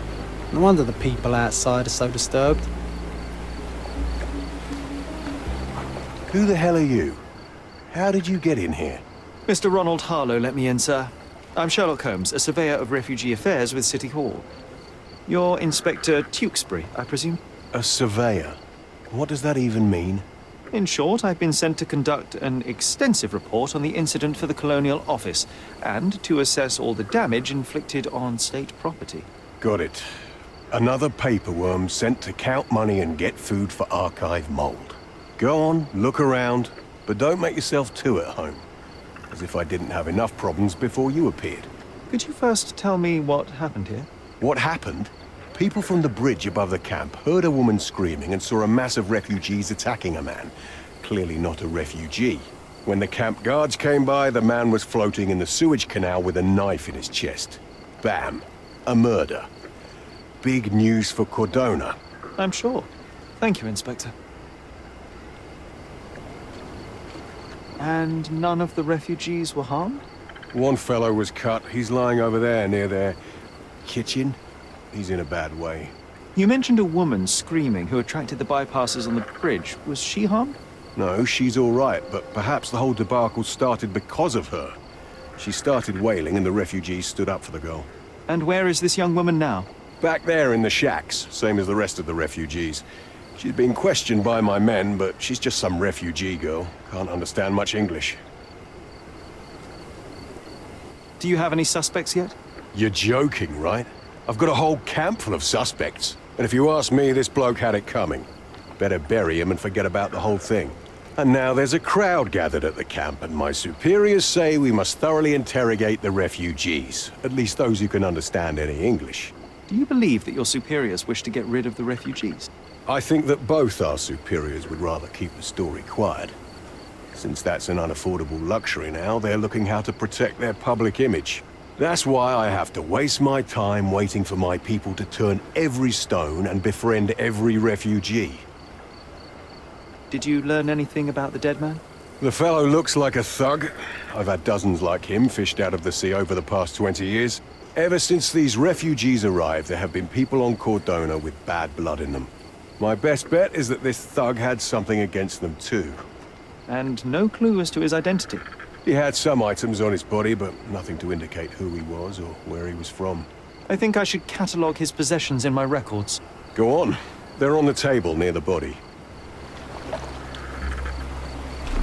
Here we go again. Number of hours on Cordona before stumbling upon another dead body. 0. Clearly a left handprint here.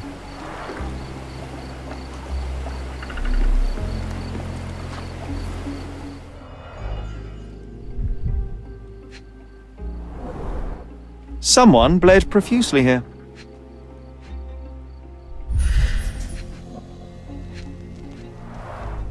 A fresh crack, as if the crate was hit recently.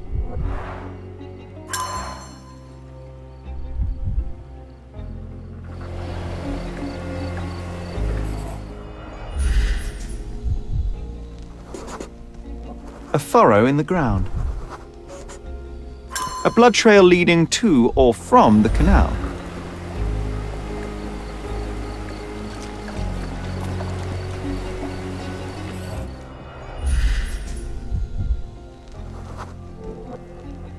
Police boots. Always happy. A heavy boot with a worn-out sole. A man's footprint.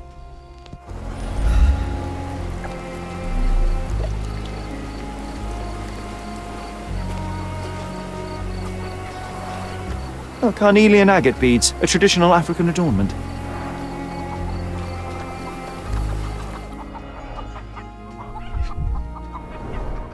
The blood sprayed off the blade after the strike.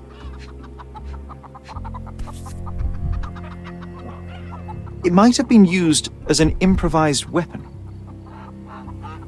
No hint of blood or impact.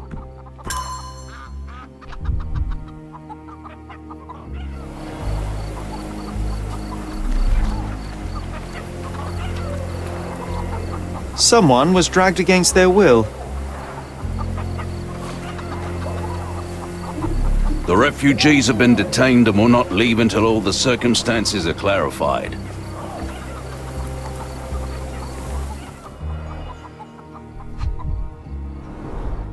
The cut is deep, potentially serious if not treated immediately. He is in shock, feverish and dehydrated. Sherry, you know first aid.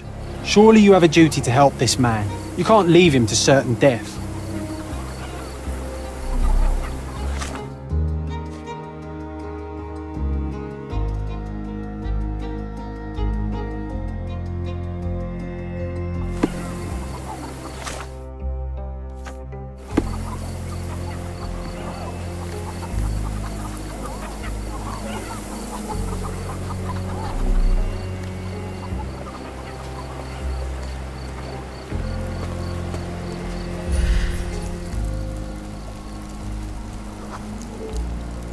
I'll use it to create a solution.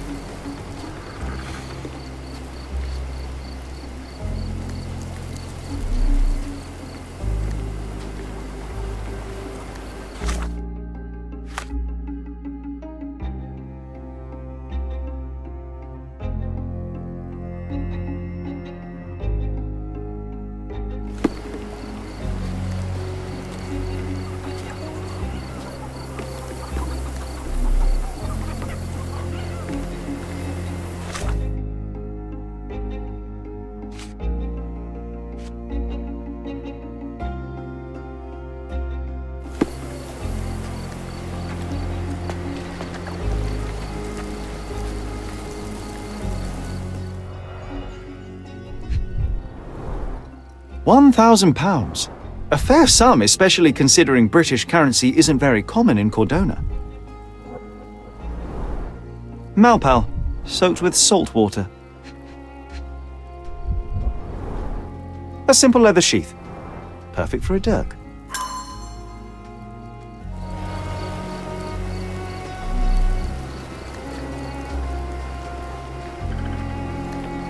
Is this familiar to you?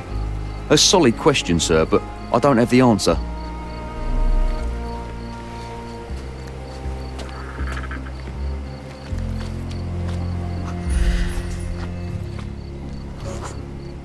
I can use this to stop the infection from spreading.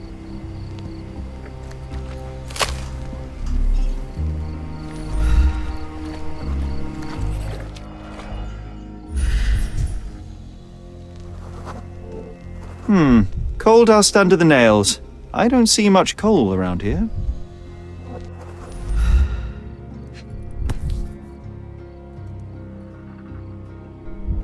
A steel dirk, sharp. A common accessory among sailors and soldiers.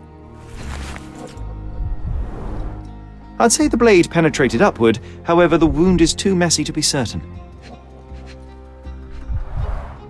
An interesting tattoo. Does it mean something?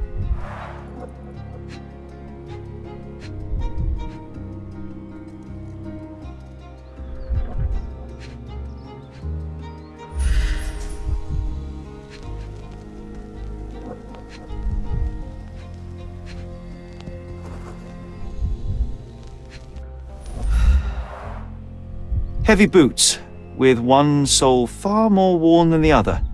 This man was limping, John. A violent death. But this man, limping. Coal dust. I think we're onto something here, John. You know what? I'd like to understand. What? How did our dead man end up inside the camp in the first place?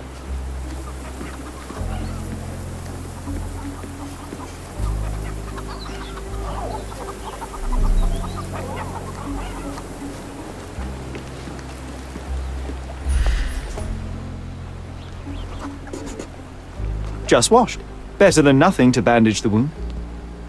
I've collated all the ingredients, now to prepare the first aid solution.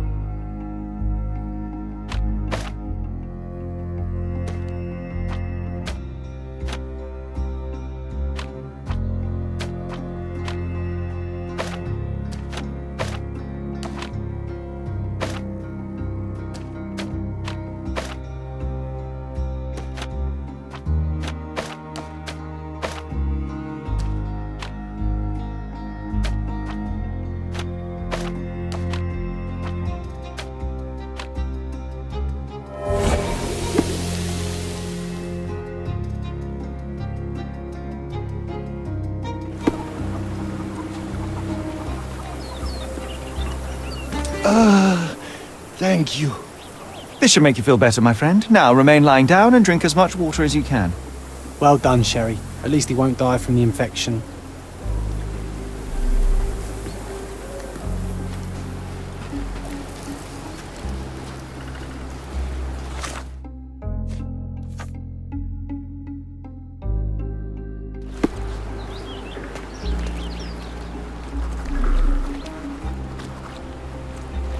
Are you able to help me?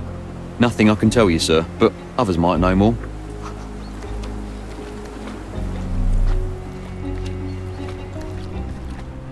If they find out about the passage, everything will go.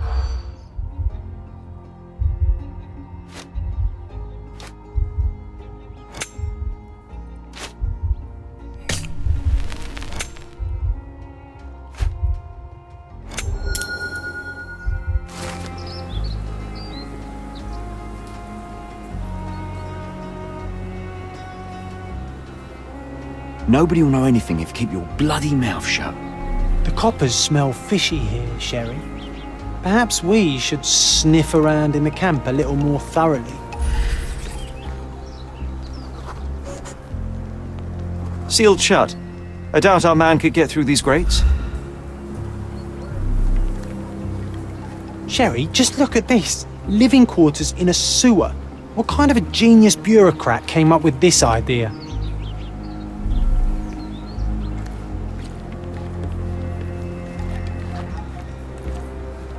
Can you satisfy my curiosity? A solid question, sir, but I don't have the answer.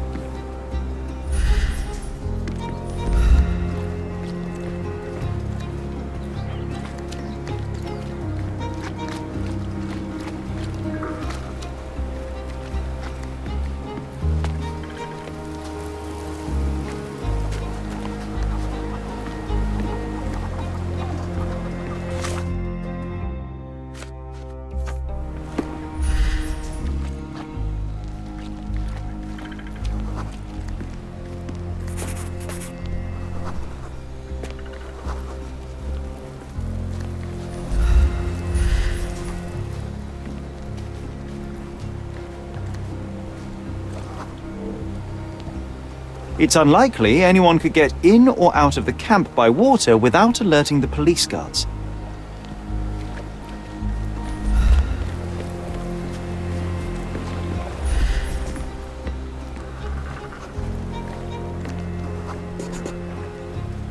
No, it's too short for these walls or cliffs.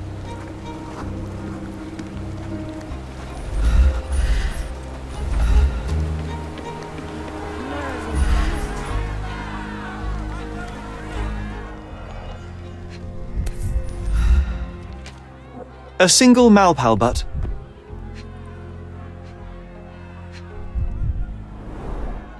Roadman cigarettes. A brand highly regarded by law enforcement officers. So there wasn't any sophisticated infiltration plan. The good old police just let the man into the camp. Now we have everything we need to get the full picture of what happened at the camp.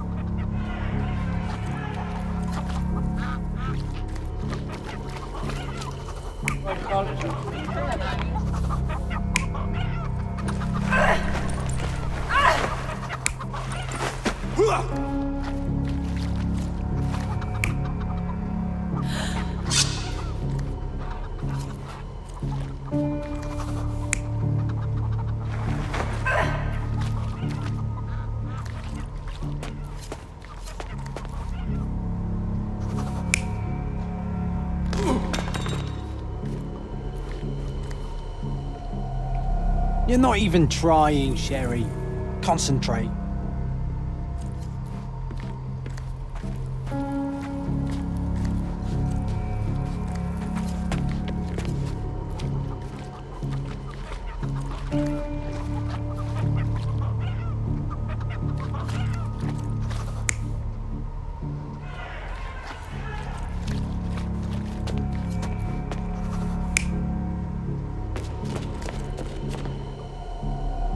You're not even trying, Sherry. Concentrate.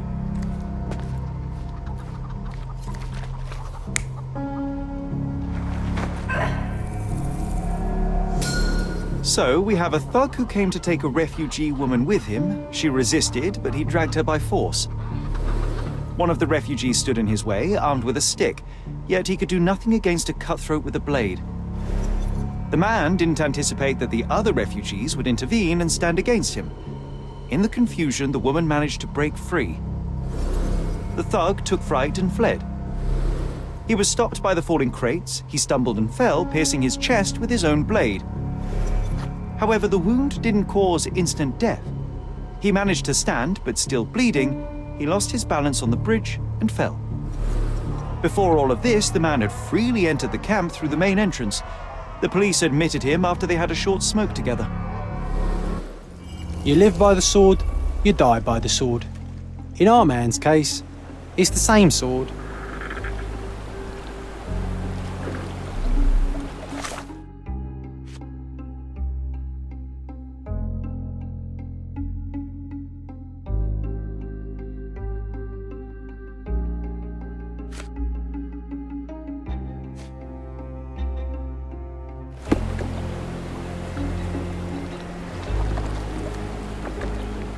Mr. Harlow, your refugees didn't murder anyone. What? Pray tell me what you've learned. All right, listen carefully. This might solve one problem for you, but will create a few more. Oh, well, that's a great start.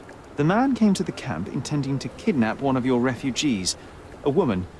What he didn't expect was that the refugees would stand up to protect the woman. A brawl had broken out. In the chaos of it, the man stumbled over those crates and fell on his own blade. How do you know he fell on his own blade? The wound in his chest was inflicted from an unusual angle. It was not an offensive stab, shall we say. The refugees didn't touch him. And judging by the blood at the scene, the intruder managed to raise himself but was unable to walk very far. He ultimately fell into the canal. But how did he sneak into the camp? Why didn't the police see him? And this is where your new problems emerge, Mr. Harlow. What do you mean? You're not a dull-witted man. You know what I mean. There is no feasible way to get into the camp without the police guards knowing of it. The pile of mess I had to sort out has just become bigger, but somehow that doesn't surprise me. Anyway, I thank you for your help, Mr. Holmes. I'll take it from here. Meanwhile, I'll make sure the police aren't detaining the refugees any longer. You can go back in and look for your witness. You think one small clock can make any difference in this place? Who knows, John? Just one ill-fitting cog could make the whole machine crumble.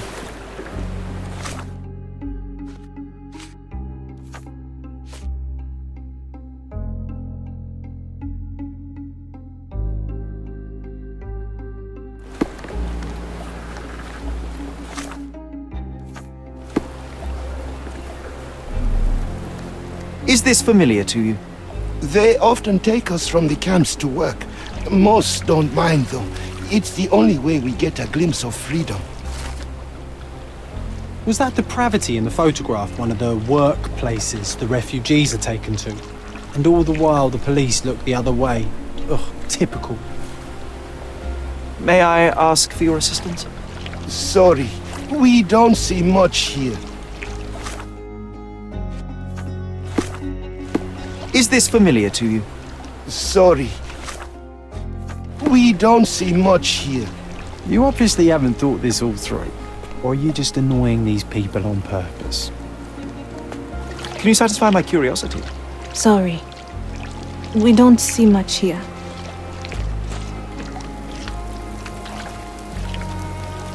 Help me, please. Sorry. We don't see much here.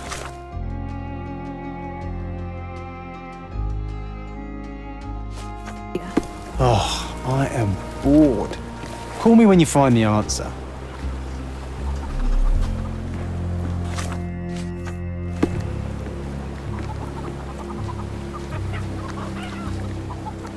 You're the one who tended to our man's wounds. I thank you greatly. The police didn't allow us to help him. The police will leave you alone now. I've proven to them that the man who came into the camp died due to his own foolishness. Thank you for standing up for us. But nobody would help us without a reason. You're here because you want something. Yes, I do. I need to speak with the girl drawn here. The dead man came for her too. He wanted to take the girl away, but we won't allow her to be hurt again. What do you want from Nayla? Nayla. She was hurt some time ago. I'm here to find the people who did this and bring them to justice. And to find them, I need Nayla's help. Will you let me speak to her? Justice. There's no justice on this land. But you helped us, so maybe your words are not empty. You can speak to Nayla, if she wants it.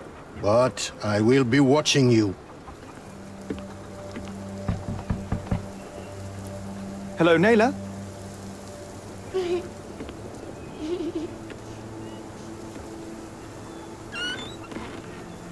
My name is Sherlock. I know someone hurt you. I am here to help. I'm trying to find the people involved and bring them to justice. Please. There is a photograph, and I'm sorry, it is terrible, but I simply must ask. Where did this happen? What can you tell me about these people? Christ, Sherlock. Nayla, I'm sorry. I'm not very good at this. You come here for me, but you are rude and cruel and condescending. A cross. The man had this cross. Now go away.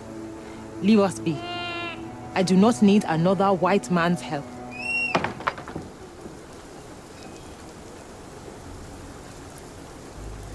Oh, glad that wasn't me.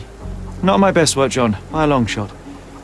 Naylor doesn't want us meddling. I'm starting to wonder what this all achieves. But she helped you anyway.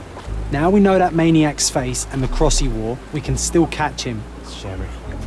You sure you know what you're doing?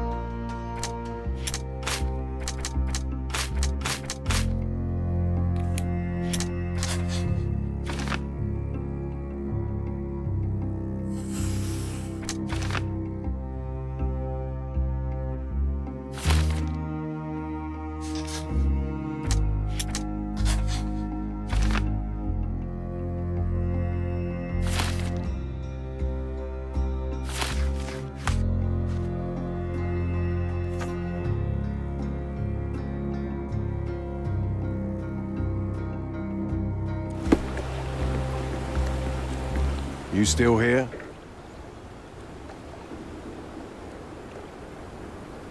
Your problem, not mine. The intruder has a most peculiar tattoo on his neck, 2 lines and a point. Do you know anything about it? You really want to know, kid? Why? You want to play a policeman or something? I'm sure you have it in your records, so it won't hurt if I have it in mine. In my records, it's just a tattoo, as it should be in yours. Ah, to hell with you. Suit yourself as to what you're going to do with it. Off the record, though, such tattoos are often connected to a man named Mr. Niccolo Bernadotti. Bernadotti, you say? A respectable businessman in Scaladio. His company imports goods and wines, and smuggles everything that can be smuggled between the colonies and the mainland. His people can be identified by an obscure tattoo, just like the one over there our friend has. But these are all merely rumors, you see. If Mr. Bernadotti was a criminal, he'd be in prison now. Or hanged, right? The guards at the sewers were speaking about taking refugees out of the camp. Do you know anything about this, Inspector? Less than you do, obviously. And this doesn't bother you as an officer of the law? I can neither punish them nor put them on the right track, if that's what you're asking. Maybe your friends at City Hall could do something about it, but I seriously doubt that. To be honest, I'm sick and tired of being frowned on for my uniform. If those fine gentlemen you've eavesdropped on are in some shady business, that's on their heads. So there's a smuggling ring in the camp. This wasn't the first time that someone freely entered the camp to take a refugee out. At least it was certainly his last time. My gut tells me that we'll learn more about this ring when we find out where the thug came from.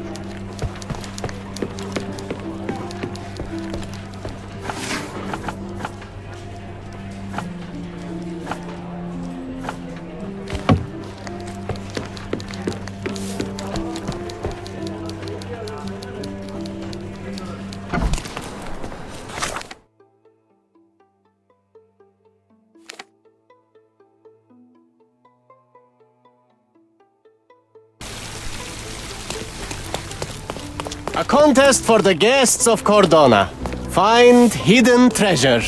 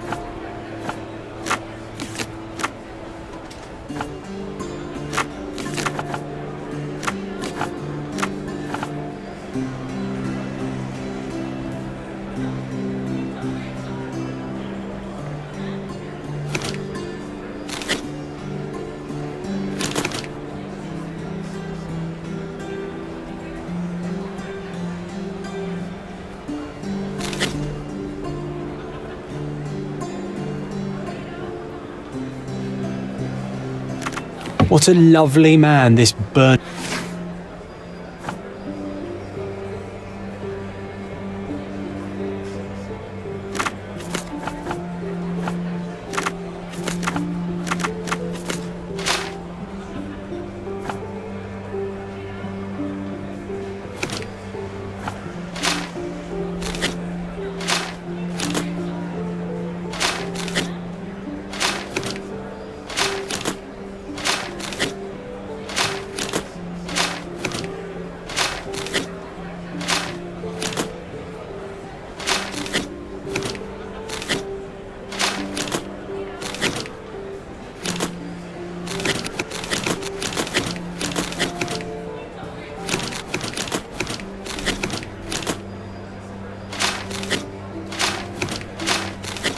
And a dot he is.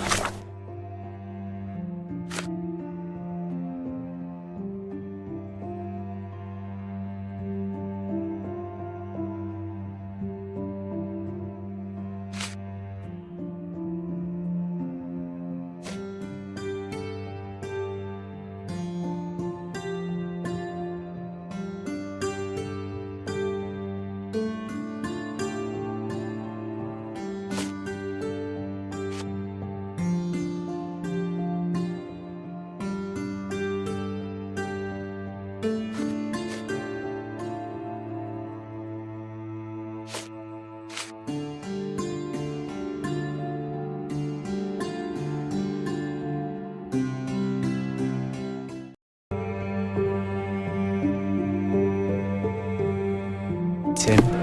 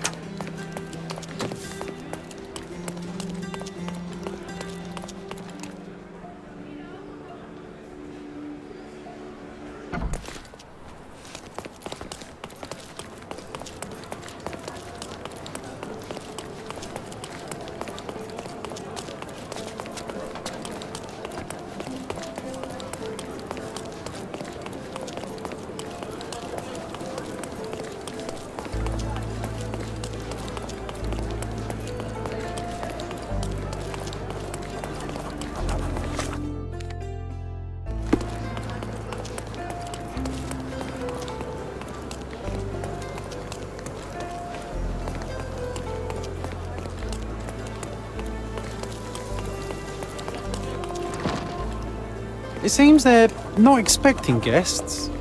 I won't wait for an invitation, John. Is this familiar to you? Oh, I'm sorry, but that's beyond my knowledge.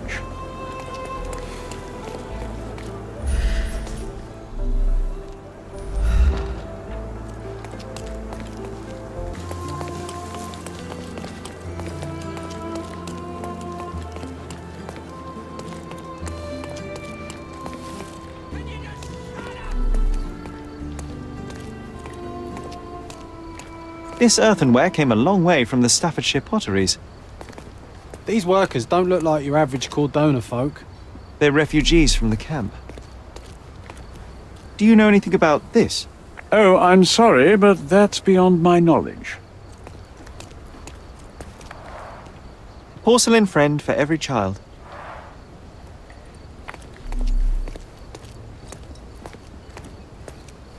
An essential remedy against sea scourge on any ship. Do you know anything about this? Sorry, we don't see much here. This isn't working. You might need a different tack. Shipped from Cape Town. The wine route from colony to colonies. Bernadotte doesn't miss an opportunity to occupy every niche in the market. That's our way in, Sherry.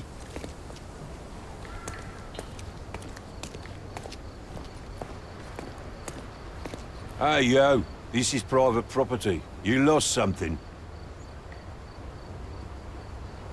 I'm here to discuss business with Mr. Bernadotte. I tried the front door, but... Mr. Bernadotte isn't seeing anyone. You have 3 seconds to walk away or you'll never walk again. Capito? It's in Mr. Bernadotte's best interest to... 1... Listen, the man Bernadotte sent to... 2...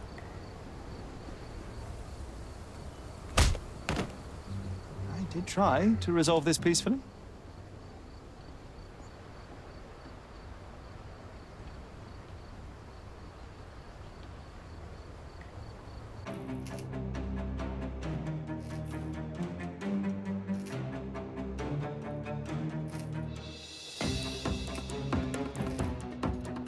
I'm coming for you. I'm coming for you. Don't bother moving. You've lost.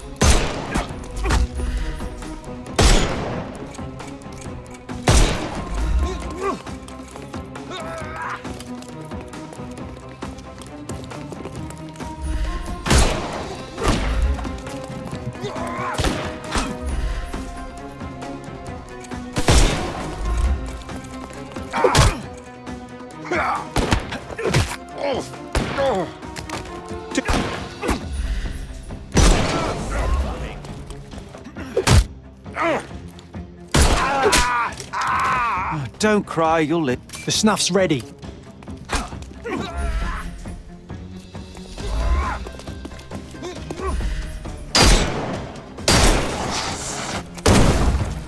I'm gonna hurt you.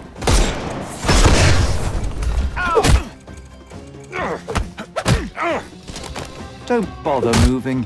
You've lost. Give him the pepper snuff. No more. The snuff's ready.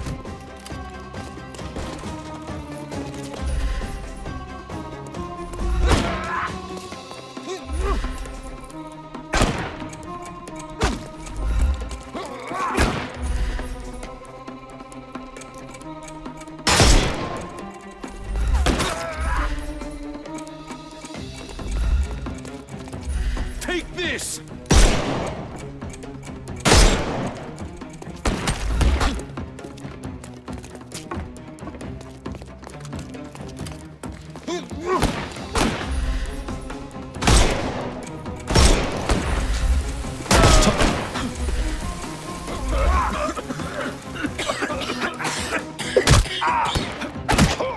Too simple. Give him the pepper snuff.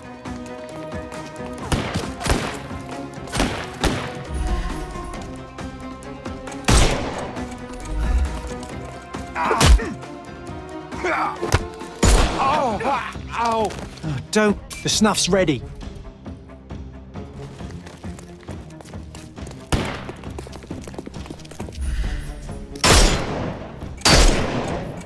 He's all yours now. Go for it.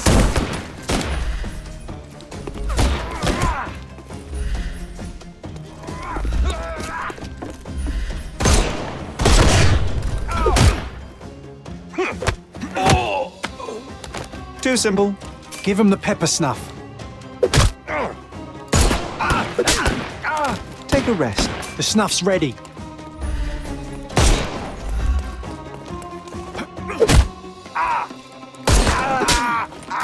Don't bother moving. Give him the pepper snuff. So uncivilized, Sherlock.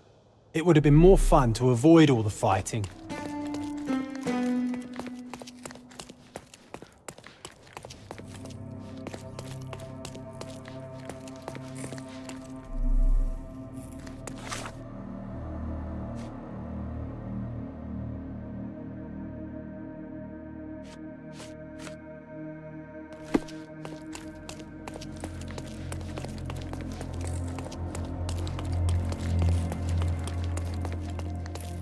Sherry, look!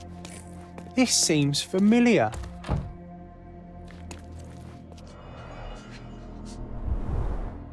Let's see what's hidden there. Vogel's stolen painting. Isn't it curious how it developed into a much more interesting case?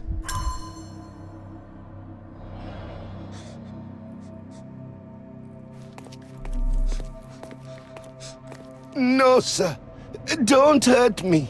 It's all right. I won't harm you. Like An you amazing didn't harm piece the of folks on culture. the way I here. imagine many collectors and museums would be interested in having it.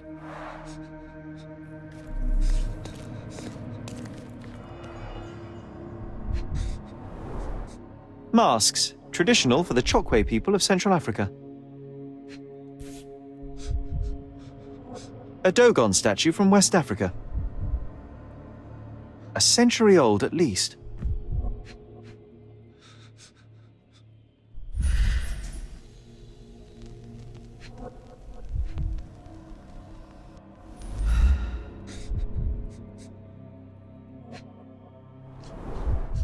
VH Grindley Flow Blue Tableware. This is what lies behind the facade of Bernadotte Company Limited.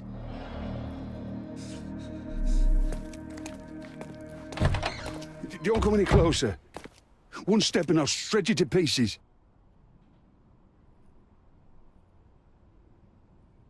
Go ahead. Make my day. Righto. Yes. Yep. Well, excuse me, sir. I think I hear... I've got to... It's better I leave. Whoa. Oh, wow. That was as if somebody put my words in your mouth.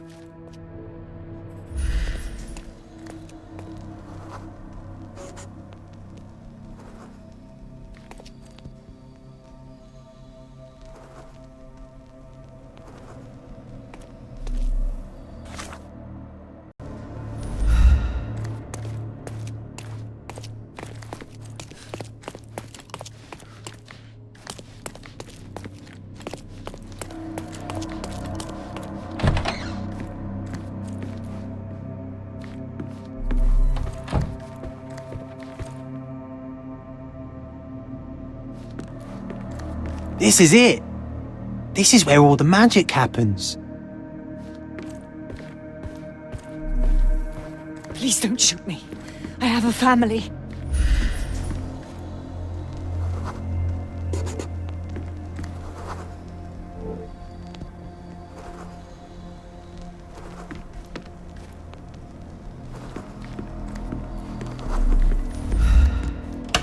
So, you've cut through all the guards just to talk to me. Then come here, and we shall talk.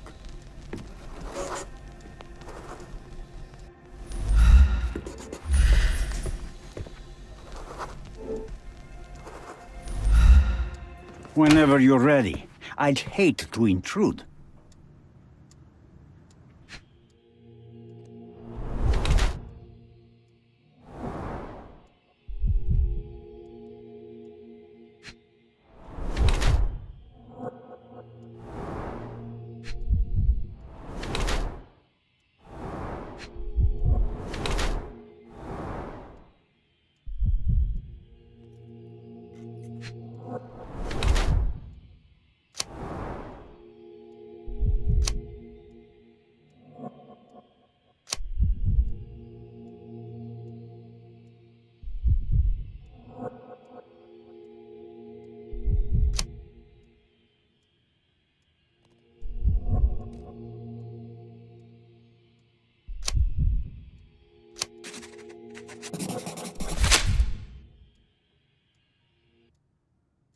Niccolo Bernadotte, I presume? The name is Sherlock Holmes, and I'm afraid I bring bad tidings. Is that so? The man you sent to the refugee camp failed in his task. He impaled himself on his own blade. A clumsy and chaotic end. For a man who just broke onto my property, you are more businessman than brute. You have my attention, Mr. Holmes. Do not waste it.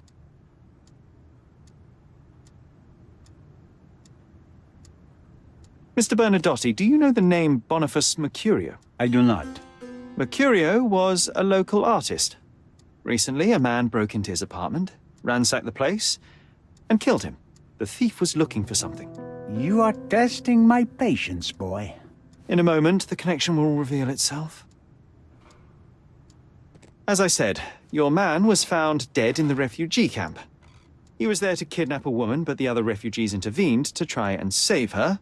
The ensuing scuffle resulted in the man's accidental suicide. He sported the same tattoo as your men in this building. In fact, it also bears a resemblance to the one on your neck. Care to explain what business your man had with this woman?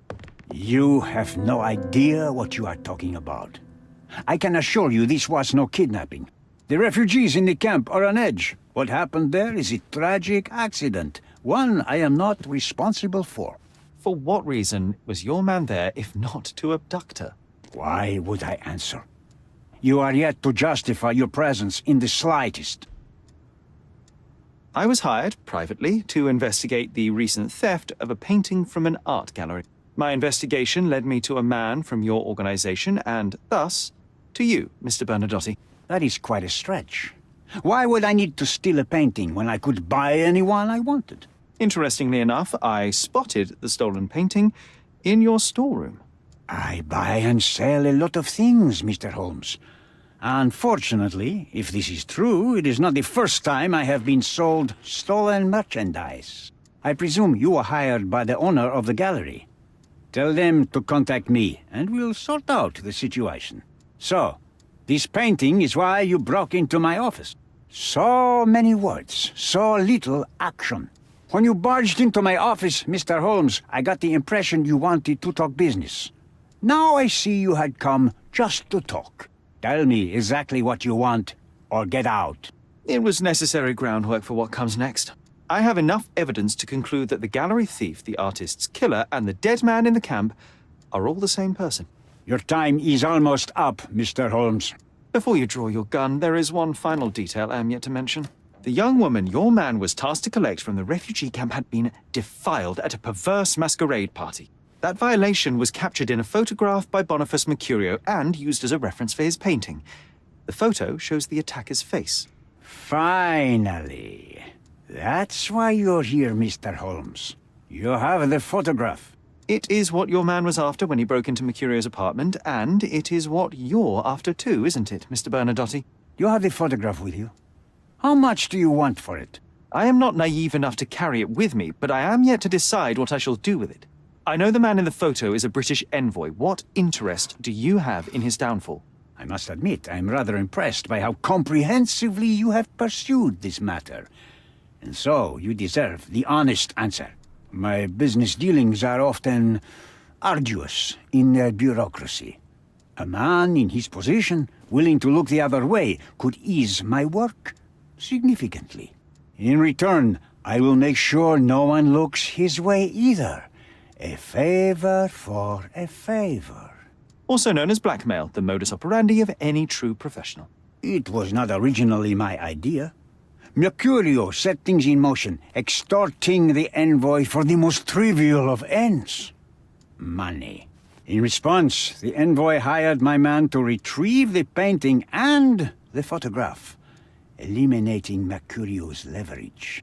I only learned the whole story after the artist was killed in his home. And rather than extricate yourself, instead you took over Mercurio's venture. It fell into my lap. As a businessman, I simply seized the opportunity. Now, how much do you want for the image?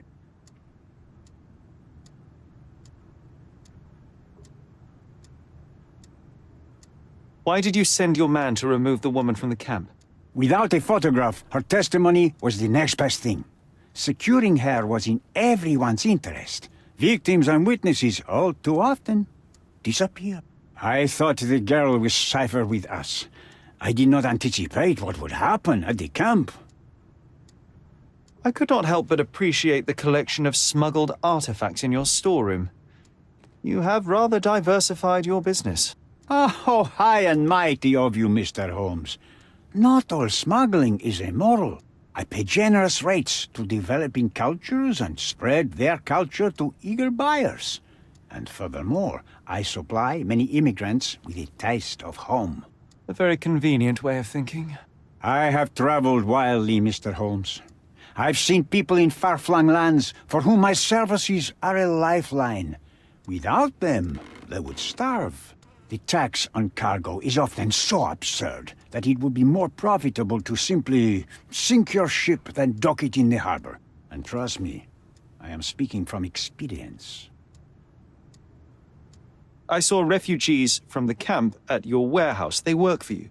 I have made certain arrangements with City Hall and the police. Thanks to me, refugees can work and be paid.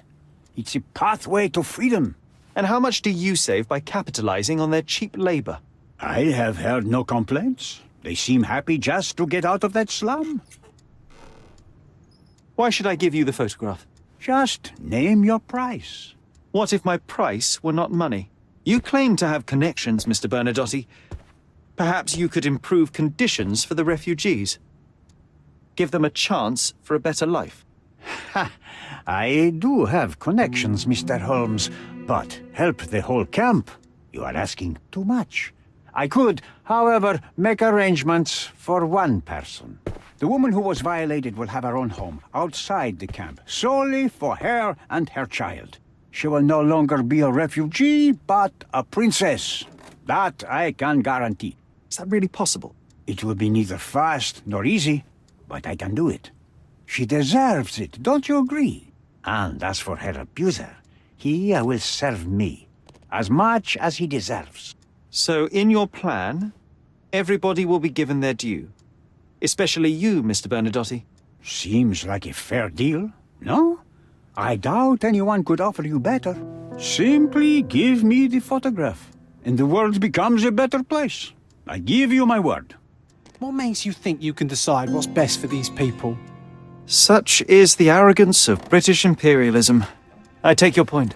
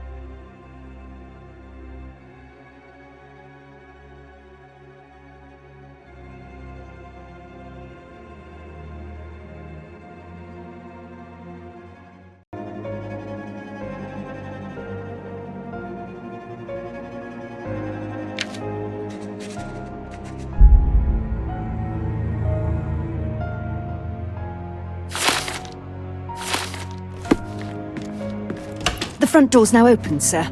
You can leave through it. If you want, of course.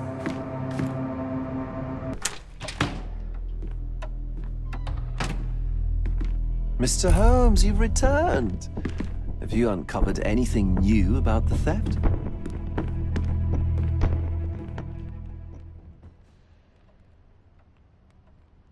I've brought news, but not all of it will please you. Fill me in, Mr. Holmes. I won't shoot the messenger. I tracked down Boniface Mercurio. I presume he wasn't delighted about the situation. He was not having a good day on account of his murder. Killed in his own flat by the same person that stole his painting. Oh, sweet Mercurio. Perishing in the pursuit of his art. How apt. I will miss his exceptional sense of humor. I located the thief, but found him rather cold. He was tight-lipped about the painting, too. Huh, he's dead. How very droll, Mr. Holmes. Warren presumes you were not responsible. It was an accident at the refugee camp. He impaled himself on his own knife. Life is nothing if not cruel and capricious. What about the stolen painting? Have you located it?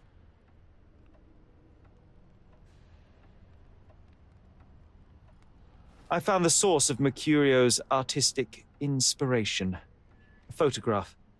What troubled me was that the sexual act captured was non-consensual. She was violated? Dear God, how despicable. Her abuser was in fact the British envoy. Mercurio took a picture of him committing the atrocity and then used it as artistic inspiration. I had no idea a mere break-in would eventually expose such barbarity. I found the painting, but I could not retrieve it. Well then, where is it? In Bernadotti's office. Bernadotti? That shady businessman? Why would he steal it from me? I'm afraid you'll have to ask him yourself. I take it you found something more then. Mr. Vogel, I want you to make everything public, including the photograph.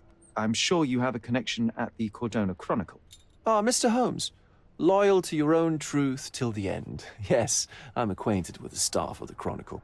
The story is sensational, and will surely draw attention to the gallery. But you must be aware that exposing the scandal will further hurt the victim. Does that not bother you? No matter what one does, the truth tends to come out, as well it should. I won't be the one to stand in its way. Though it's only your subjective truth being exposed. Not that I'm judging. It's perfectly reasonable for everyone to have their own views. When you called me, you knew exactly what you would get. Oh, but I'm not like you, Mr. Holmes. I cannot be sure of anything. Regardless, I must thank you, for art's sake. Well, now that we've resolved all of our outstanding matters, I have a gift for you. I took the liberty of having it delivered to Stonewood Manor. I am told it belonged to your mother. And what exactly have you sent me? Frankly, I'm not sure how to answer that. I trust you'll know. Previously, you mentioned there may have been more to my mother's passing than consumption. It appears you were right. Oh dear. I'd hoped to be wrong. She was unstable, mentally unwell. She required sustained, specialized treatment, but her madness persisted. I knew that Violet had disappeared from the public eye, but had no idea of her suffering. I cannot imagine what you're feeling. I'm fine. Thank you, Mr. Vogel. I am curious to see what you have procured.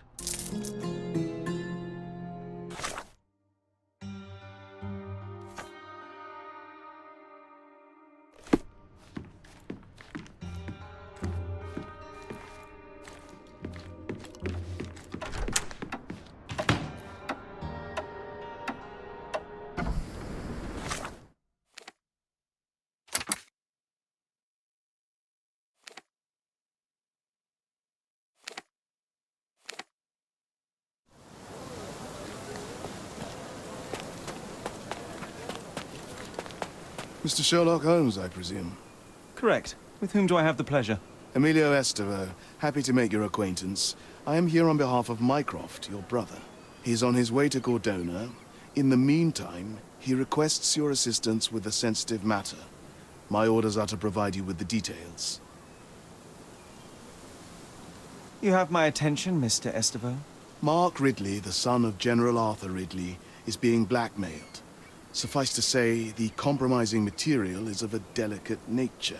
The matter is of no small importance to the Crown, especially given the status quo on Cordona. What does Mycroft want me to do? Retrieve the blackmail material? No, sir, nothing of the sort. Mark Ridley is meeting the blackmailer atop the old city bridge tower. You shall observe from a distance, then establish the blackmailer's identity. Do not attempt to arrest him. We'll handle it from there. Saving the best for yourself? Fine. There's a cafe just over the bridge that provides a good vantage point. Please report to me when you are done. I'll be waiting for you here, and remember, discretion is of the essence.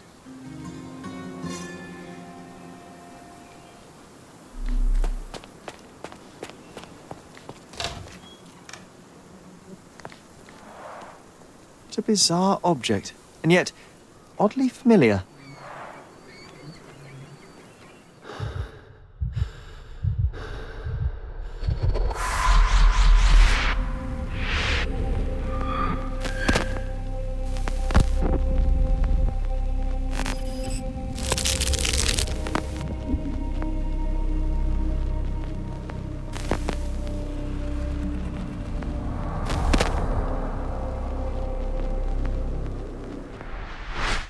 Did you just remember something?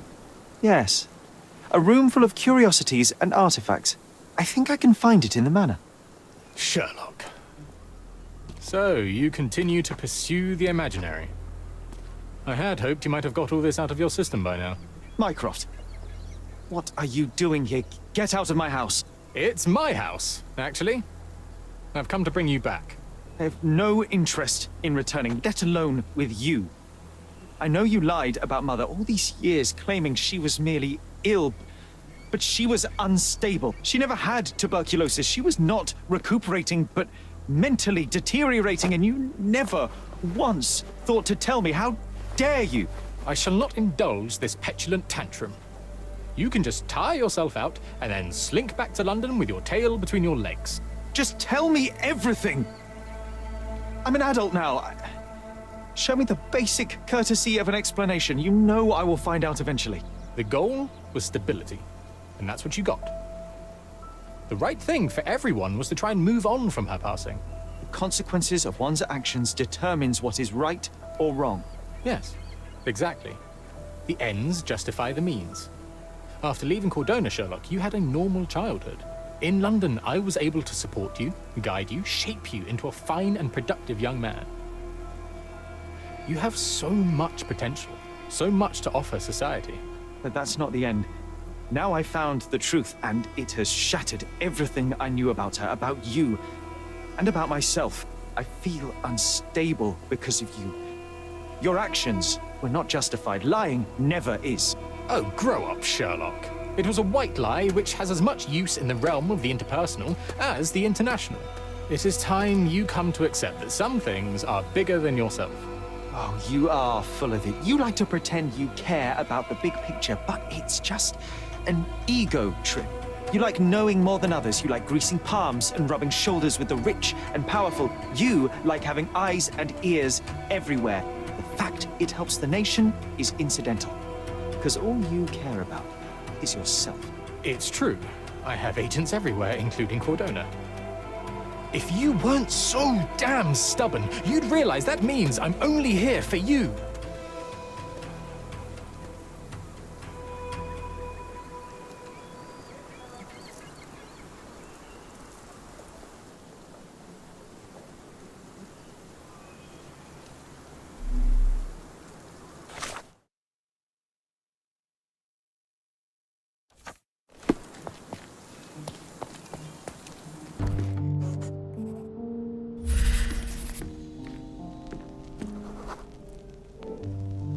I remember returning home with a pair of perfect sticks.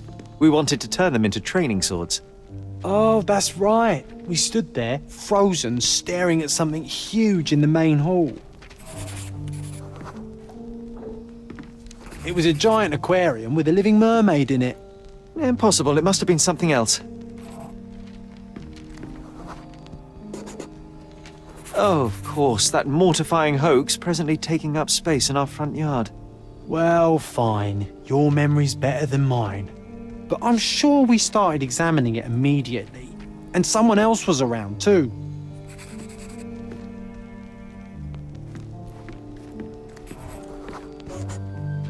It was my mother. She asked what I thought of the artifact.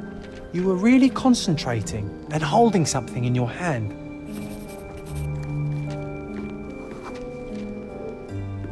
I inspected it with a magnifying glass and was able to confirm it was made of two different skeletons.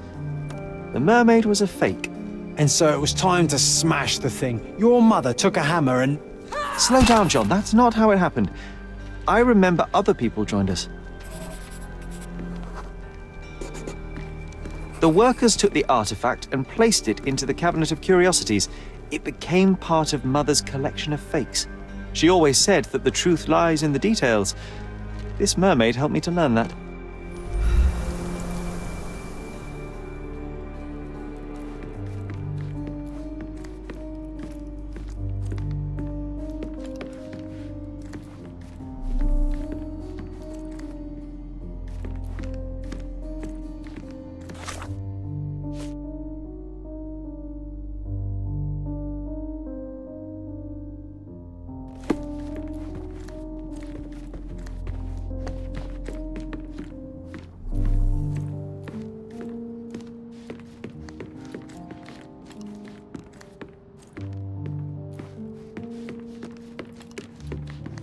think our family portrait used to hang here.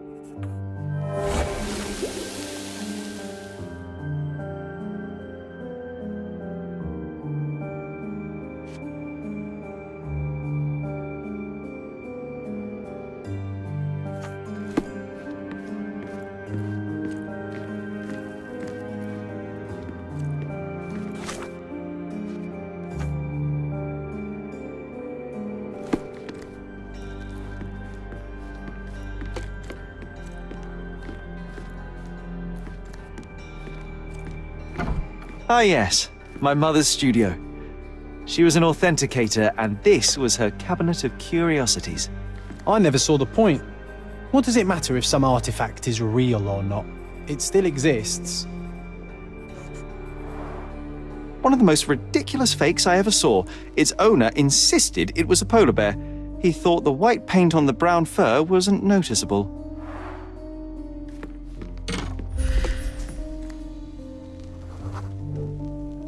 I remember this cozy blanket. It was perfect for... Wigwam! Oh, that was a joy to build them. Imagining ourselves as wayfarers on the other side of the world.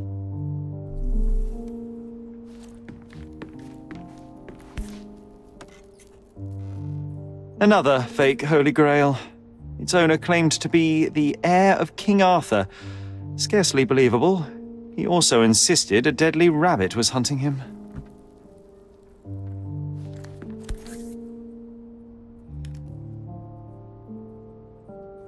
Watkinson and Holman, Chapter 1, by Wallace D. Oram. Oh, Mycroft. He always acts so serious, but then reads tripe like this.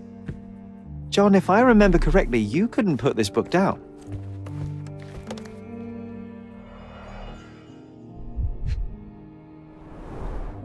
So many calling cards. Mycroft liked to keep useful people at hand.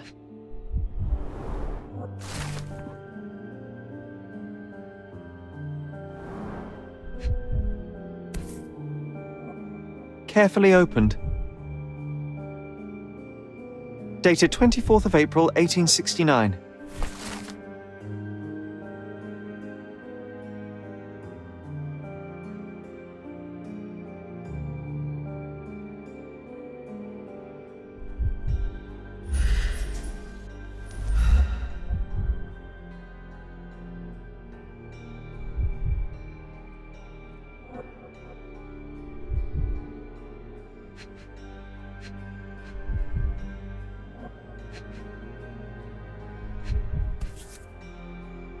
Reliable and driven. I recognize Mycroft's handwriting. Officer Luciano J. Placido.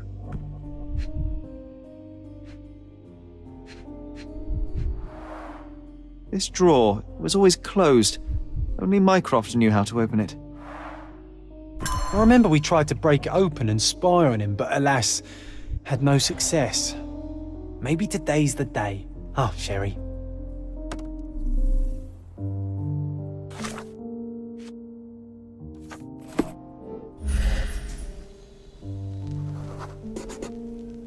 Ah, the memory comes back. We snuck about watching him. He closed the drawer and went to the hall. We were like two shadows crawling behind him.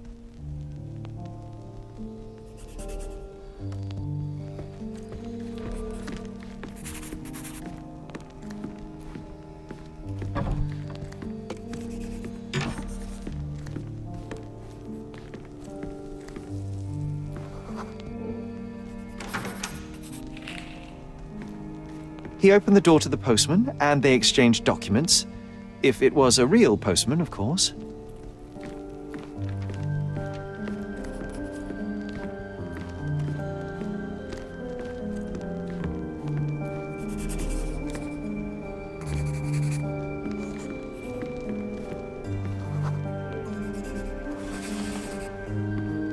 The painting on the wall was slightly atilt. He stopped and straightened it.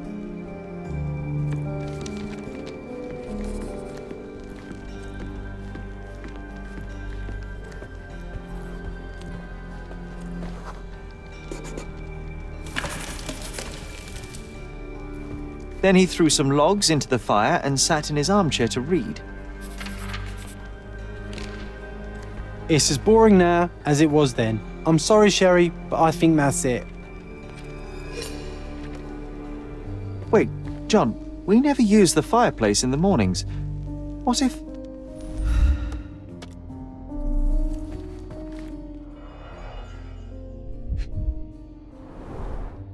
A bit of juniper in the fireplace created a soothing atmosphere. It's the little things, isn't it? I think this is what we're looking for.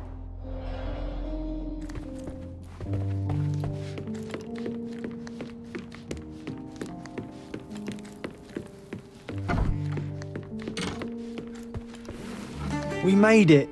So what's there? Single malt whiskey, Mycroft's favourite. Gifted by Queen Victoria herself.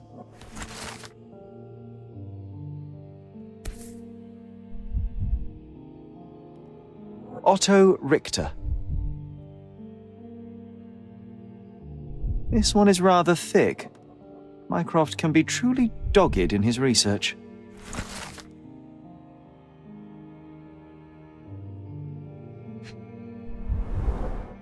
Dossiers on the most influential people on Cordona. Mycroft always had a habit of building files on everyone he met.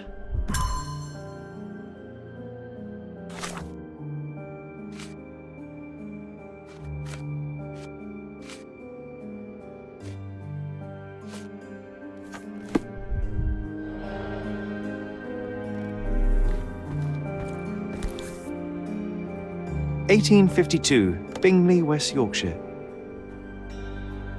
This photo caused a lot of fuss. My mother spent some time to prove it was a fake.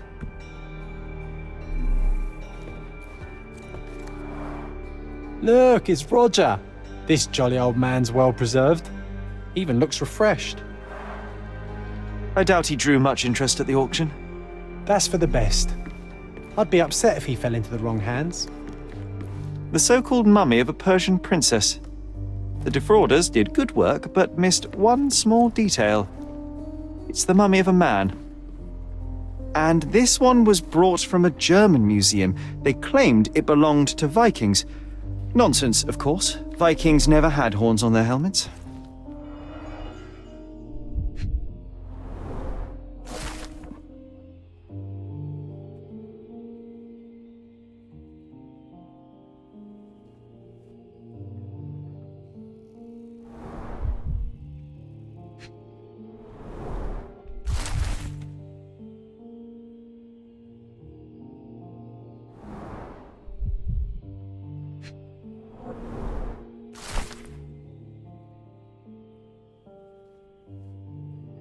Clearly, it was deliberately torn. I wonder why someone would do that. The Tulpa, Studies in Tibetan Mentalism. An impressive number of bookmarks. Someone was rather obsessed with this subject.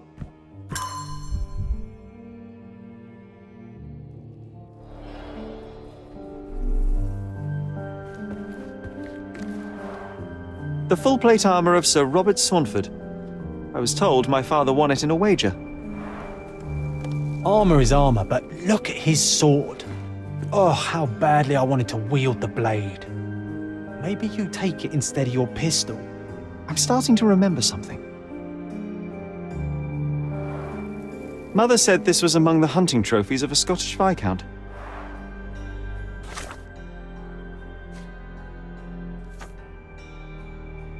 So he tried to persuade everyone that his forest was inhabited by these beasts. It would have been thrilling if it were actually true.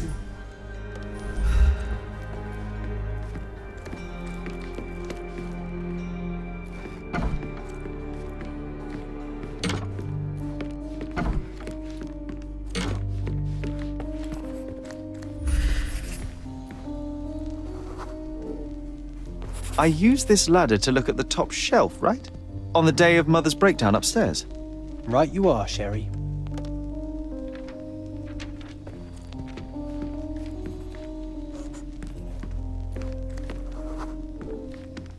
We heard a noise.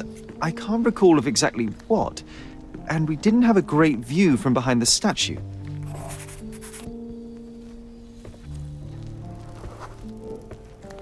The books and papers from the table somehow ended up on the floor. Now it's coming to the surface. I feel it.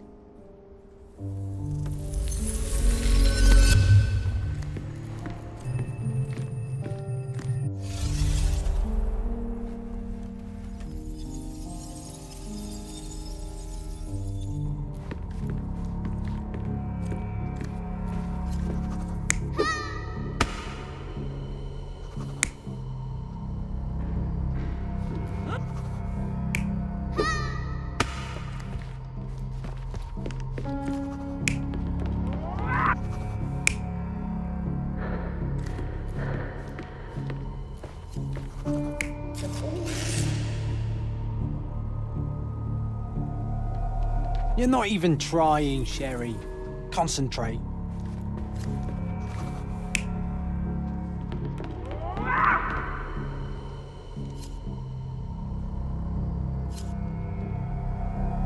You're not even trying, Sherry. Concentrate.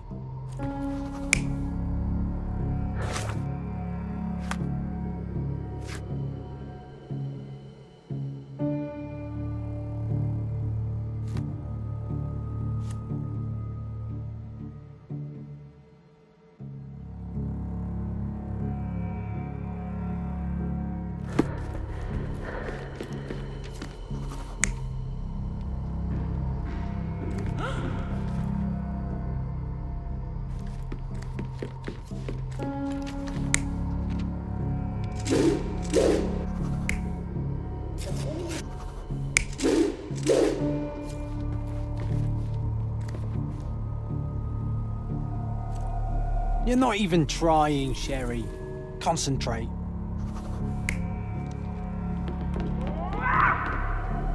You're not even trying, Sherry. Concentrate.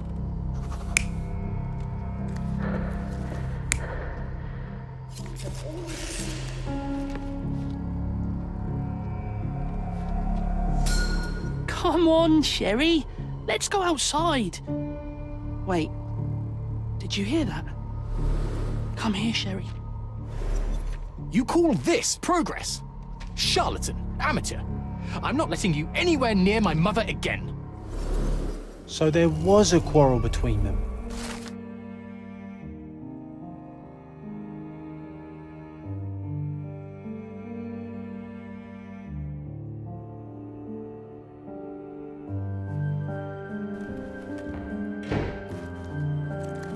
I heard a noise in the hall. Let's check it out.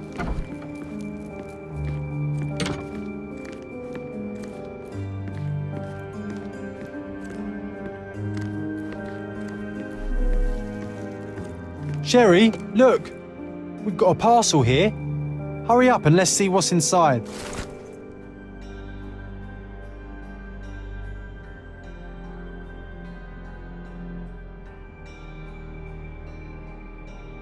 An invitation that comes with a mask. We can't miss this, Sherry.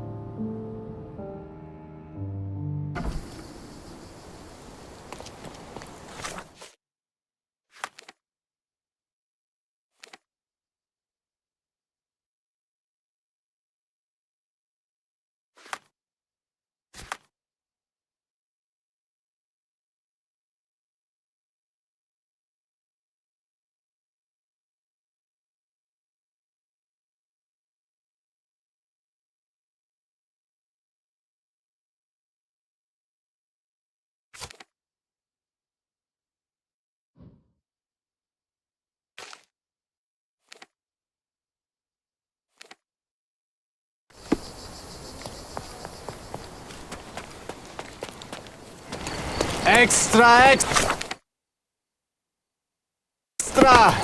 Look at what you've done!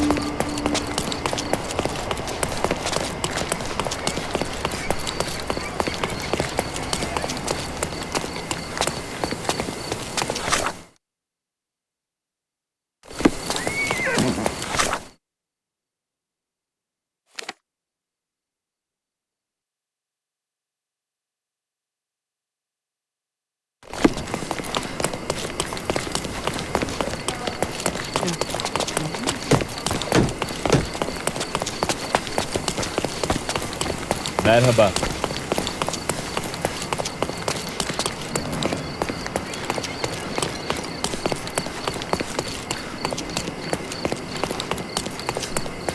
Ow!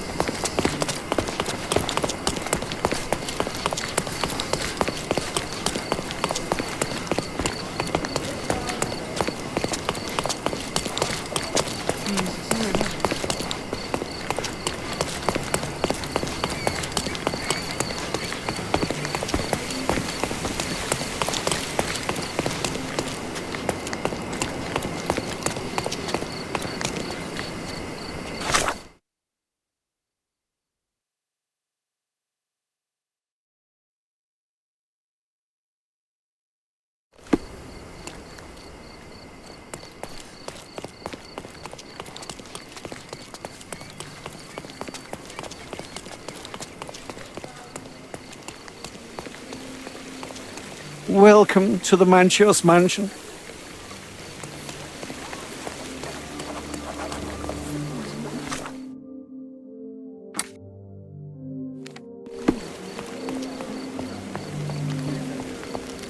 Welcome, sir. I do hope you enjoy yourself. Enjoy the evening, sir. There is still plenty of time before the grand finale. All right.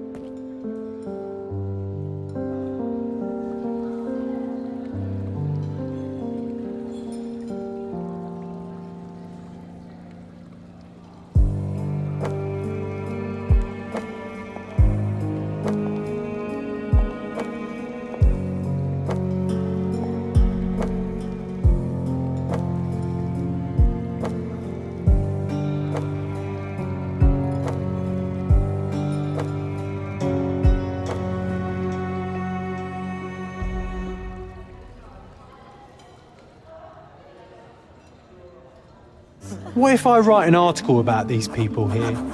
Can you help me gather information about Cordona's elite?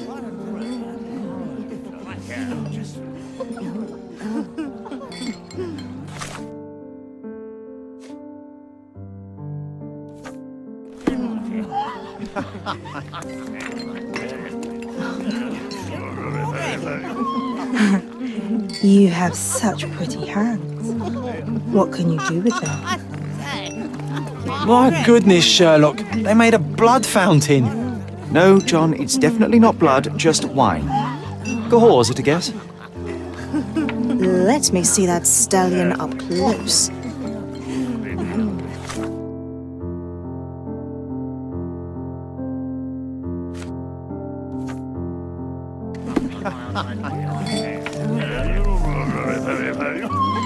Oh, there's beauties. Manchios is the best, as always.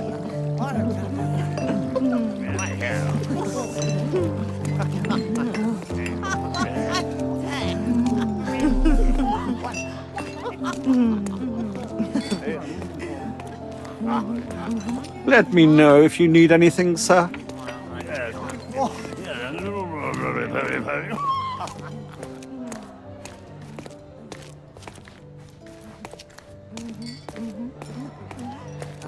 Do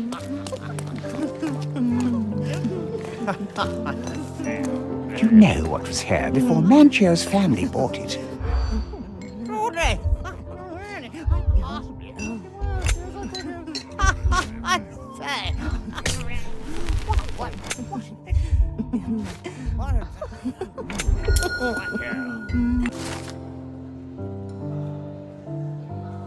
That's what I like about this party.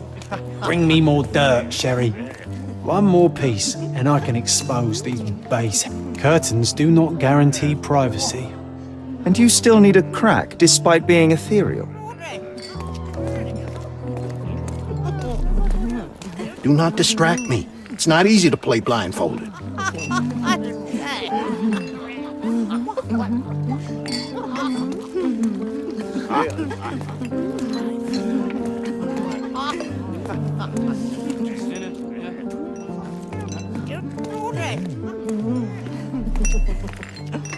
Well-known and recent plays to keep up to date with the current trends.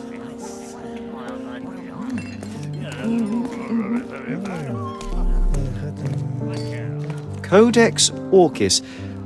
Why does this occult book sound like a flower? Romantic poetry and prose. Someone's in touch with their feelings. These medieval botany and chemistry books look even more satanic than the occult ones.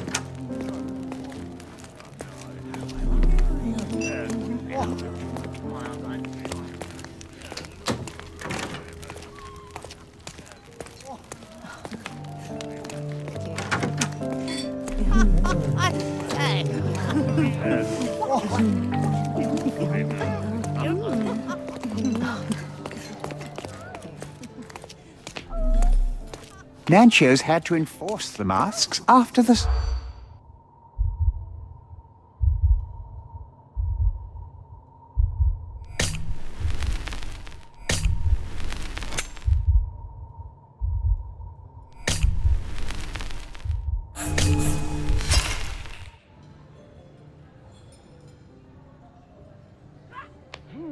Nanchos had to enforce...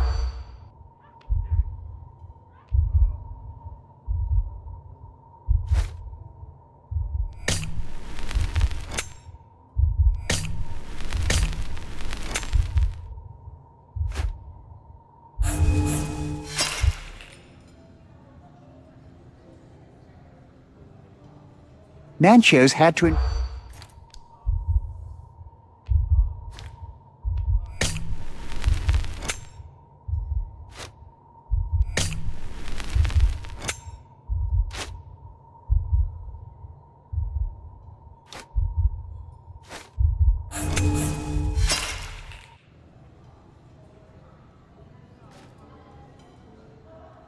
Nanchos had to...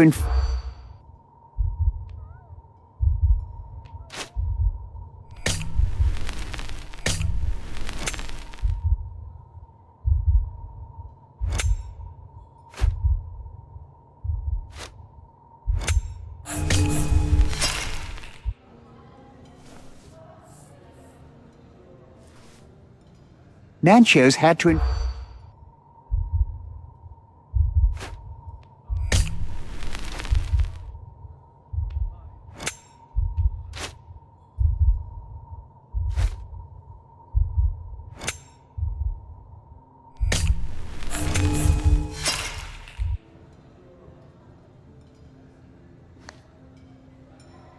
Nanchos had...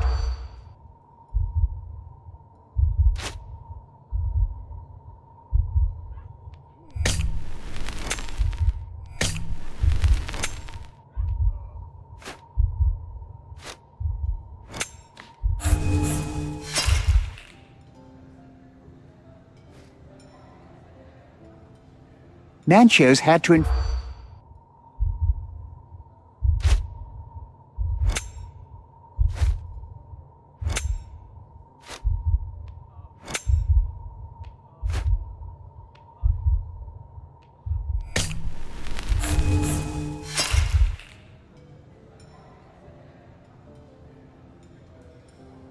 Nanchos had to...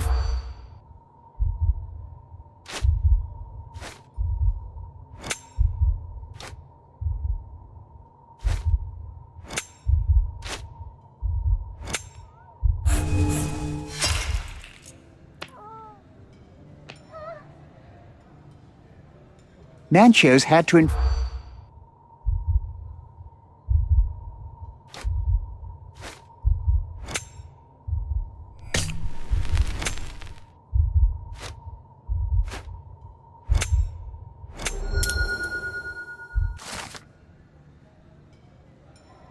I'll pin them down with this scoop. Thank you, Sherlock.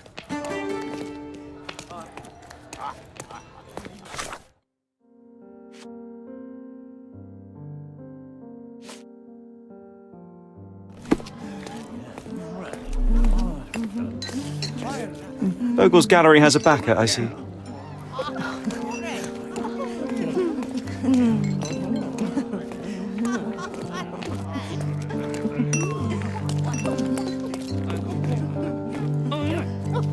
I like wearing this.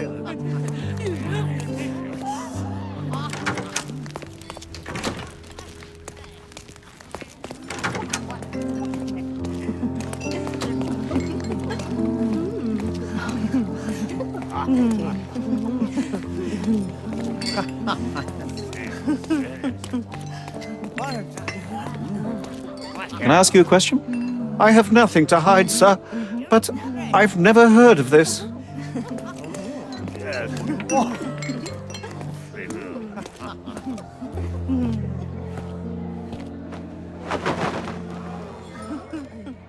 Sherlock! Friend! I wasn't sure you'd come.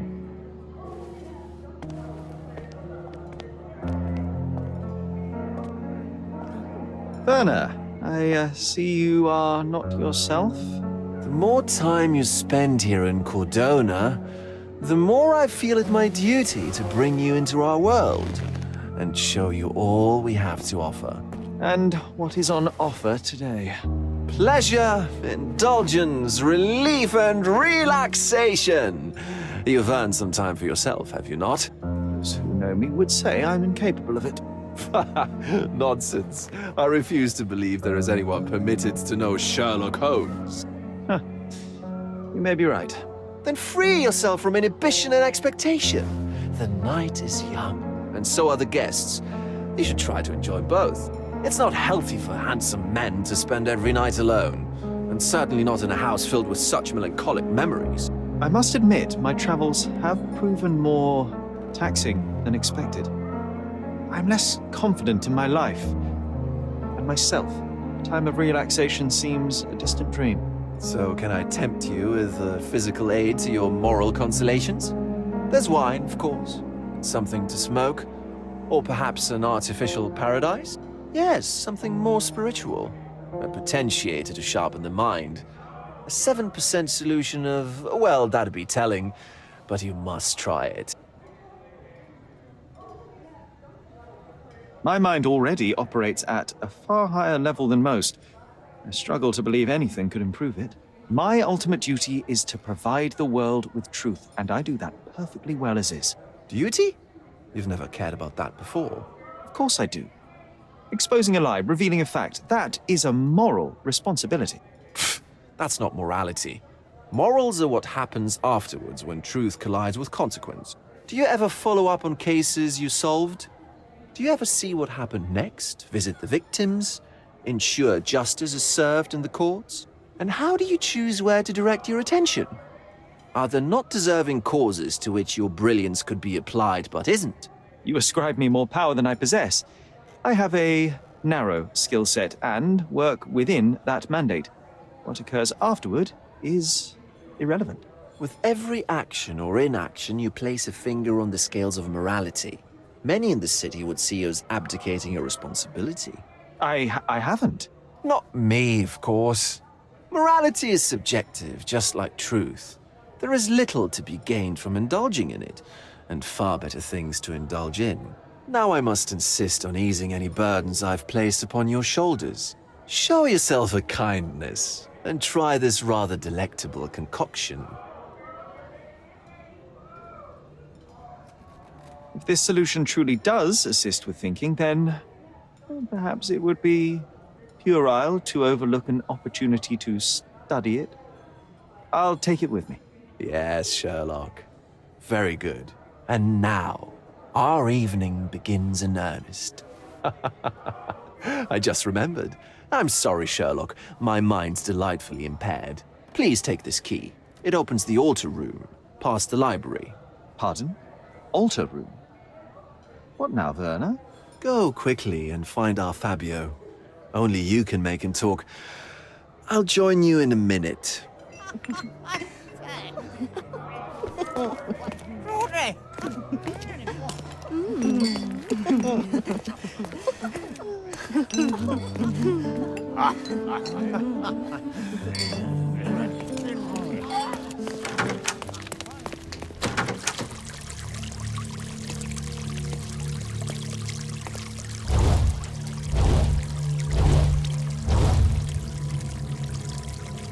My God.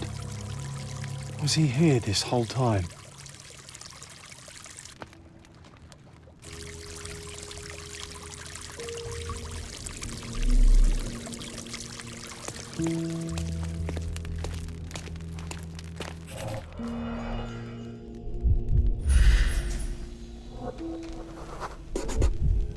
This crude tattoo partially covers a slave branding.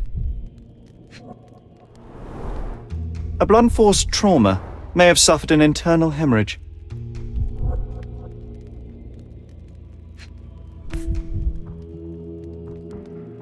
This golden handle has a bloodstain on it. The dagger is heavy and sharp, but lacks balance. The wound is deep. A precise strike reached the heart. This worm-like sigil has been drawn with his own blood.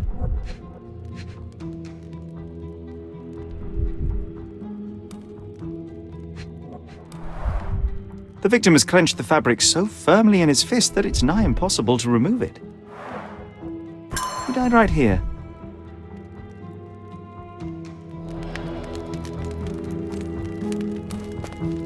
The herbs here are Salvia divinorum. This elaborate box must be for the ritual dagger. This oil has a slight aroma of flowers and olive. The ointment smells mouse-like. This one looks like a twisted symbol of Venus, drawn in a hurry.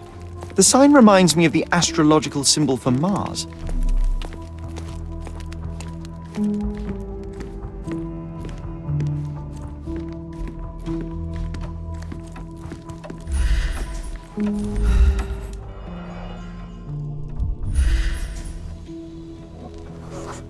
An open wound spoiled the carpet. Blood. A sturdy bottle met a not-so-sturdy human. It didn't break only because it was unopened. Enough cigars to burn down the entire mansion.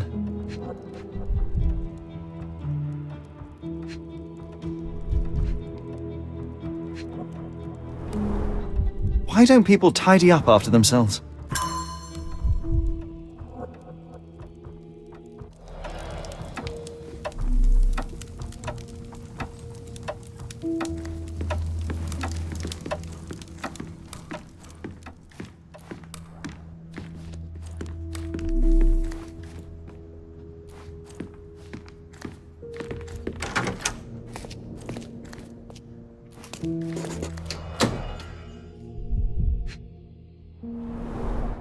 The pitcher is empty, but with puddles around it.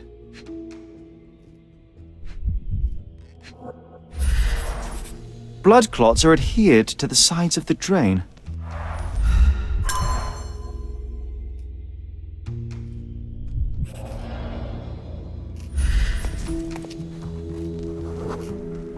Identical to the robes the guests are wearing.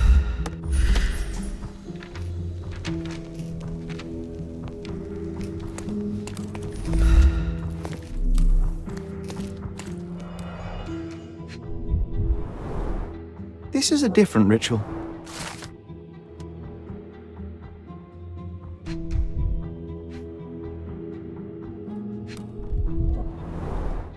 A useful tool for a disguise arsenal.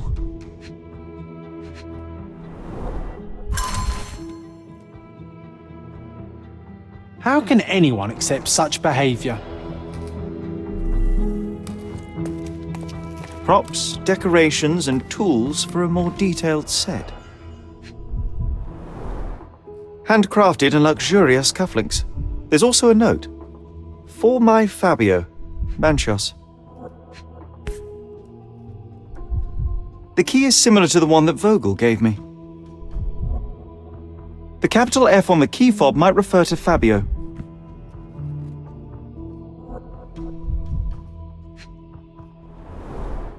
Would you recognize me in one of these?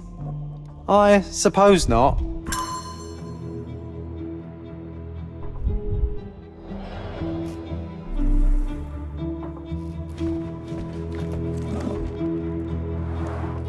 Similar to the guests' robes, apart from the bloodstains.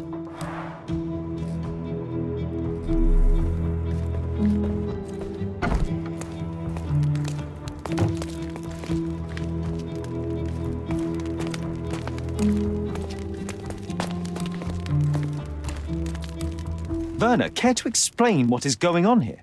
On nights like these, it's not unusual for some attendees to get a little exuberant. It's part of the appeal. Unfortunately, it appears things have gotten out of hand. Yes, some are more prone to bend the rules of morality. That's murder. I doubt there's anything left to bend. Why did you not tell me immediately? We were chatting about trivial matters for some time.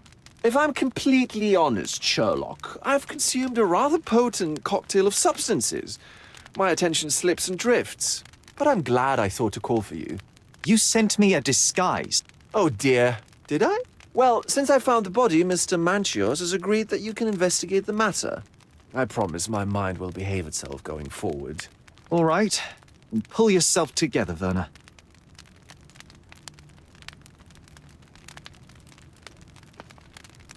The police remain unaware of this tragic event?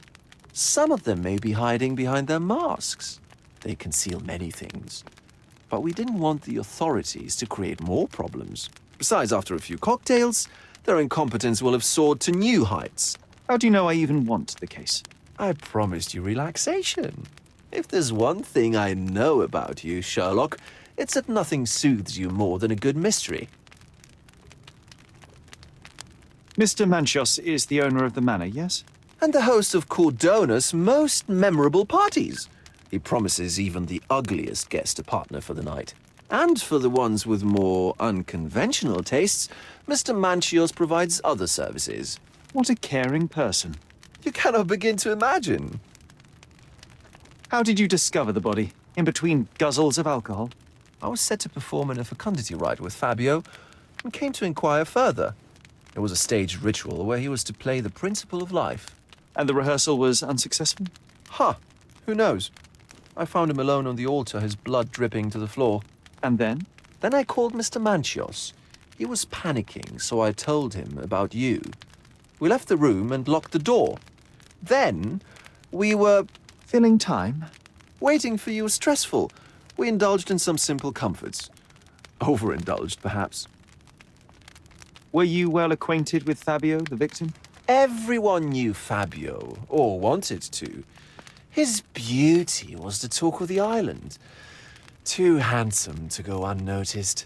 He was magnetic.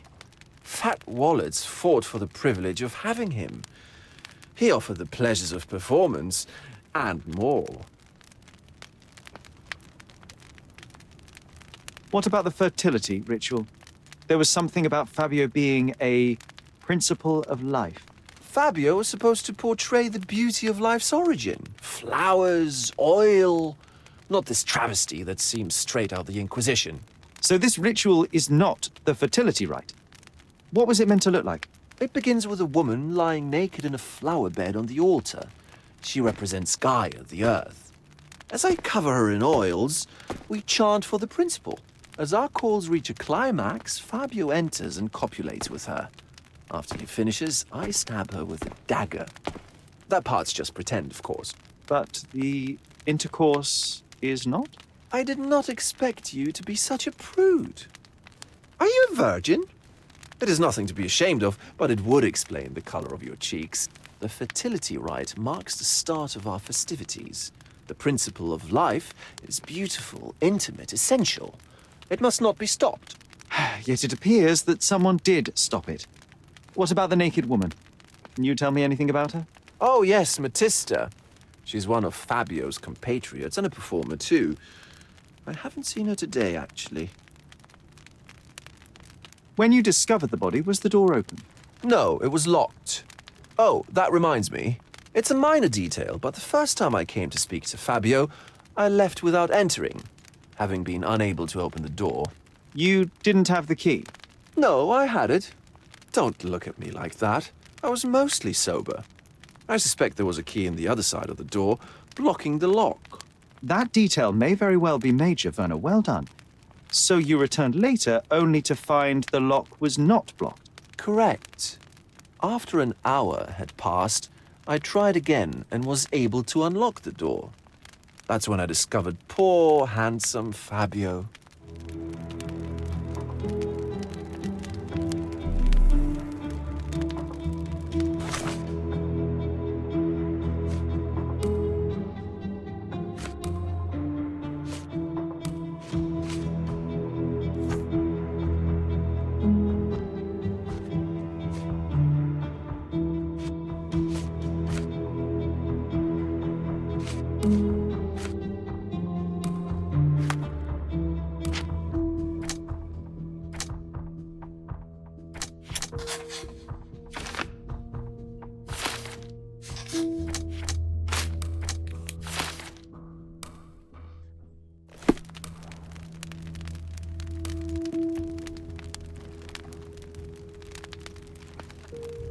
You've got a lot to do, Sherlock.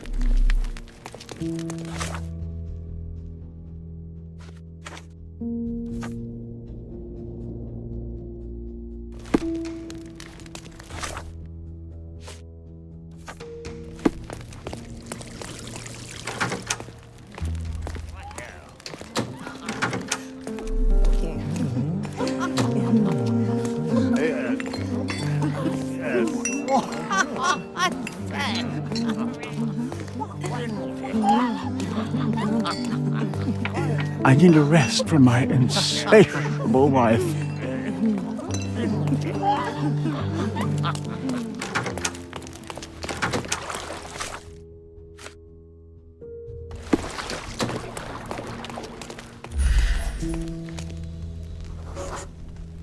A person leaned against the doorframe.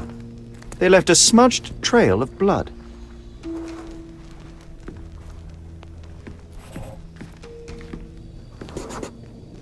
A bloody handprint on an armchair. The wounded person was here for some time. There appear to be no further traces leading to the altar. So, Sherry, do you have any ideas about the case? Perhaps. I think I can deduce what happened here.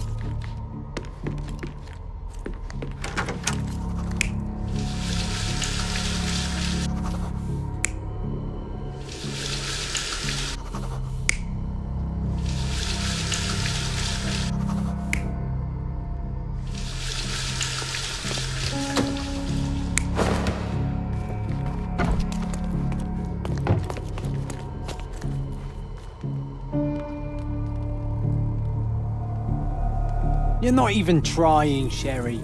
Concentrate.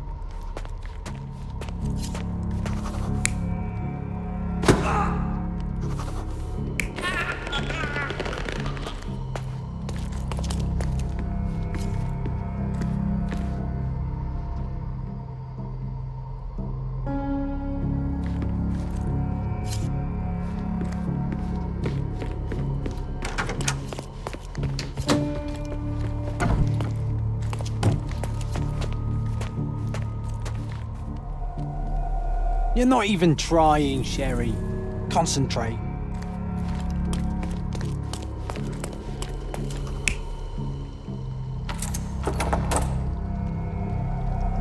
You're not even trying, Sherry.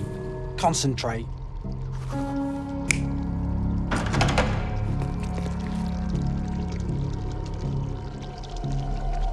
You're not even trying, Sherry. Concentrate.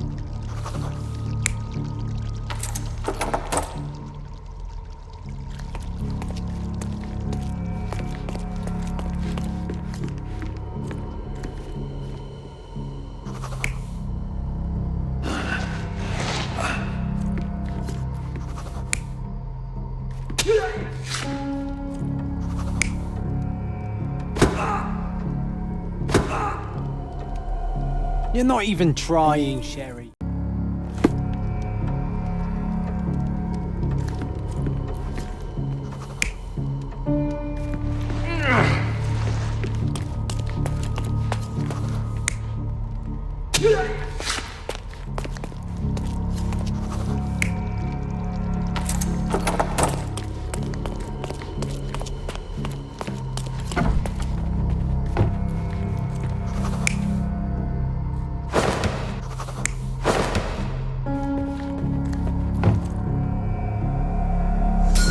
The bottle was used as a weapon during a scuffle in the smoking lounge. Then, to ensure no one would interrupt, the murderer locked the door. The unconscious body of the victim was moved to the altar room. Once the body was on the altar, the murderer thrust the dagger into the victim's heart. Symbols were drawn with the blood. The wardrobe was used to hide the bloodied robe from anyone's eyes. The killer washed himself and took a clean robe from the hanger before leaving. Are you all right? You're on the floor, not moving. I think I know what happened here.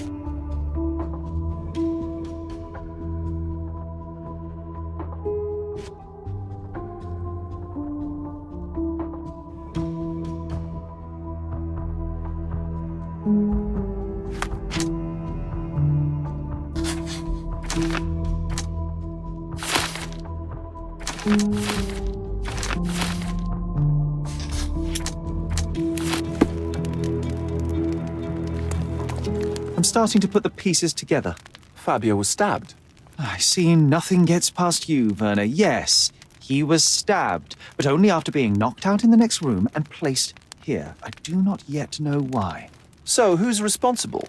Well, it was one person working alone, and the murderer has now donned a robe. He or she could be hiding in plain sight. We have lost time, Werner, but your discretion may prove to be a benediction after all. The murderer had to have access to this room. After the crime, he used his own key to lock the door. So, who had the key to the altar room? I'm not sure. As a special guest, I was provided one by Mr. Manchios. He should be able to tell you of any others. Where can I find him? Most likely in the main hall, entertaining his guests. He has a mask with golden stars. You can't miss him. But please be discreet.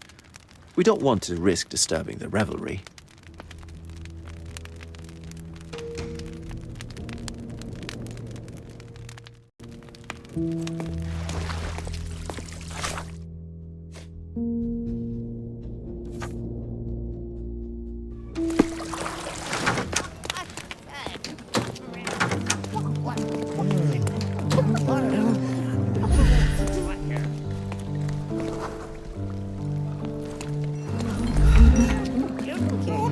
Kurt Manchios, I presume. I'm Sherlock Holmes. Oh, you must be the one Werner told me about. What a sweet voice you have. It must belong to a handsome young man. Can I call you Sherlock? As you wish, Mr. Manchos. Mr. Vogel asked me to help you. The body in the altar room requires answers, and quickly. I suspect the murderer to still be here. What? Lower your voice. I don't want anyone to hear us. Did you know Fabio well? People are starting to look at us, Sherlock. Change the subject. I can't believe what happened to him. To me. Such an atrocity. Think what it means for me.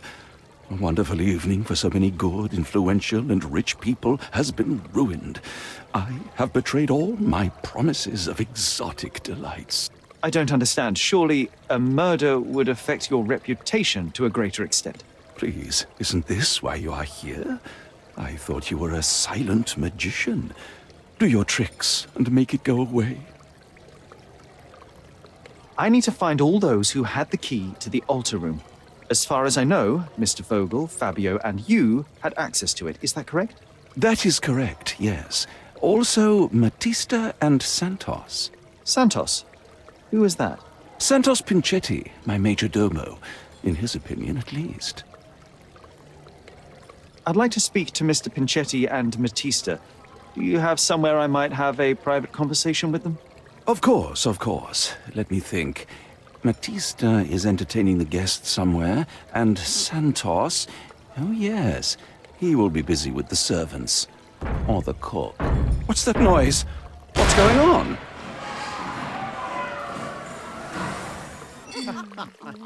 Please, filth. You're under arrest.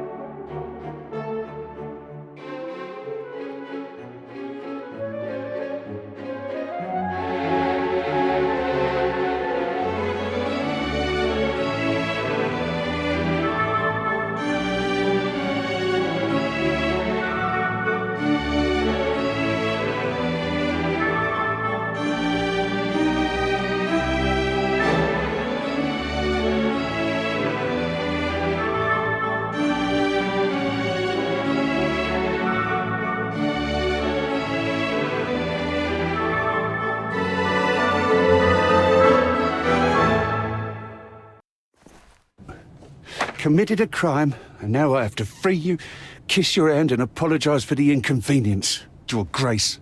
I did tell you that Mr. Vogel and I were innocent. I emphasized it in my statement. Your statement? Thanks to some bigwigs who work for the so-called good of the country by releasing fleas like you. Thank God we have Vogel in his letter. Once I get to that goldfish, I'll... Bigwig? Oh, my wretched brother Mycroft and his long nose. Wait, did you say Mycroft? Mycroft Holmes? Are you the youngest son of Violet Holmes, rest her soul? You knew my mother? Not personally, no. Not exactly. I was working on the paperwork for that case. Would you happen to remember anything of the events? Well, I didn't make the inquiry, but I remember seeing some notes. Why? You must help me. It would mean a great deal to me if you could find any information about that day. Huh. Got you hooked, right? You know what? Stark and the others think they're the smartest here, thanks to you. Let me get this straight. Are you listening to me, lad? I'm all ears. Take this case. Report to me only, to Constable Harvey Oswald. I'll leave everything I have on this table. Find the murderer. Be a real copper. Question the suspects, make them sing, give me something substantial. And if Mr. Vogel is not a suspect? If he's innocent, then you can take your favourite degenerate away from here. If you slip or mess with the evidence, then trust me, your brother won't save you from my bludgeon. Meanwhile, I'll be checking the archive for you. If anybody asks, then you're a consulting detective. Let's make a start then, partner. I'm glad we managed to get the scoop before the raid.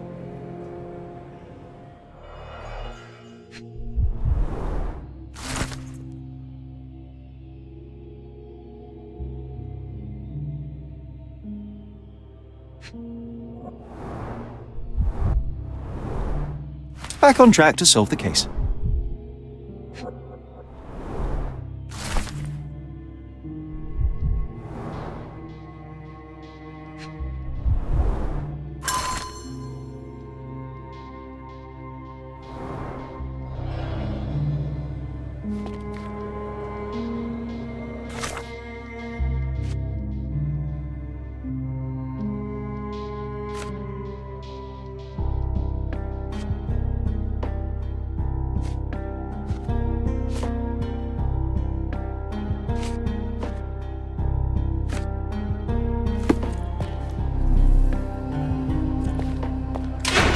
Look, I found Werner.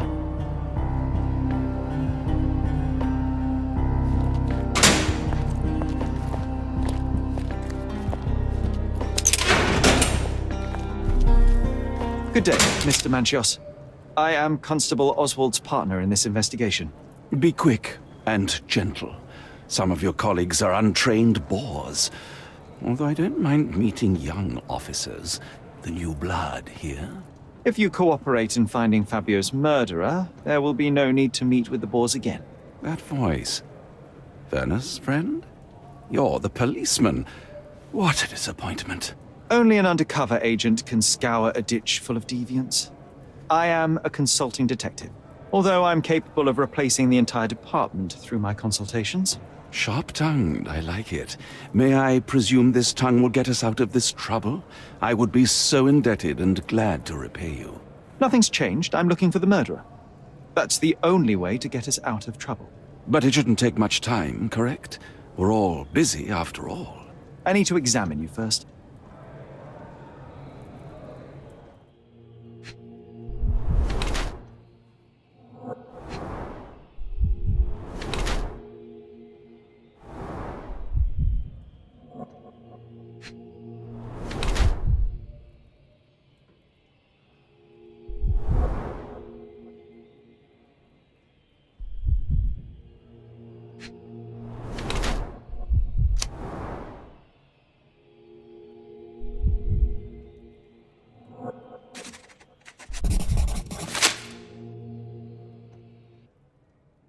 You are so focused on cleanliness that these products are severely damaging your skin.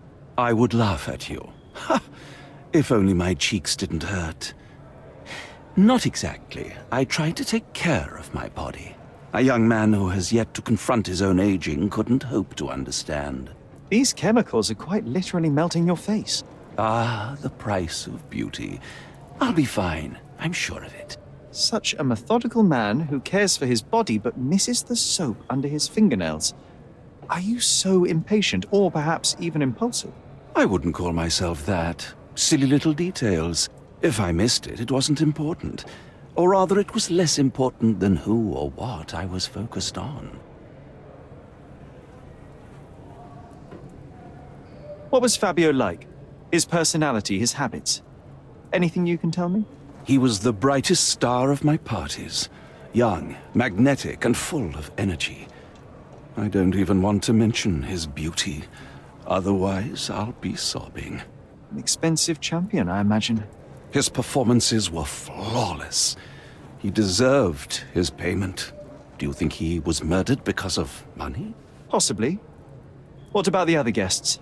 Were they used to opening their wallets as well? I wouldn't restrict my guests from anything. I'm sure Fabio received a few coins from others for his services. Mr. Vogel told me a little about your parties, but I would like to know more directly from you. I'm all yours, Sherlock. You have me arrested and locked here with you alone. I'd like to know who you usually invite to your parties. Free minds who are able to leave reality for an evening, who can taste forbidden fruit without prejudice. There is nothing that quite spices up life like these parties, assuming one is old enough and has worked many years for the good of one's country. Oh, all true laborers, I see. Why did you invite Mr. Vogel as your special guest? He's a pretty fellow. He's capable of surprising the public. He has a talent for saying words that no one else would wish to either say or hear. I suppose I can't argue with that. He is a free addition to the eccentricity of the party, which is fine by me, as long as it enhances my party.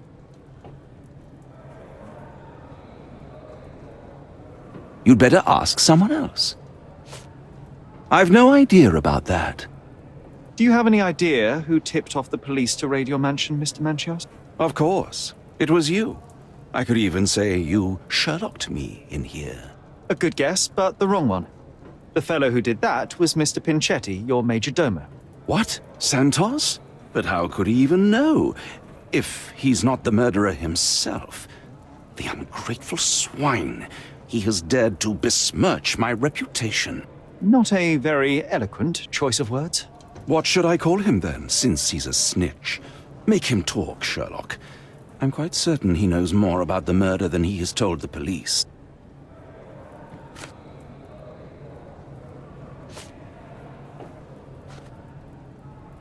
That's not something I know much about. I've no idea about that. That's not something I know much about.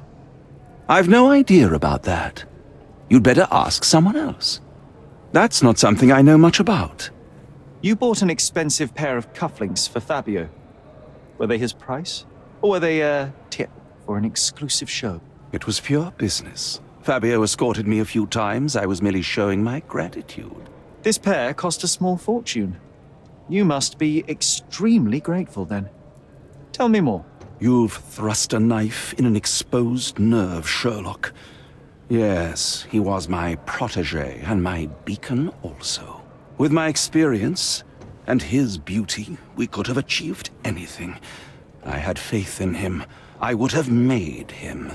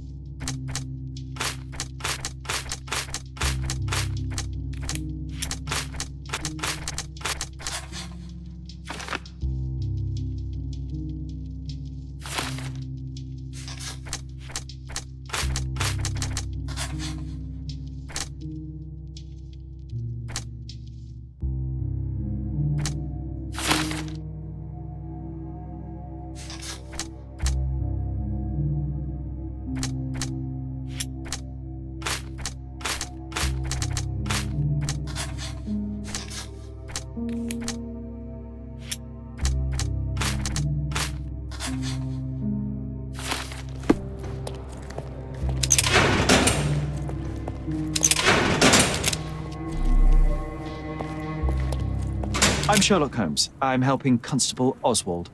You are Matista, Fabio's friend. This body, yes, it's Matista. But it's a mere shell that will die someday. Just like Fabio. Please accept my condolences for your friend. Thank you. I'm just here to ask questions and find Fabio's murderer. It will not bring Fabio back.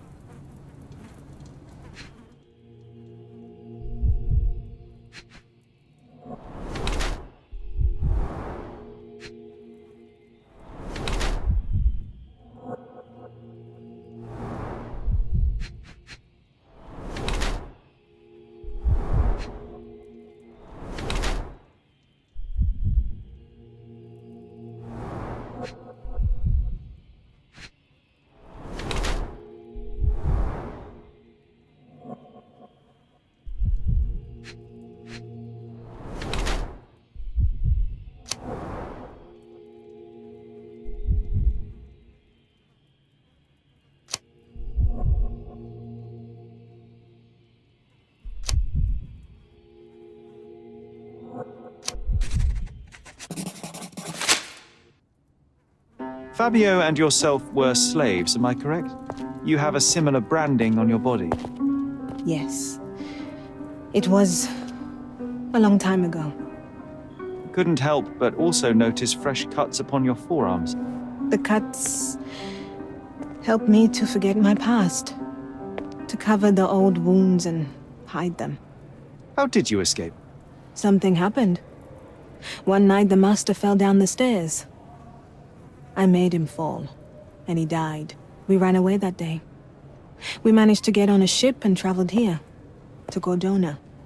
Fabio and I started a new life here. It was very hard at first, but it became better with time. Until today. The bruises on your neck are not self-inflicted. Someone else made them.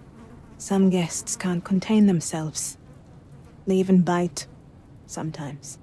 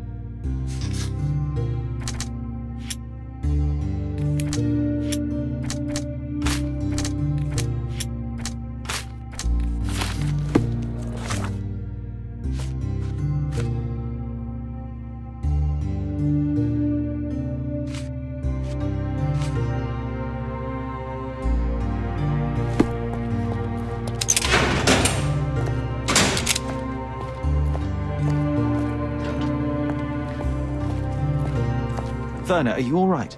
Oh, yes. Everything's fine. In fact, it's something of a family reunion. My brother spent quite some time in this place himself. You should not be here. I told the police everything I knew, but they refused to let you go. They require proof to free you. Ha! What did you expect? The mighty Sherlock Holmes swans in, tells the officers what to think, and the world obeys? Of course not. Anyway, I struck a deal with the constable, and I've got a free hand in the investigation. I find proof to solve the case for him. He obtains files about my mother's death for me. Well done. If one has the power or will and can act, then one must. I wonder, suppose you couldn't get the proof to your truth. Would you tell a lie to the guard that enabled my freedom, knowing my innocence? Would that not be just? There are lines I will not cross, Werner. I will do my best to secure your release, but with proof, not deception. Really? How many white lies have you told on this island? Why not for me? Why not another? That is absurd. I can resolve this without compromises. Do not give up hope. I'm not supposed to know anything about this. I don't think I can tell you anything about this. I'm not supposed to know anything about this. I don't think I can tell you anything about this. I'm not supposed to know anything about this. I have learned who told the police about the crime. It was Santos Pinchetti. Do I know him? The major domo of the manor. He cleans up after you? Well, then he does his job perfectly. All but invisible. I couldn't tell you the first thing about him.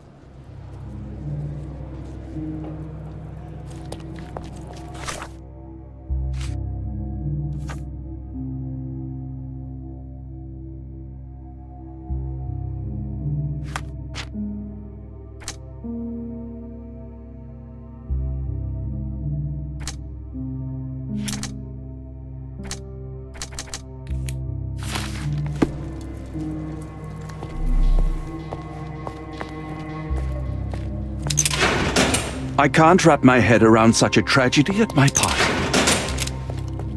I know I can handle the news.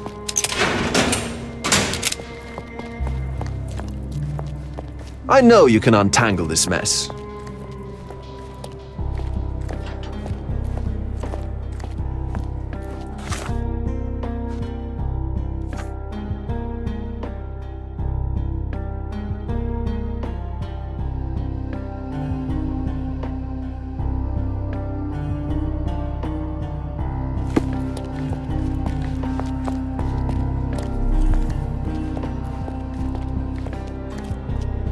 This area is restricted.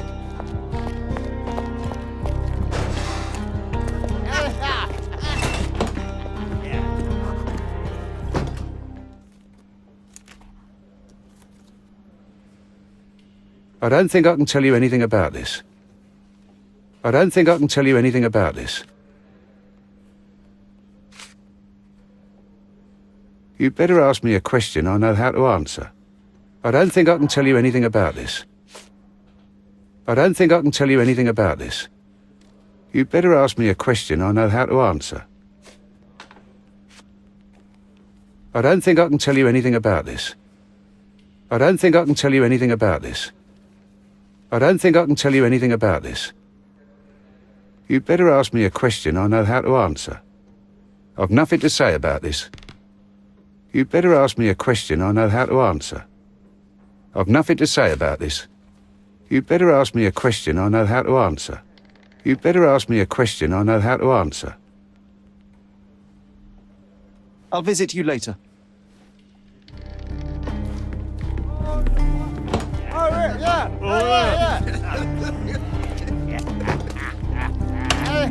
Did you hear Basilio Capello? You get over there.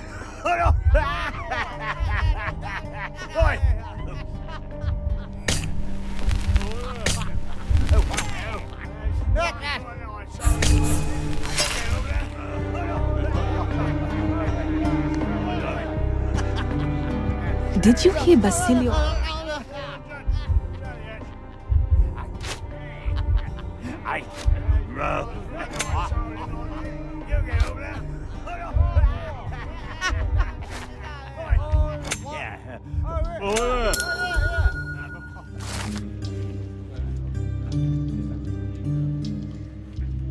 In the police. Let's pretend to be cops, eh? We can just stand around.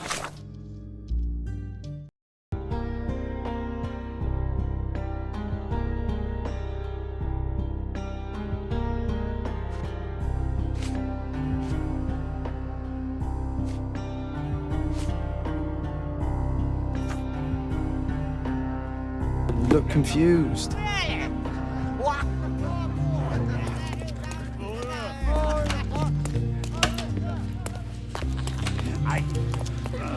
Good day. Your ticket, please, if you want me to help you.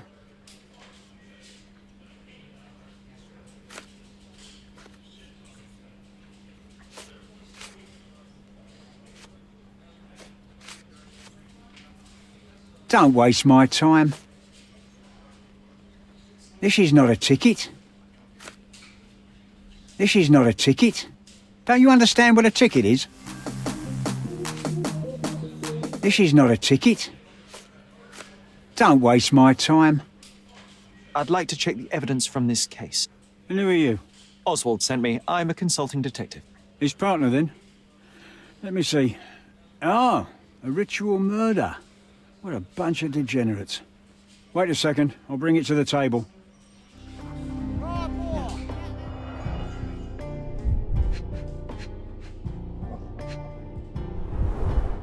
All the keys of the mansion on one golden ring. It's a miracle this ruby hasn't tempted anyone. A heavily perfumed handkerchief with the initials KM in the corner.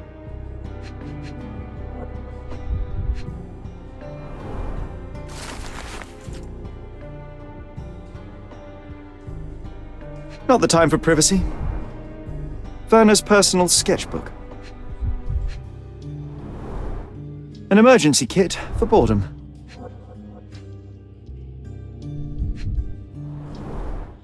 Her key to the altar room. A handcrafted charm that contains hair and nail clippings.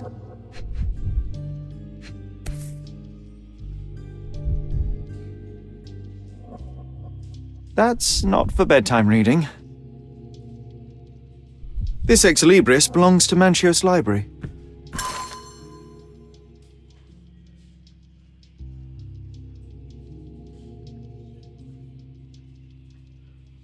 The book describes a ritual similar to the one performed in the altar room. Thank you, officer.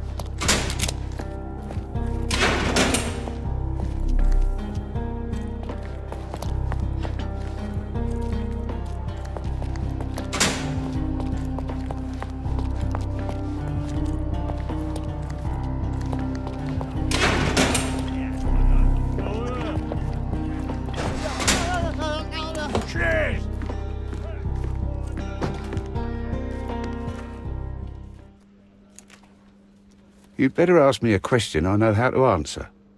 I don't think I can tell you anything about this. You'd better ask me a question I know how to answer.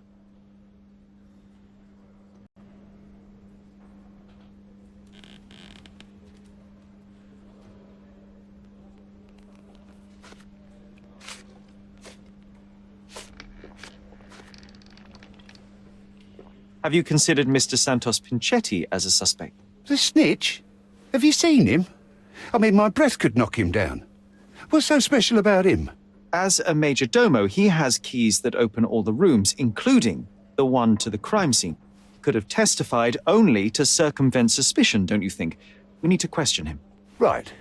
I'll send our men to fetch him. Stay here. They brought him in, Mr. Holmes. Here's the key to interrogation room number 7. Mr. Pinchetti didn't even resist, our men said. Thank you.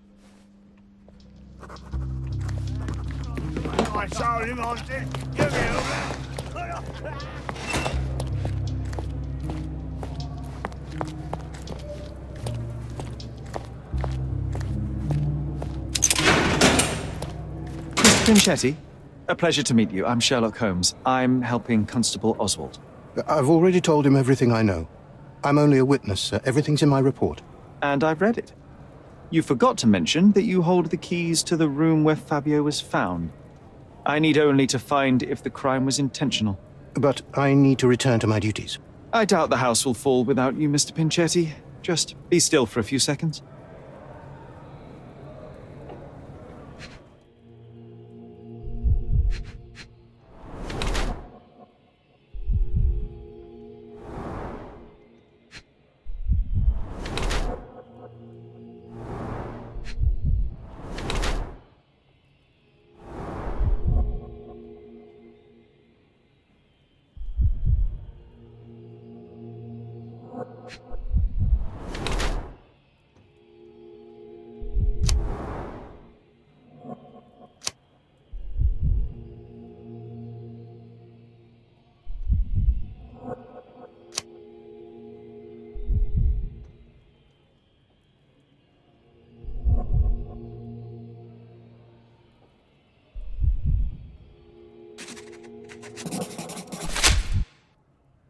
You are the major domo of a rich mansion, and you seem barely able to afford decent clothing. You hide under heavy makeup a skin disease that might be treated with more onerous but less harmful means. Do you have money troubles? I do not have a lot of means. The pay is below what you might expect. But you could easily change your job if your employer does not meet your elementary needs. One can change his employer, that is true. And the blood on your shoe, where does that come from? I don't actually know. Perhaps from a guest? Did you know Fabio? Not personally. He was a frequent guest, and cleaning the mess after his performances was tedious. Mr. Manchios always had a role for him, and mainly the leading one. The parties were always, Fabio-centric? And Matista? Was she as popular as her partner? Don't tell her I said this, but I do not think so. Mr. Manchios hired her only because Fabio refused to work without her. Mr. Manchios used to see her as a worker. She was tasked with entertaining the guests, unlike Fabio, who could pick and choose.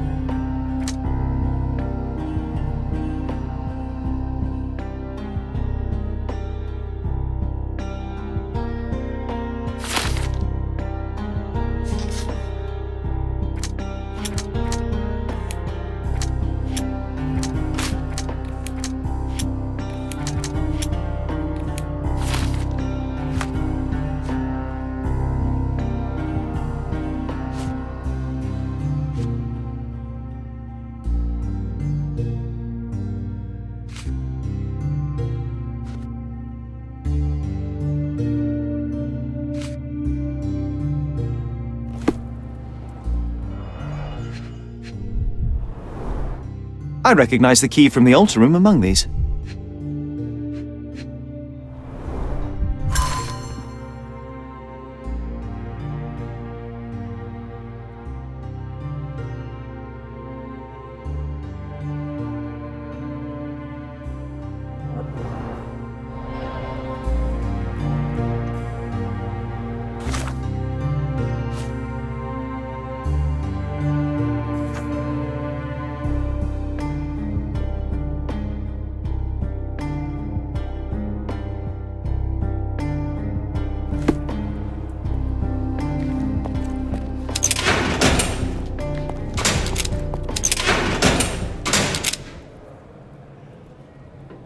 I've read the letter about your will. A harsh method of ridiculing Santos. I doubt he will use mustache wax when he wears no mustache to begin with. Where did you get it? Is the slug here? Tell him. I shouldn't have to provide for him. He's a grown man who shouldn't sit on his uncle's neck. He conceives himself as my only heir. And who is he to you? He's a leech on my aging body. He has only added problems to my life since the death of his mother. I fail to see why you made him your major domo. He needed to know his place, so I taught him. I've no idea about that. I've read this letter from Fabio. It had no addressee, but it was found in Mr. Vogel's pocket. Werner? Strange. I didn't think the two of them corresponded. I'm sure there is some explanation. Would you care to read it? Call me superstitious, but I don't care to read a letter from a dead man. Do you recognize this book? Could Matista have borrowed it from your library? She didn't ask me. How ungrateful. The things described in the book were inspiration for the rituals you performed? Do you really believe that blood, symbols, and incantations can resurrect the dead? They are just eerie tales with a mix of occultism and voodoo. My rituals are a stage to show some of the forbidden pleasures.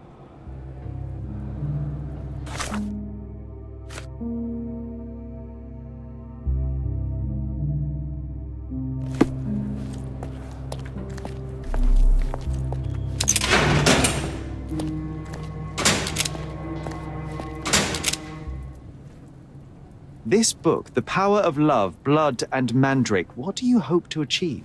To learn more about the invisible strengths that govern us. Occultism is real. The master who fell that night when Fabio and I escaped, I made him fall. I cast a spell on him and it worked. Or was it a coincidence? The universe is rarely so lazy. If you say so. I've nothing to add. This is the letter the police found in Mr. Vogel's pocket. Fabio wrote it. Do you know anything about it? I don't. Although I can feel Fabio's energy. It's there, but it refuses to let me analyze it. Do you practice occult rituals? For protection? For fortune? To wash away the ugliness of the world? Sometimes to survive. I have the gift, and I'm learning to use it better. Did you use your gift on Fabio? I only used white magic. Love charms lately. Fabio became so distant. I just wanted him to be with me, but I suppose I'm not as skilled as I thought.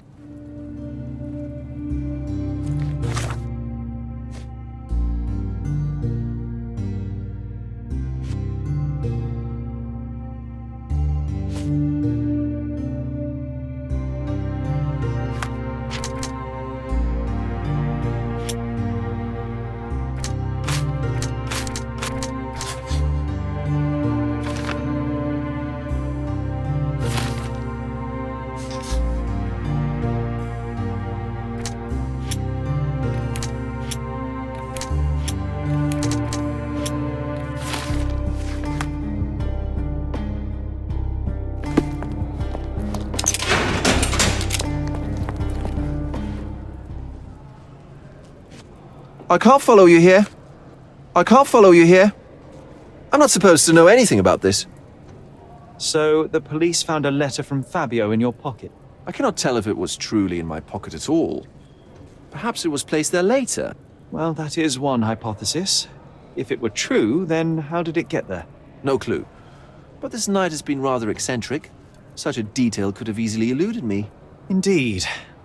Do you recall reading it? I can't remember that either. But I tend to respect privacy. Reading others' personal notes is not one of my perversities.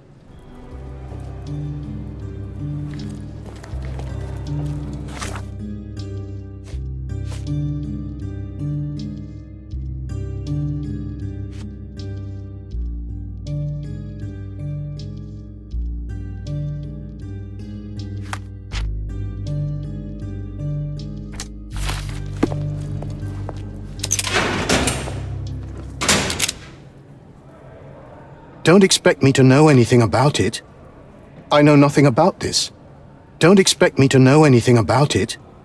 He's not only my employer, he's my uncle. And I'm his next of kin. The only one.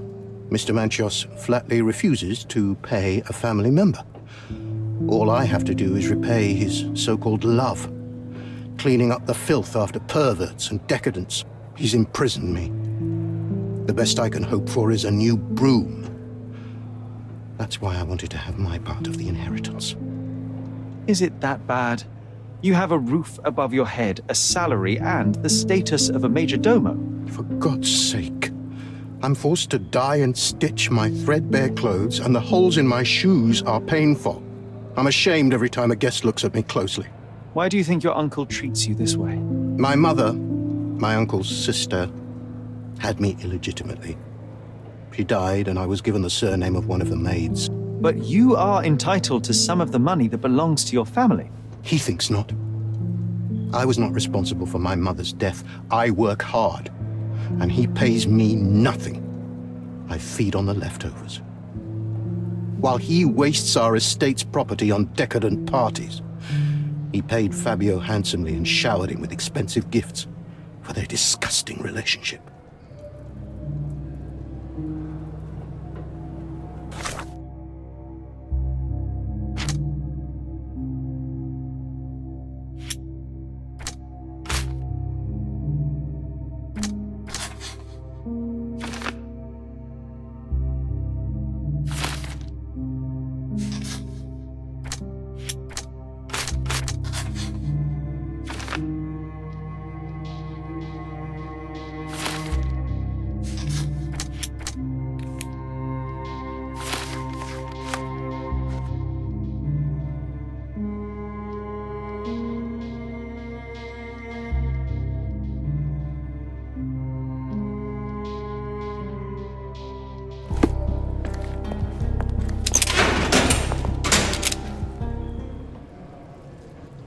I have reason to believe that the intended recipient of the incriminating letter may have been Kurt Manchos. Well, that makes sense. Too bad I can't remember how I came to possess it. Though I did spend quite some time with Mr. Manchios during the party. Unfortunately, even with an answer, that may still not be enough to clear you with the police. But fear not, I will persevere. I hope your attempt to put things straight will make up for... You being on a bender? Touché.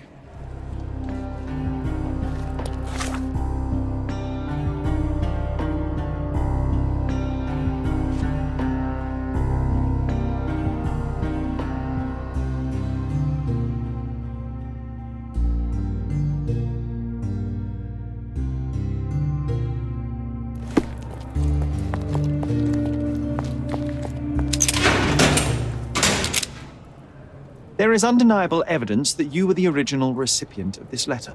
What are you talking about? Is it addressed to me? Your protégé wanted a fresh start, it seems. This is sufficient to charge you. Me? Hurt my star? Are you insane that you would accuse me of such a thing? He did not consider himself as yours. Since you deny everything, let's move on. Do you have any idea as to how the letter could have ended up in Mr. Vogel's pocket? You were the detective. Perhaps he took it from Fabio. Werner was a little high.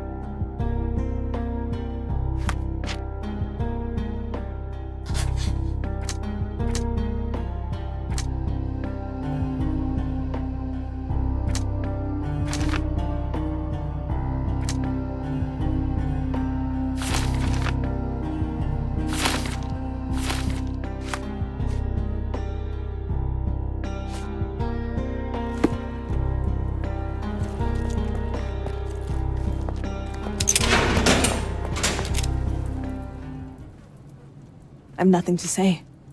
Could Fabio have written this letter to Kurt Manchos? Oh. That could be. I never thought Mr. Manchios could make Fabio that angry, though. What do you mean? Well, Fabio wanted to disassociate from Mr. Manchios. Clients who are in love are both a blessing and a curse. But Fabio was here tonight. Money. In our line of work, we can't afford to turn down clients who pay as well as Kurt Manchios. Was Fabio afraid of Mr. Manchos? Not at all. The old toad wouldn't dare to do more than sweet talk and touching. Talk can be forgotten, and touching washed away.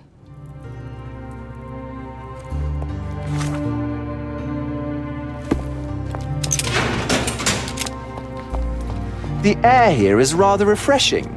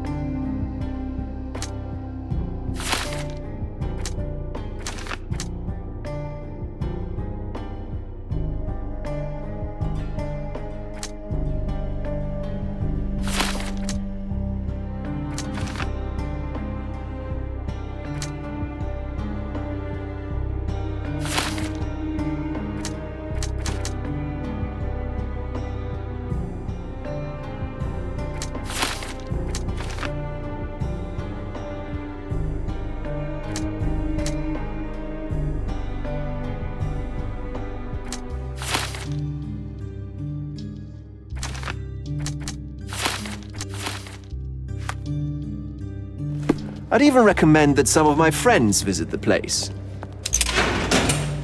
Please let me out. I can't wrap my head around such a tragedy at my party.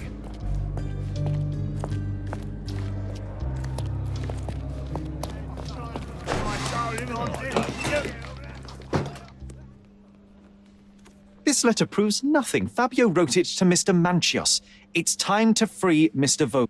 Do you really think I'm that naive? I need proof, not words from his friend. Very well. Mr. Pinchetti told me that Mr. Manchios was lavishing Fabio with expensive and eccentric gifts. The letter mentions rich rewards and attempts to buy Fabio with them. It was written to Mr. Manchios. Who else was showering Fabio with luxuries to buy him? It doesn't fit Mr. Vogel's character. Look here. We had a deal. Give me the murderer and then take your friend with you. I won't budge otherwise. Well, fine, but you're just wasting time.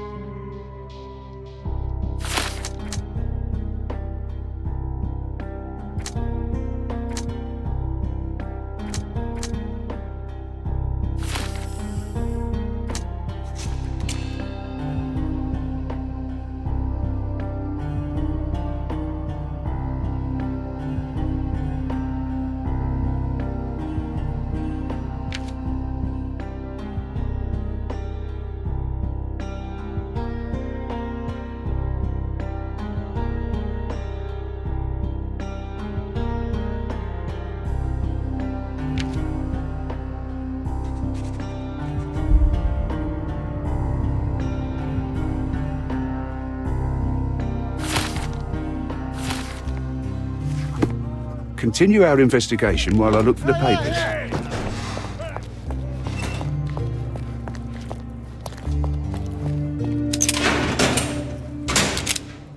The murder of Fabio did not have a ritual purpose, Mr. Manchios. It was staged by a man who wished to distract the investigation. That might be true. That poor girl Matista wouldn't dare to kill the only man who cared for her. So, Santos. Mr. Pinchetti snatched at the chance to solve his problems. Ungrateful little scum. Will he be executed? But what for?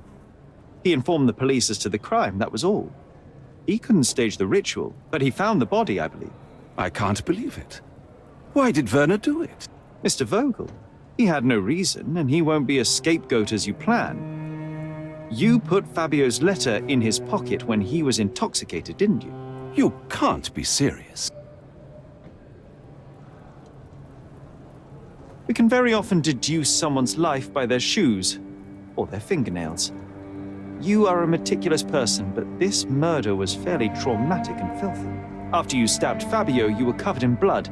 You panicked and neglected to rinse the soap from under your fingernails. The devil is in the details, Mr. Manchios. Nonsense. I missed it simply because of the busy schedule of the party. Of course, a staged murder was certainly not planned. You're at the twilight of your life. You have no partner, you have no children. You had feelings, however, for one man. That was Fabio. You loved him. That is, you wished to own him with money and gifts. But he was also a free mind, was he not? He turned his back on you. Quite unjust. Love, so cruel and painful, and Fabio, with his words and deeds, made you feel the more wretched. So you killed him. You must surely perceive that my sensitive nature wouldn't allow me to hurt anyone. You staged the murder as a satanic ritual. It was easy for you, since you were the one who wrote the scenarios for the parties. It was your way of avoiding suspicion. A respectable man in his 60s, early 60s, who hosts the cream of Cordona's society, cannot possibly be a murderer. But the guests who behave like animals in his mansion, of course, one of them could have killed Fabio. I did oversee a few of the rituals, but I did not stage Fabio's death. The young performer played with your emotions. That was painful to realize. You spent so much time and effort to be with Fabio, but he didn't respond in the way you would have liked. You wanted to be loved, but Fabio shattered your dreams. In the smoking lounge, he teased and mocked you.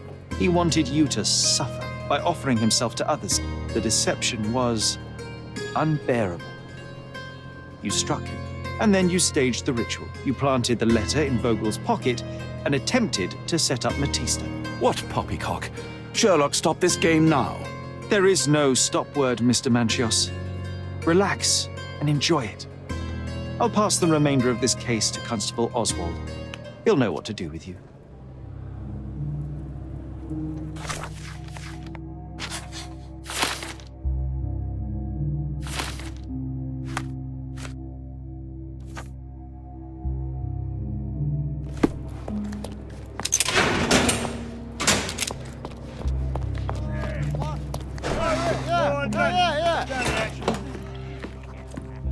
I have a name for you. Kurt Manchios. Is that so? The Master of the Sabbath? The man himself. Mr. Manchios couldn't stand to lose control over his lover. A deadly revenge that deserves a proper sentence. I have all the evidence to charge him. A degenerate and a murderer. I'll make a name thanks to that for sure. As for my part, not everything was in place. Perhaps some documents were transferred somewhere else, but I couldn't find a trace of them. Then I remembered. The discarded document drawers where we put the lost papers or the badly labelled ones. Including the crime scene report of Violet Holmes's case. Everything I've found is on the desk here. Take it. Your persistence has saved me. Yeah, well, we had a deal after all. Your friend is free then. You can leave. Good luck, Constable.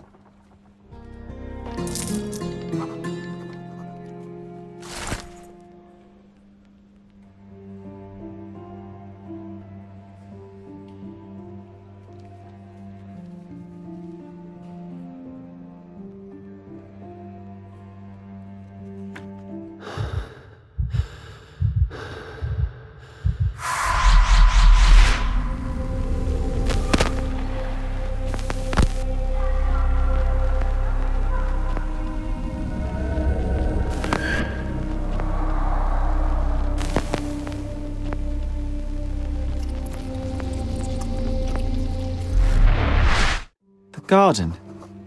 There's a garden behind our manor. How could I forget? That's where it all happened, where it all went wrong. Sherry, it looks like you've almost found what you wanted.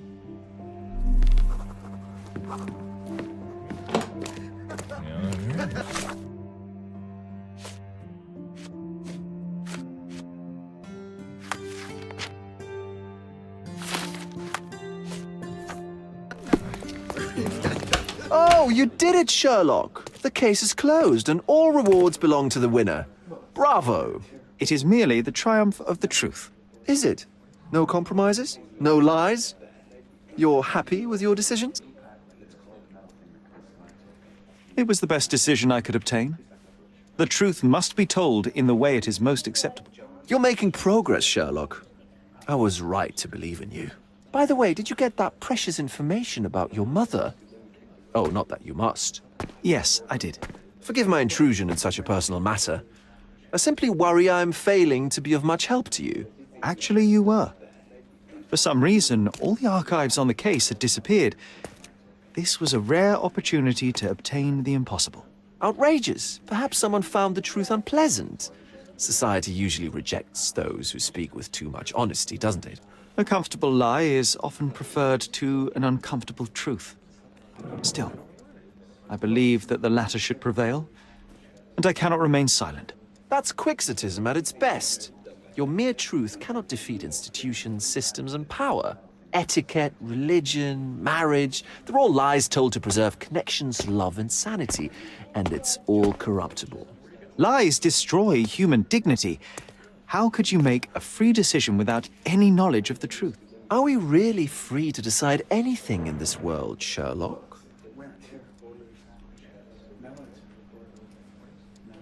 I get enough obnoxious pontification from my brother, so please, spare me your lecture. Forgive my love for moral philosophy. I know I tend to ramble. You're a walking contradiction, Sherlock. You refuse to lie to others, but constantly lie to yourself. How long until the train comes off the track? I cannot look away, but perhaps I should take a few steps back. You're an accident waiting to happen, dear. Until then, I shall bid you adieu.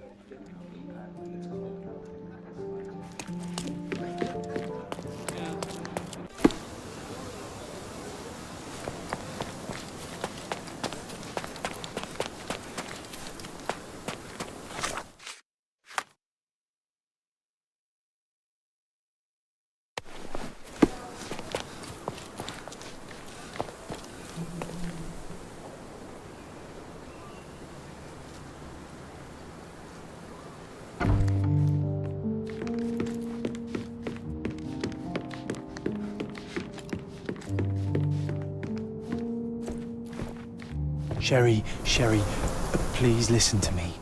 Sherry. John, I always listen to you. You don't have to do this.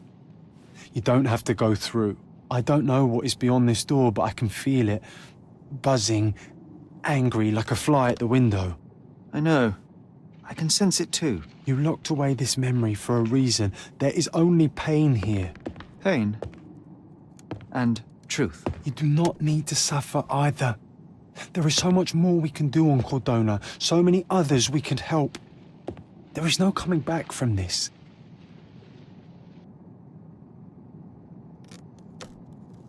John, my anima, my brother, there is nothing more important in this moment than this truth. I know you fear for me, but my path was set long ago. I can no more step off it than I can ask the avalanche to roll back uphill. Just... please be careful, Sherry. I love you. Quite. Come on. We'll go together.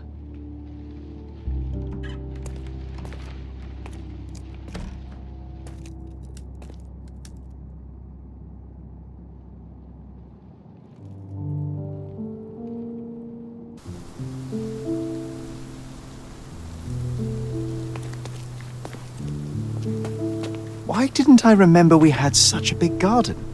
Maybe you forgot it for your own good. That's the descendant of a tree your father planted in London, correct? Indeed, we planted the sprout here, and for a while it grew happily. Alas, it seems without us here to care for it, it didn't survive.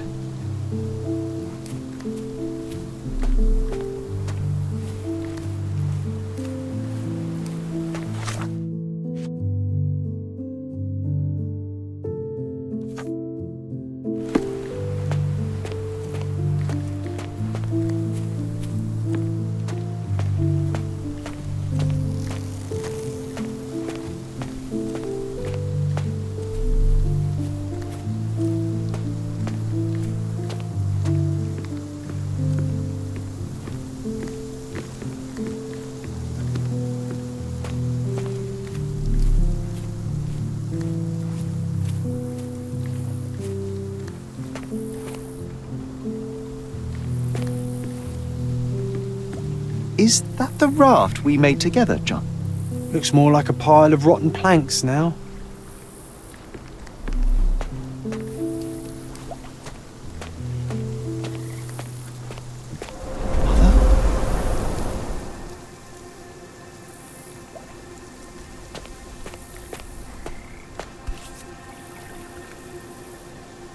That's from Mother's favorite tea set.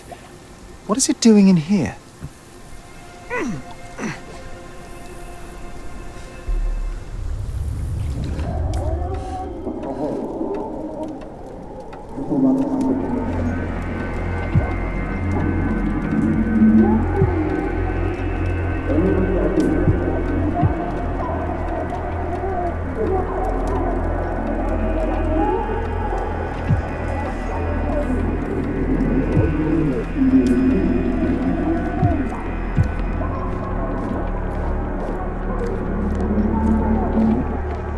Come here, Sherry. Hurry!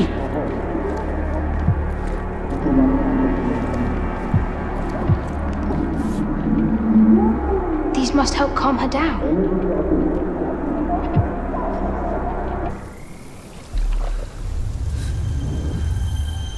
What are you thinking about? Is everything all right?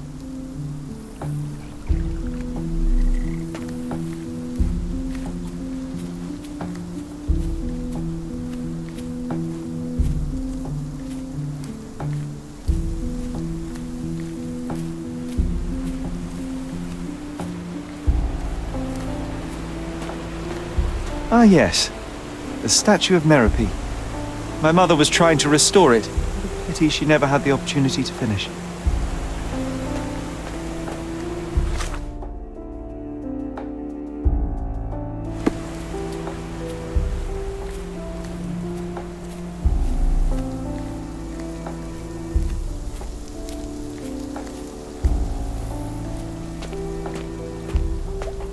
What are you thinking about? Is everything all right?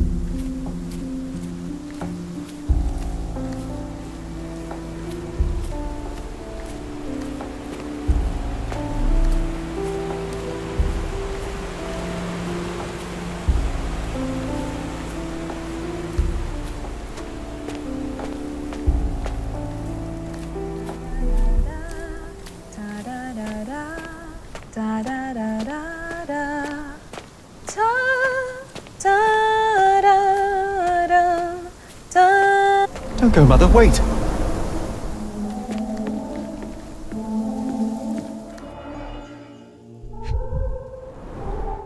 I remember this artifact from Mother's collection.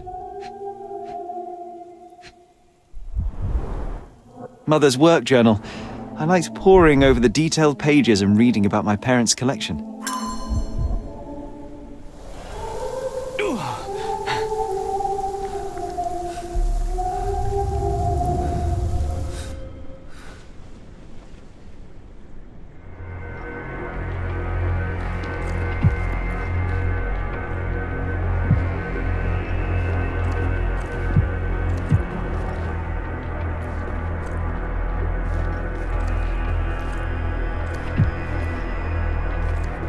Here it is. We'll just borrow it for a while. Did you hear that? Someone's coming. Let's take a peek. You call this progress? Charlotte, amateur. I'm not letting you anywhere near my mother again. Any result is progress, even if it is a worsening of her condition. It informs my... No. I have made my decision. She must be sent to a legitimate medical facility. I will not let her hurt Sherlock. What? Master Holmes, you do not understand. That will be all. I expect you to have left the house by week's end.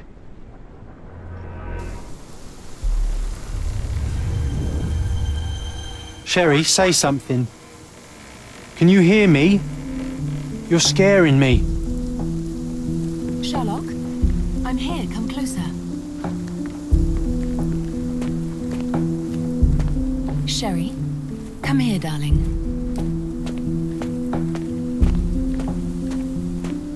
Sherlock, I'm here. Come closer. Coming, Mother! This was for my mother, wasn't it? I remember how we came to the garden for a breath of fresh air.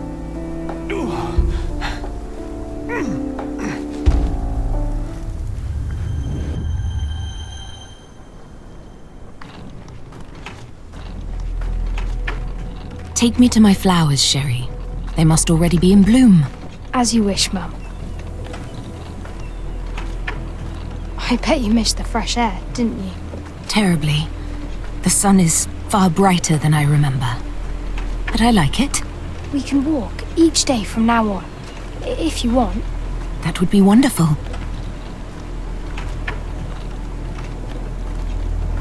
Just look at them. The stars of the earth. Even the sky must be jealous of their beauty. Indeed.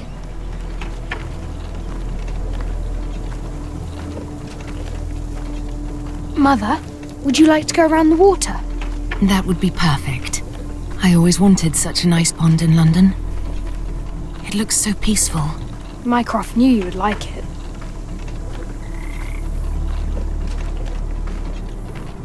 We should put some fish in it, don't you think? How about some carp? That's a nice idea.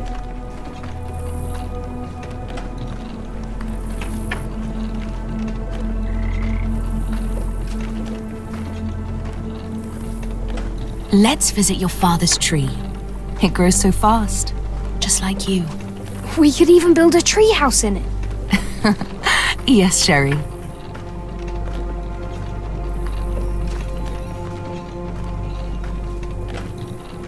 Speaking of your father, could you call him out, please? Mom! I'm sorry. He passed away. He's gone. No, he's not. I'm telling the truth. Did you forget again? No! Don't you dare say such things! You are a liar like all the others! Mother! Don't call me that! You aren't fooling me! No! Mom, it hurts! My son would never lie! Mom, stop! Who are you? Reveal yourself! Please, stop! It's me, Sherlock! You are not my Sherry! Get me my stuff back or I'll throw you!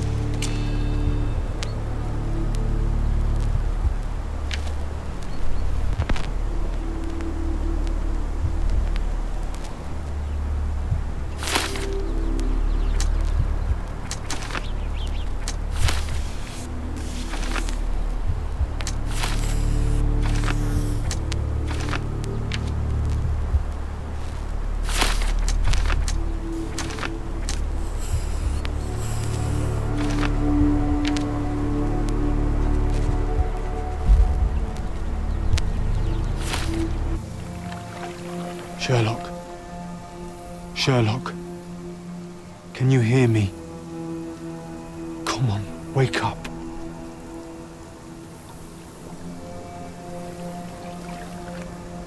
Get off me. Sherry. You knew, and more than that, you hid it from me. You couldn't bear the truth, Sherlock, so I shouldered it for you. I took your pain, your horror. Otto Richter murdered my mother, and Mycroft covered it up. Whisked me away from this place, buried me in schoolwork, and left the past to rot. And you needed a way to cope, so I helped. You were a lie, John, a fiction, a crutch.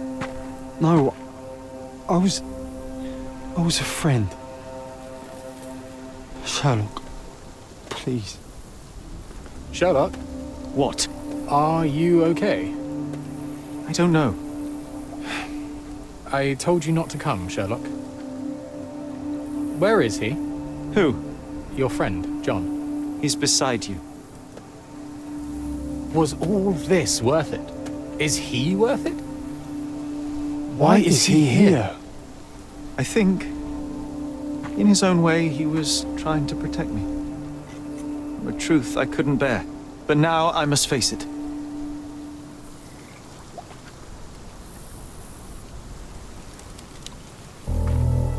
Sherlock, what are you doing? You kept me in the dark and kept your actions quiet. You enabled Richter and his untested quackery for far too long. And worse, you wanted to lock up our mother. I wanted to give you a chance at normalcy, childhood. There was no changing what happened, no good to come of dwelling in the past. It was lies upon lies. Otto Richter was trying to save her, but you decided he deserved to take the fall. Is that justice? The big picture, Sherlock. The big picture. Perhaps Richter was not responsible for her fit of rage, but his treatment led inexorably to that moment. You were so fragile. I could not... I just couldn't. I chose us over him. You know, for once I believe you. Perhaps now that the truth is out, I can actually do what you had hoped. Leave it all in the past. Good. You have your whole life ahead of you, Sherlock. It is time you got on with it.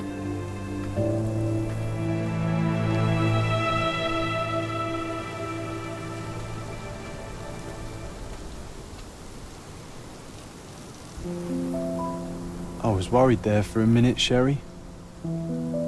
Really worried. I didn't want to hurt you.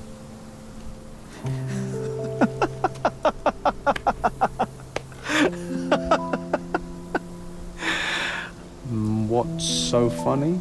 I am talking to myself, John. I think I was hurt regardless. But we made a good team, eh? Explored every inch of this place together. Helped a lot of people.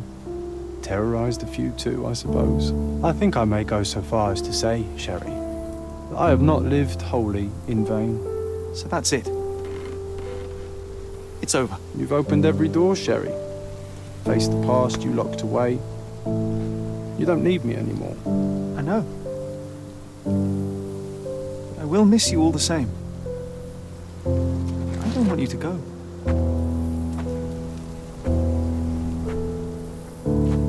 Yes, you do. Goodbye, John.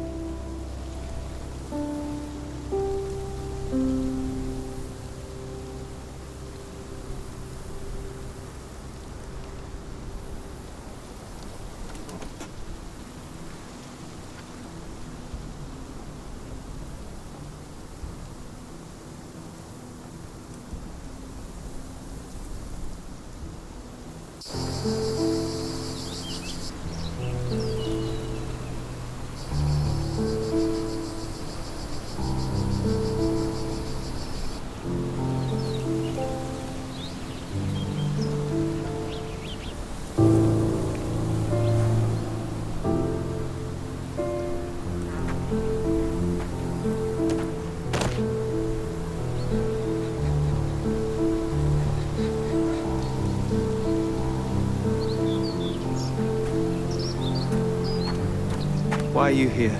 Closure, I suppose. And to help a friend. You and I are not friends. In a race between the thawing of the ice caps and our friendship, I would buy a boat. Ha! Is that right? I can see it now. I know what you did. What did I do? You needled me. From the moment we met, you were searching for weakness. You pushed me to pursue the truth about my mother.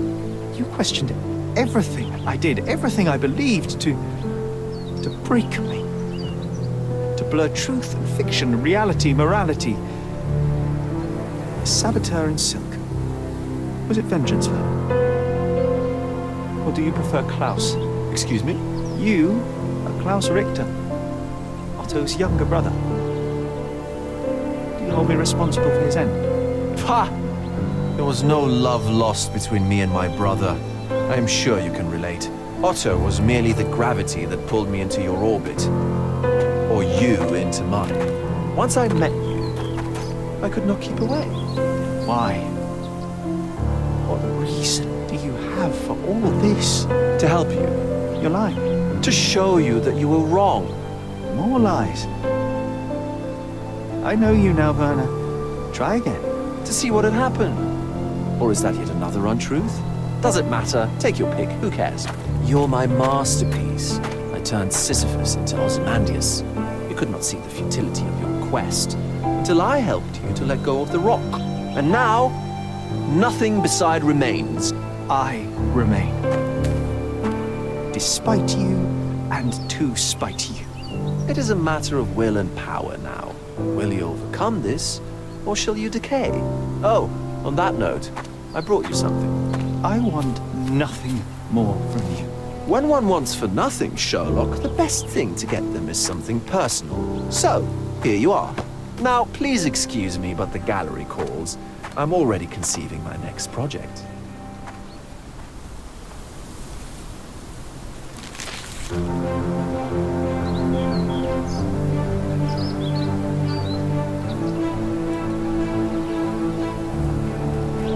You really are beautiful.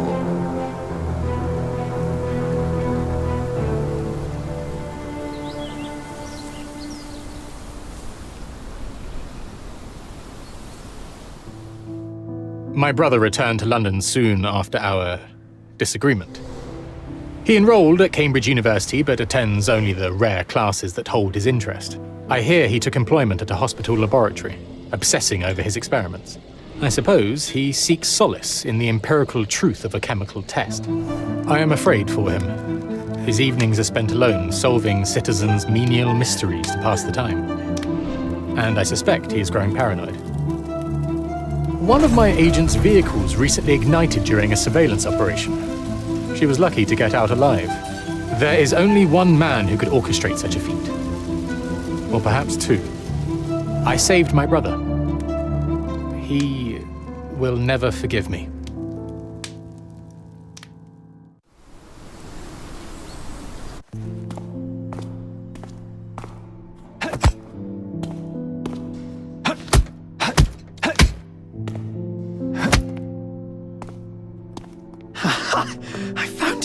I found it! I found it!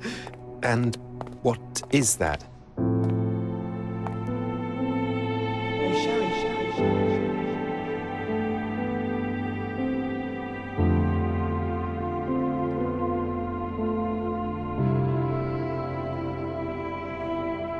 How far, bruises may be produced after death. How are you? You have been in Afghanistan, I perceive. How on earth did you know that? Never mind. The question now is about bruising. No doubt you see the significance of this discovery of mine. It is interesting, no doubt, but practically...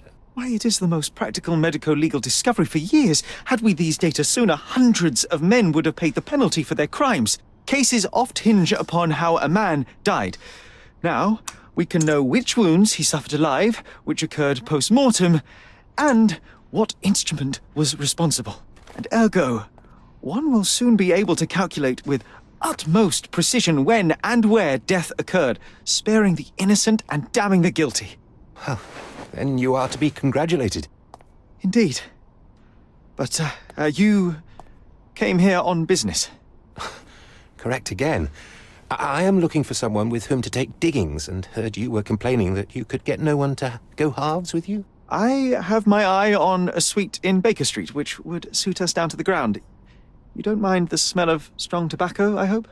I smoke ships myself. That's good enough. I get in the dumps at times, and don't open my mouth for days on end. Just let me alone, and I'll soon be right. What have you to confess now?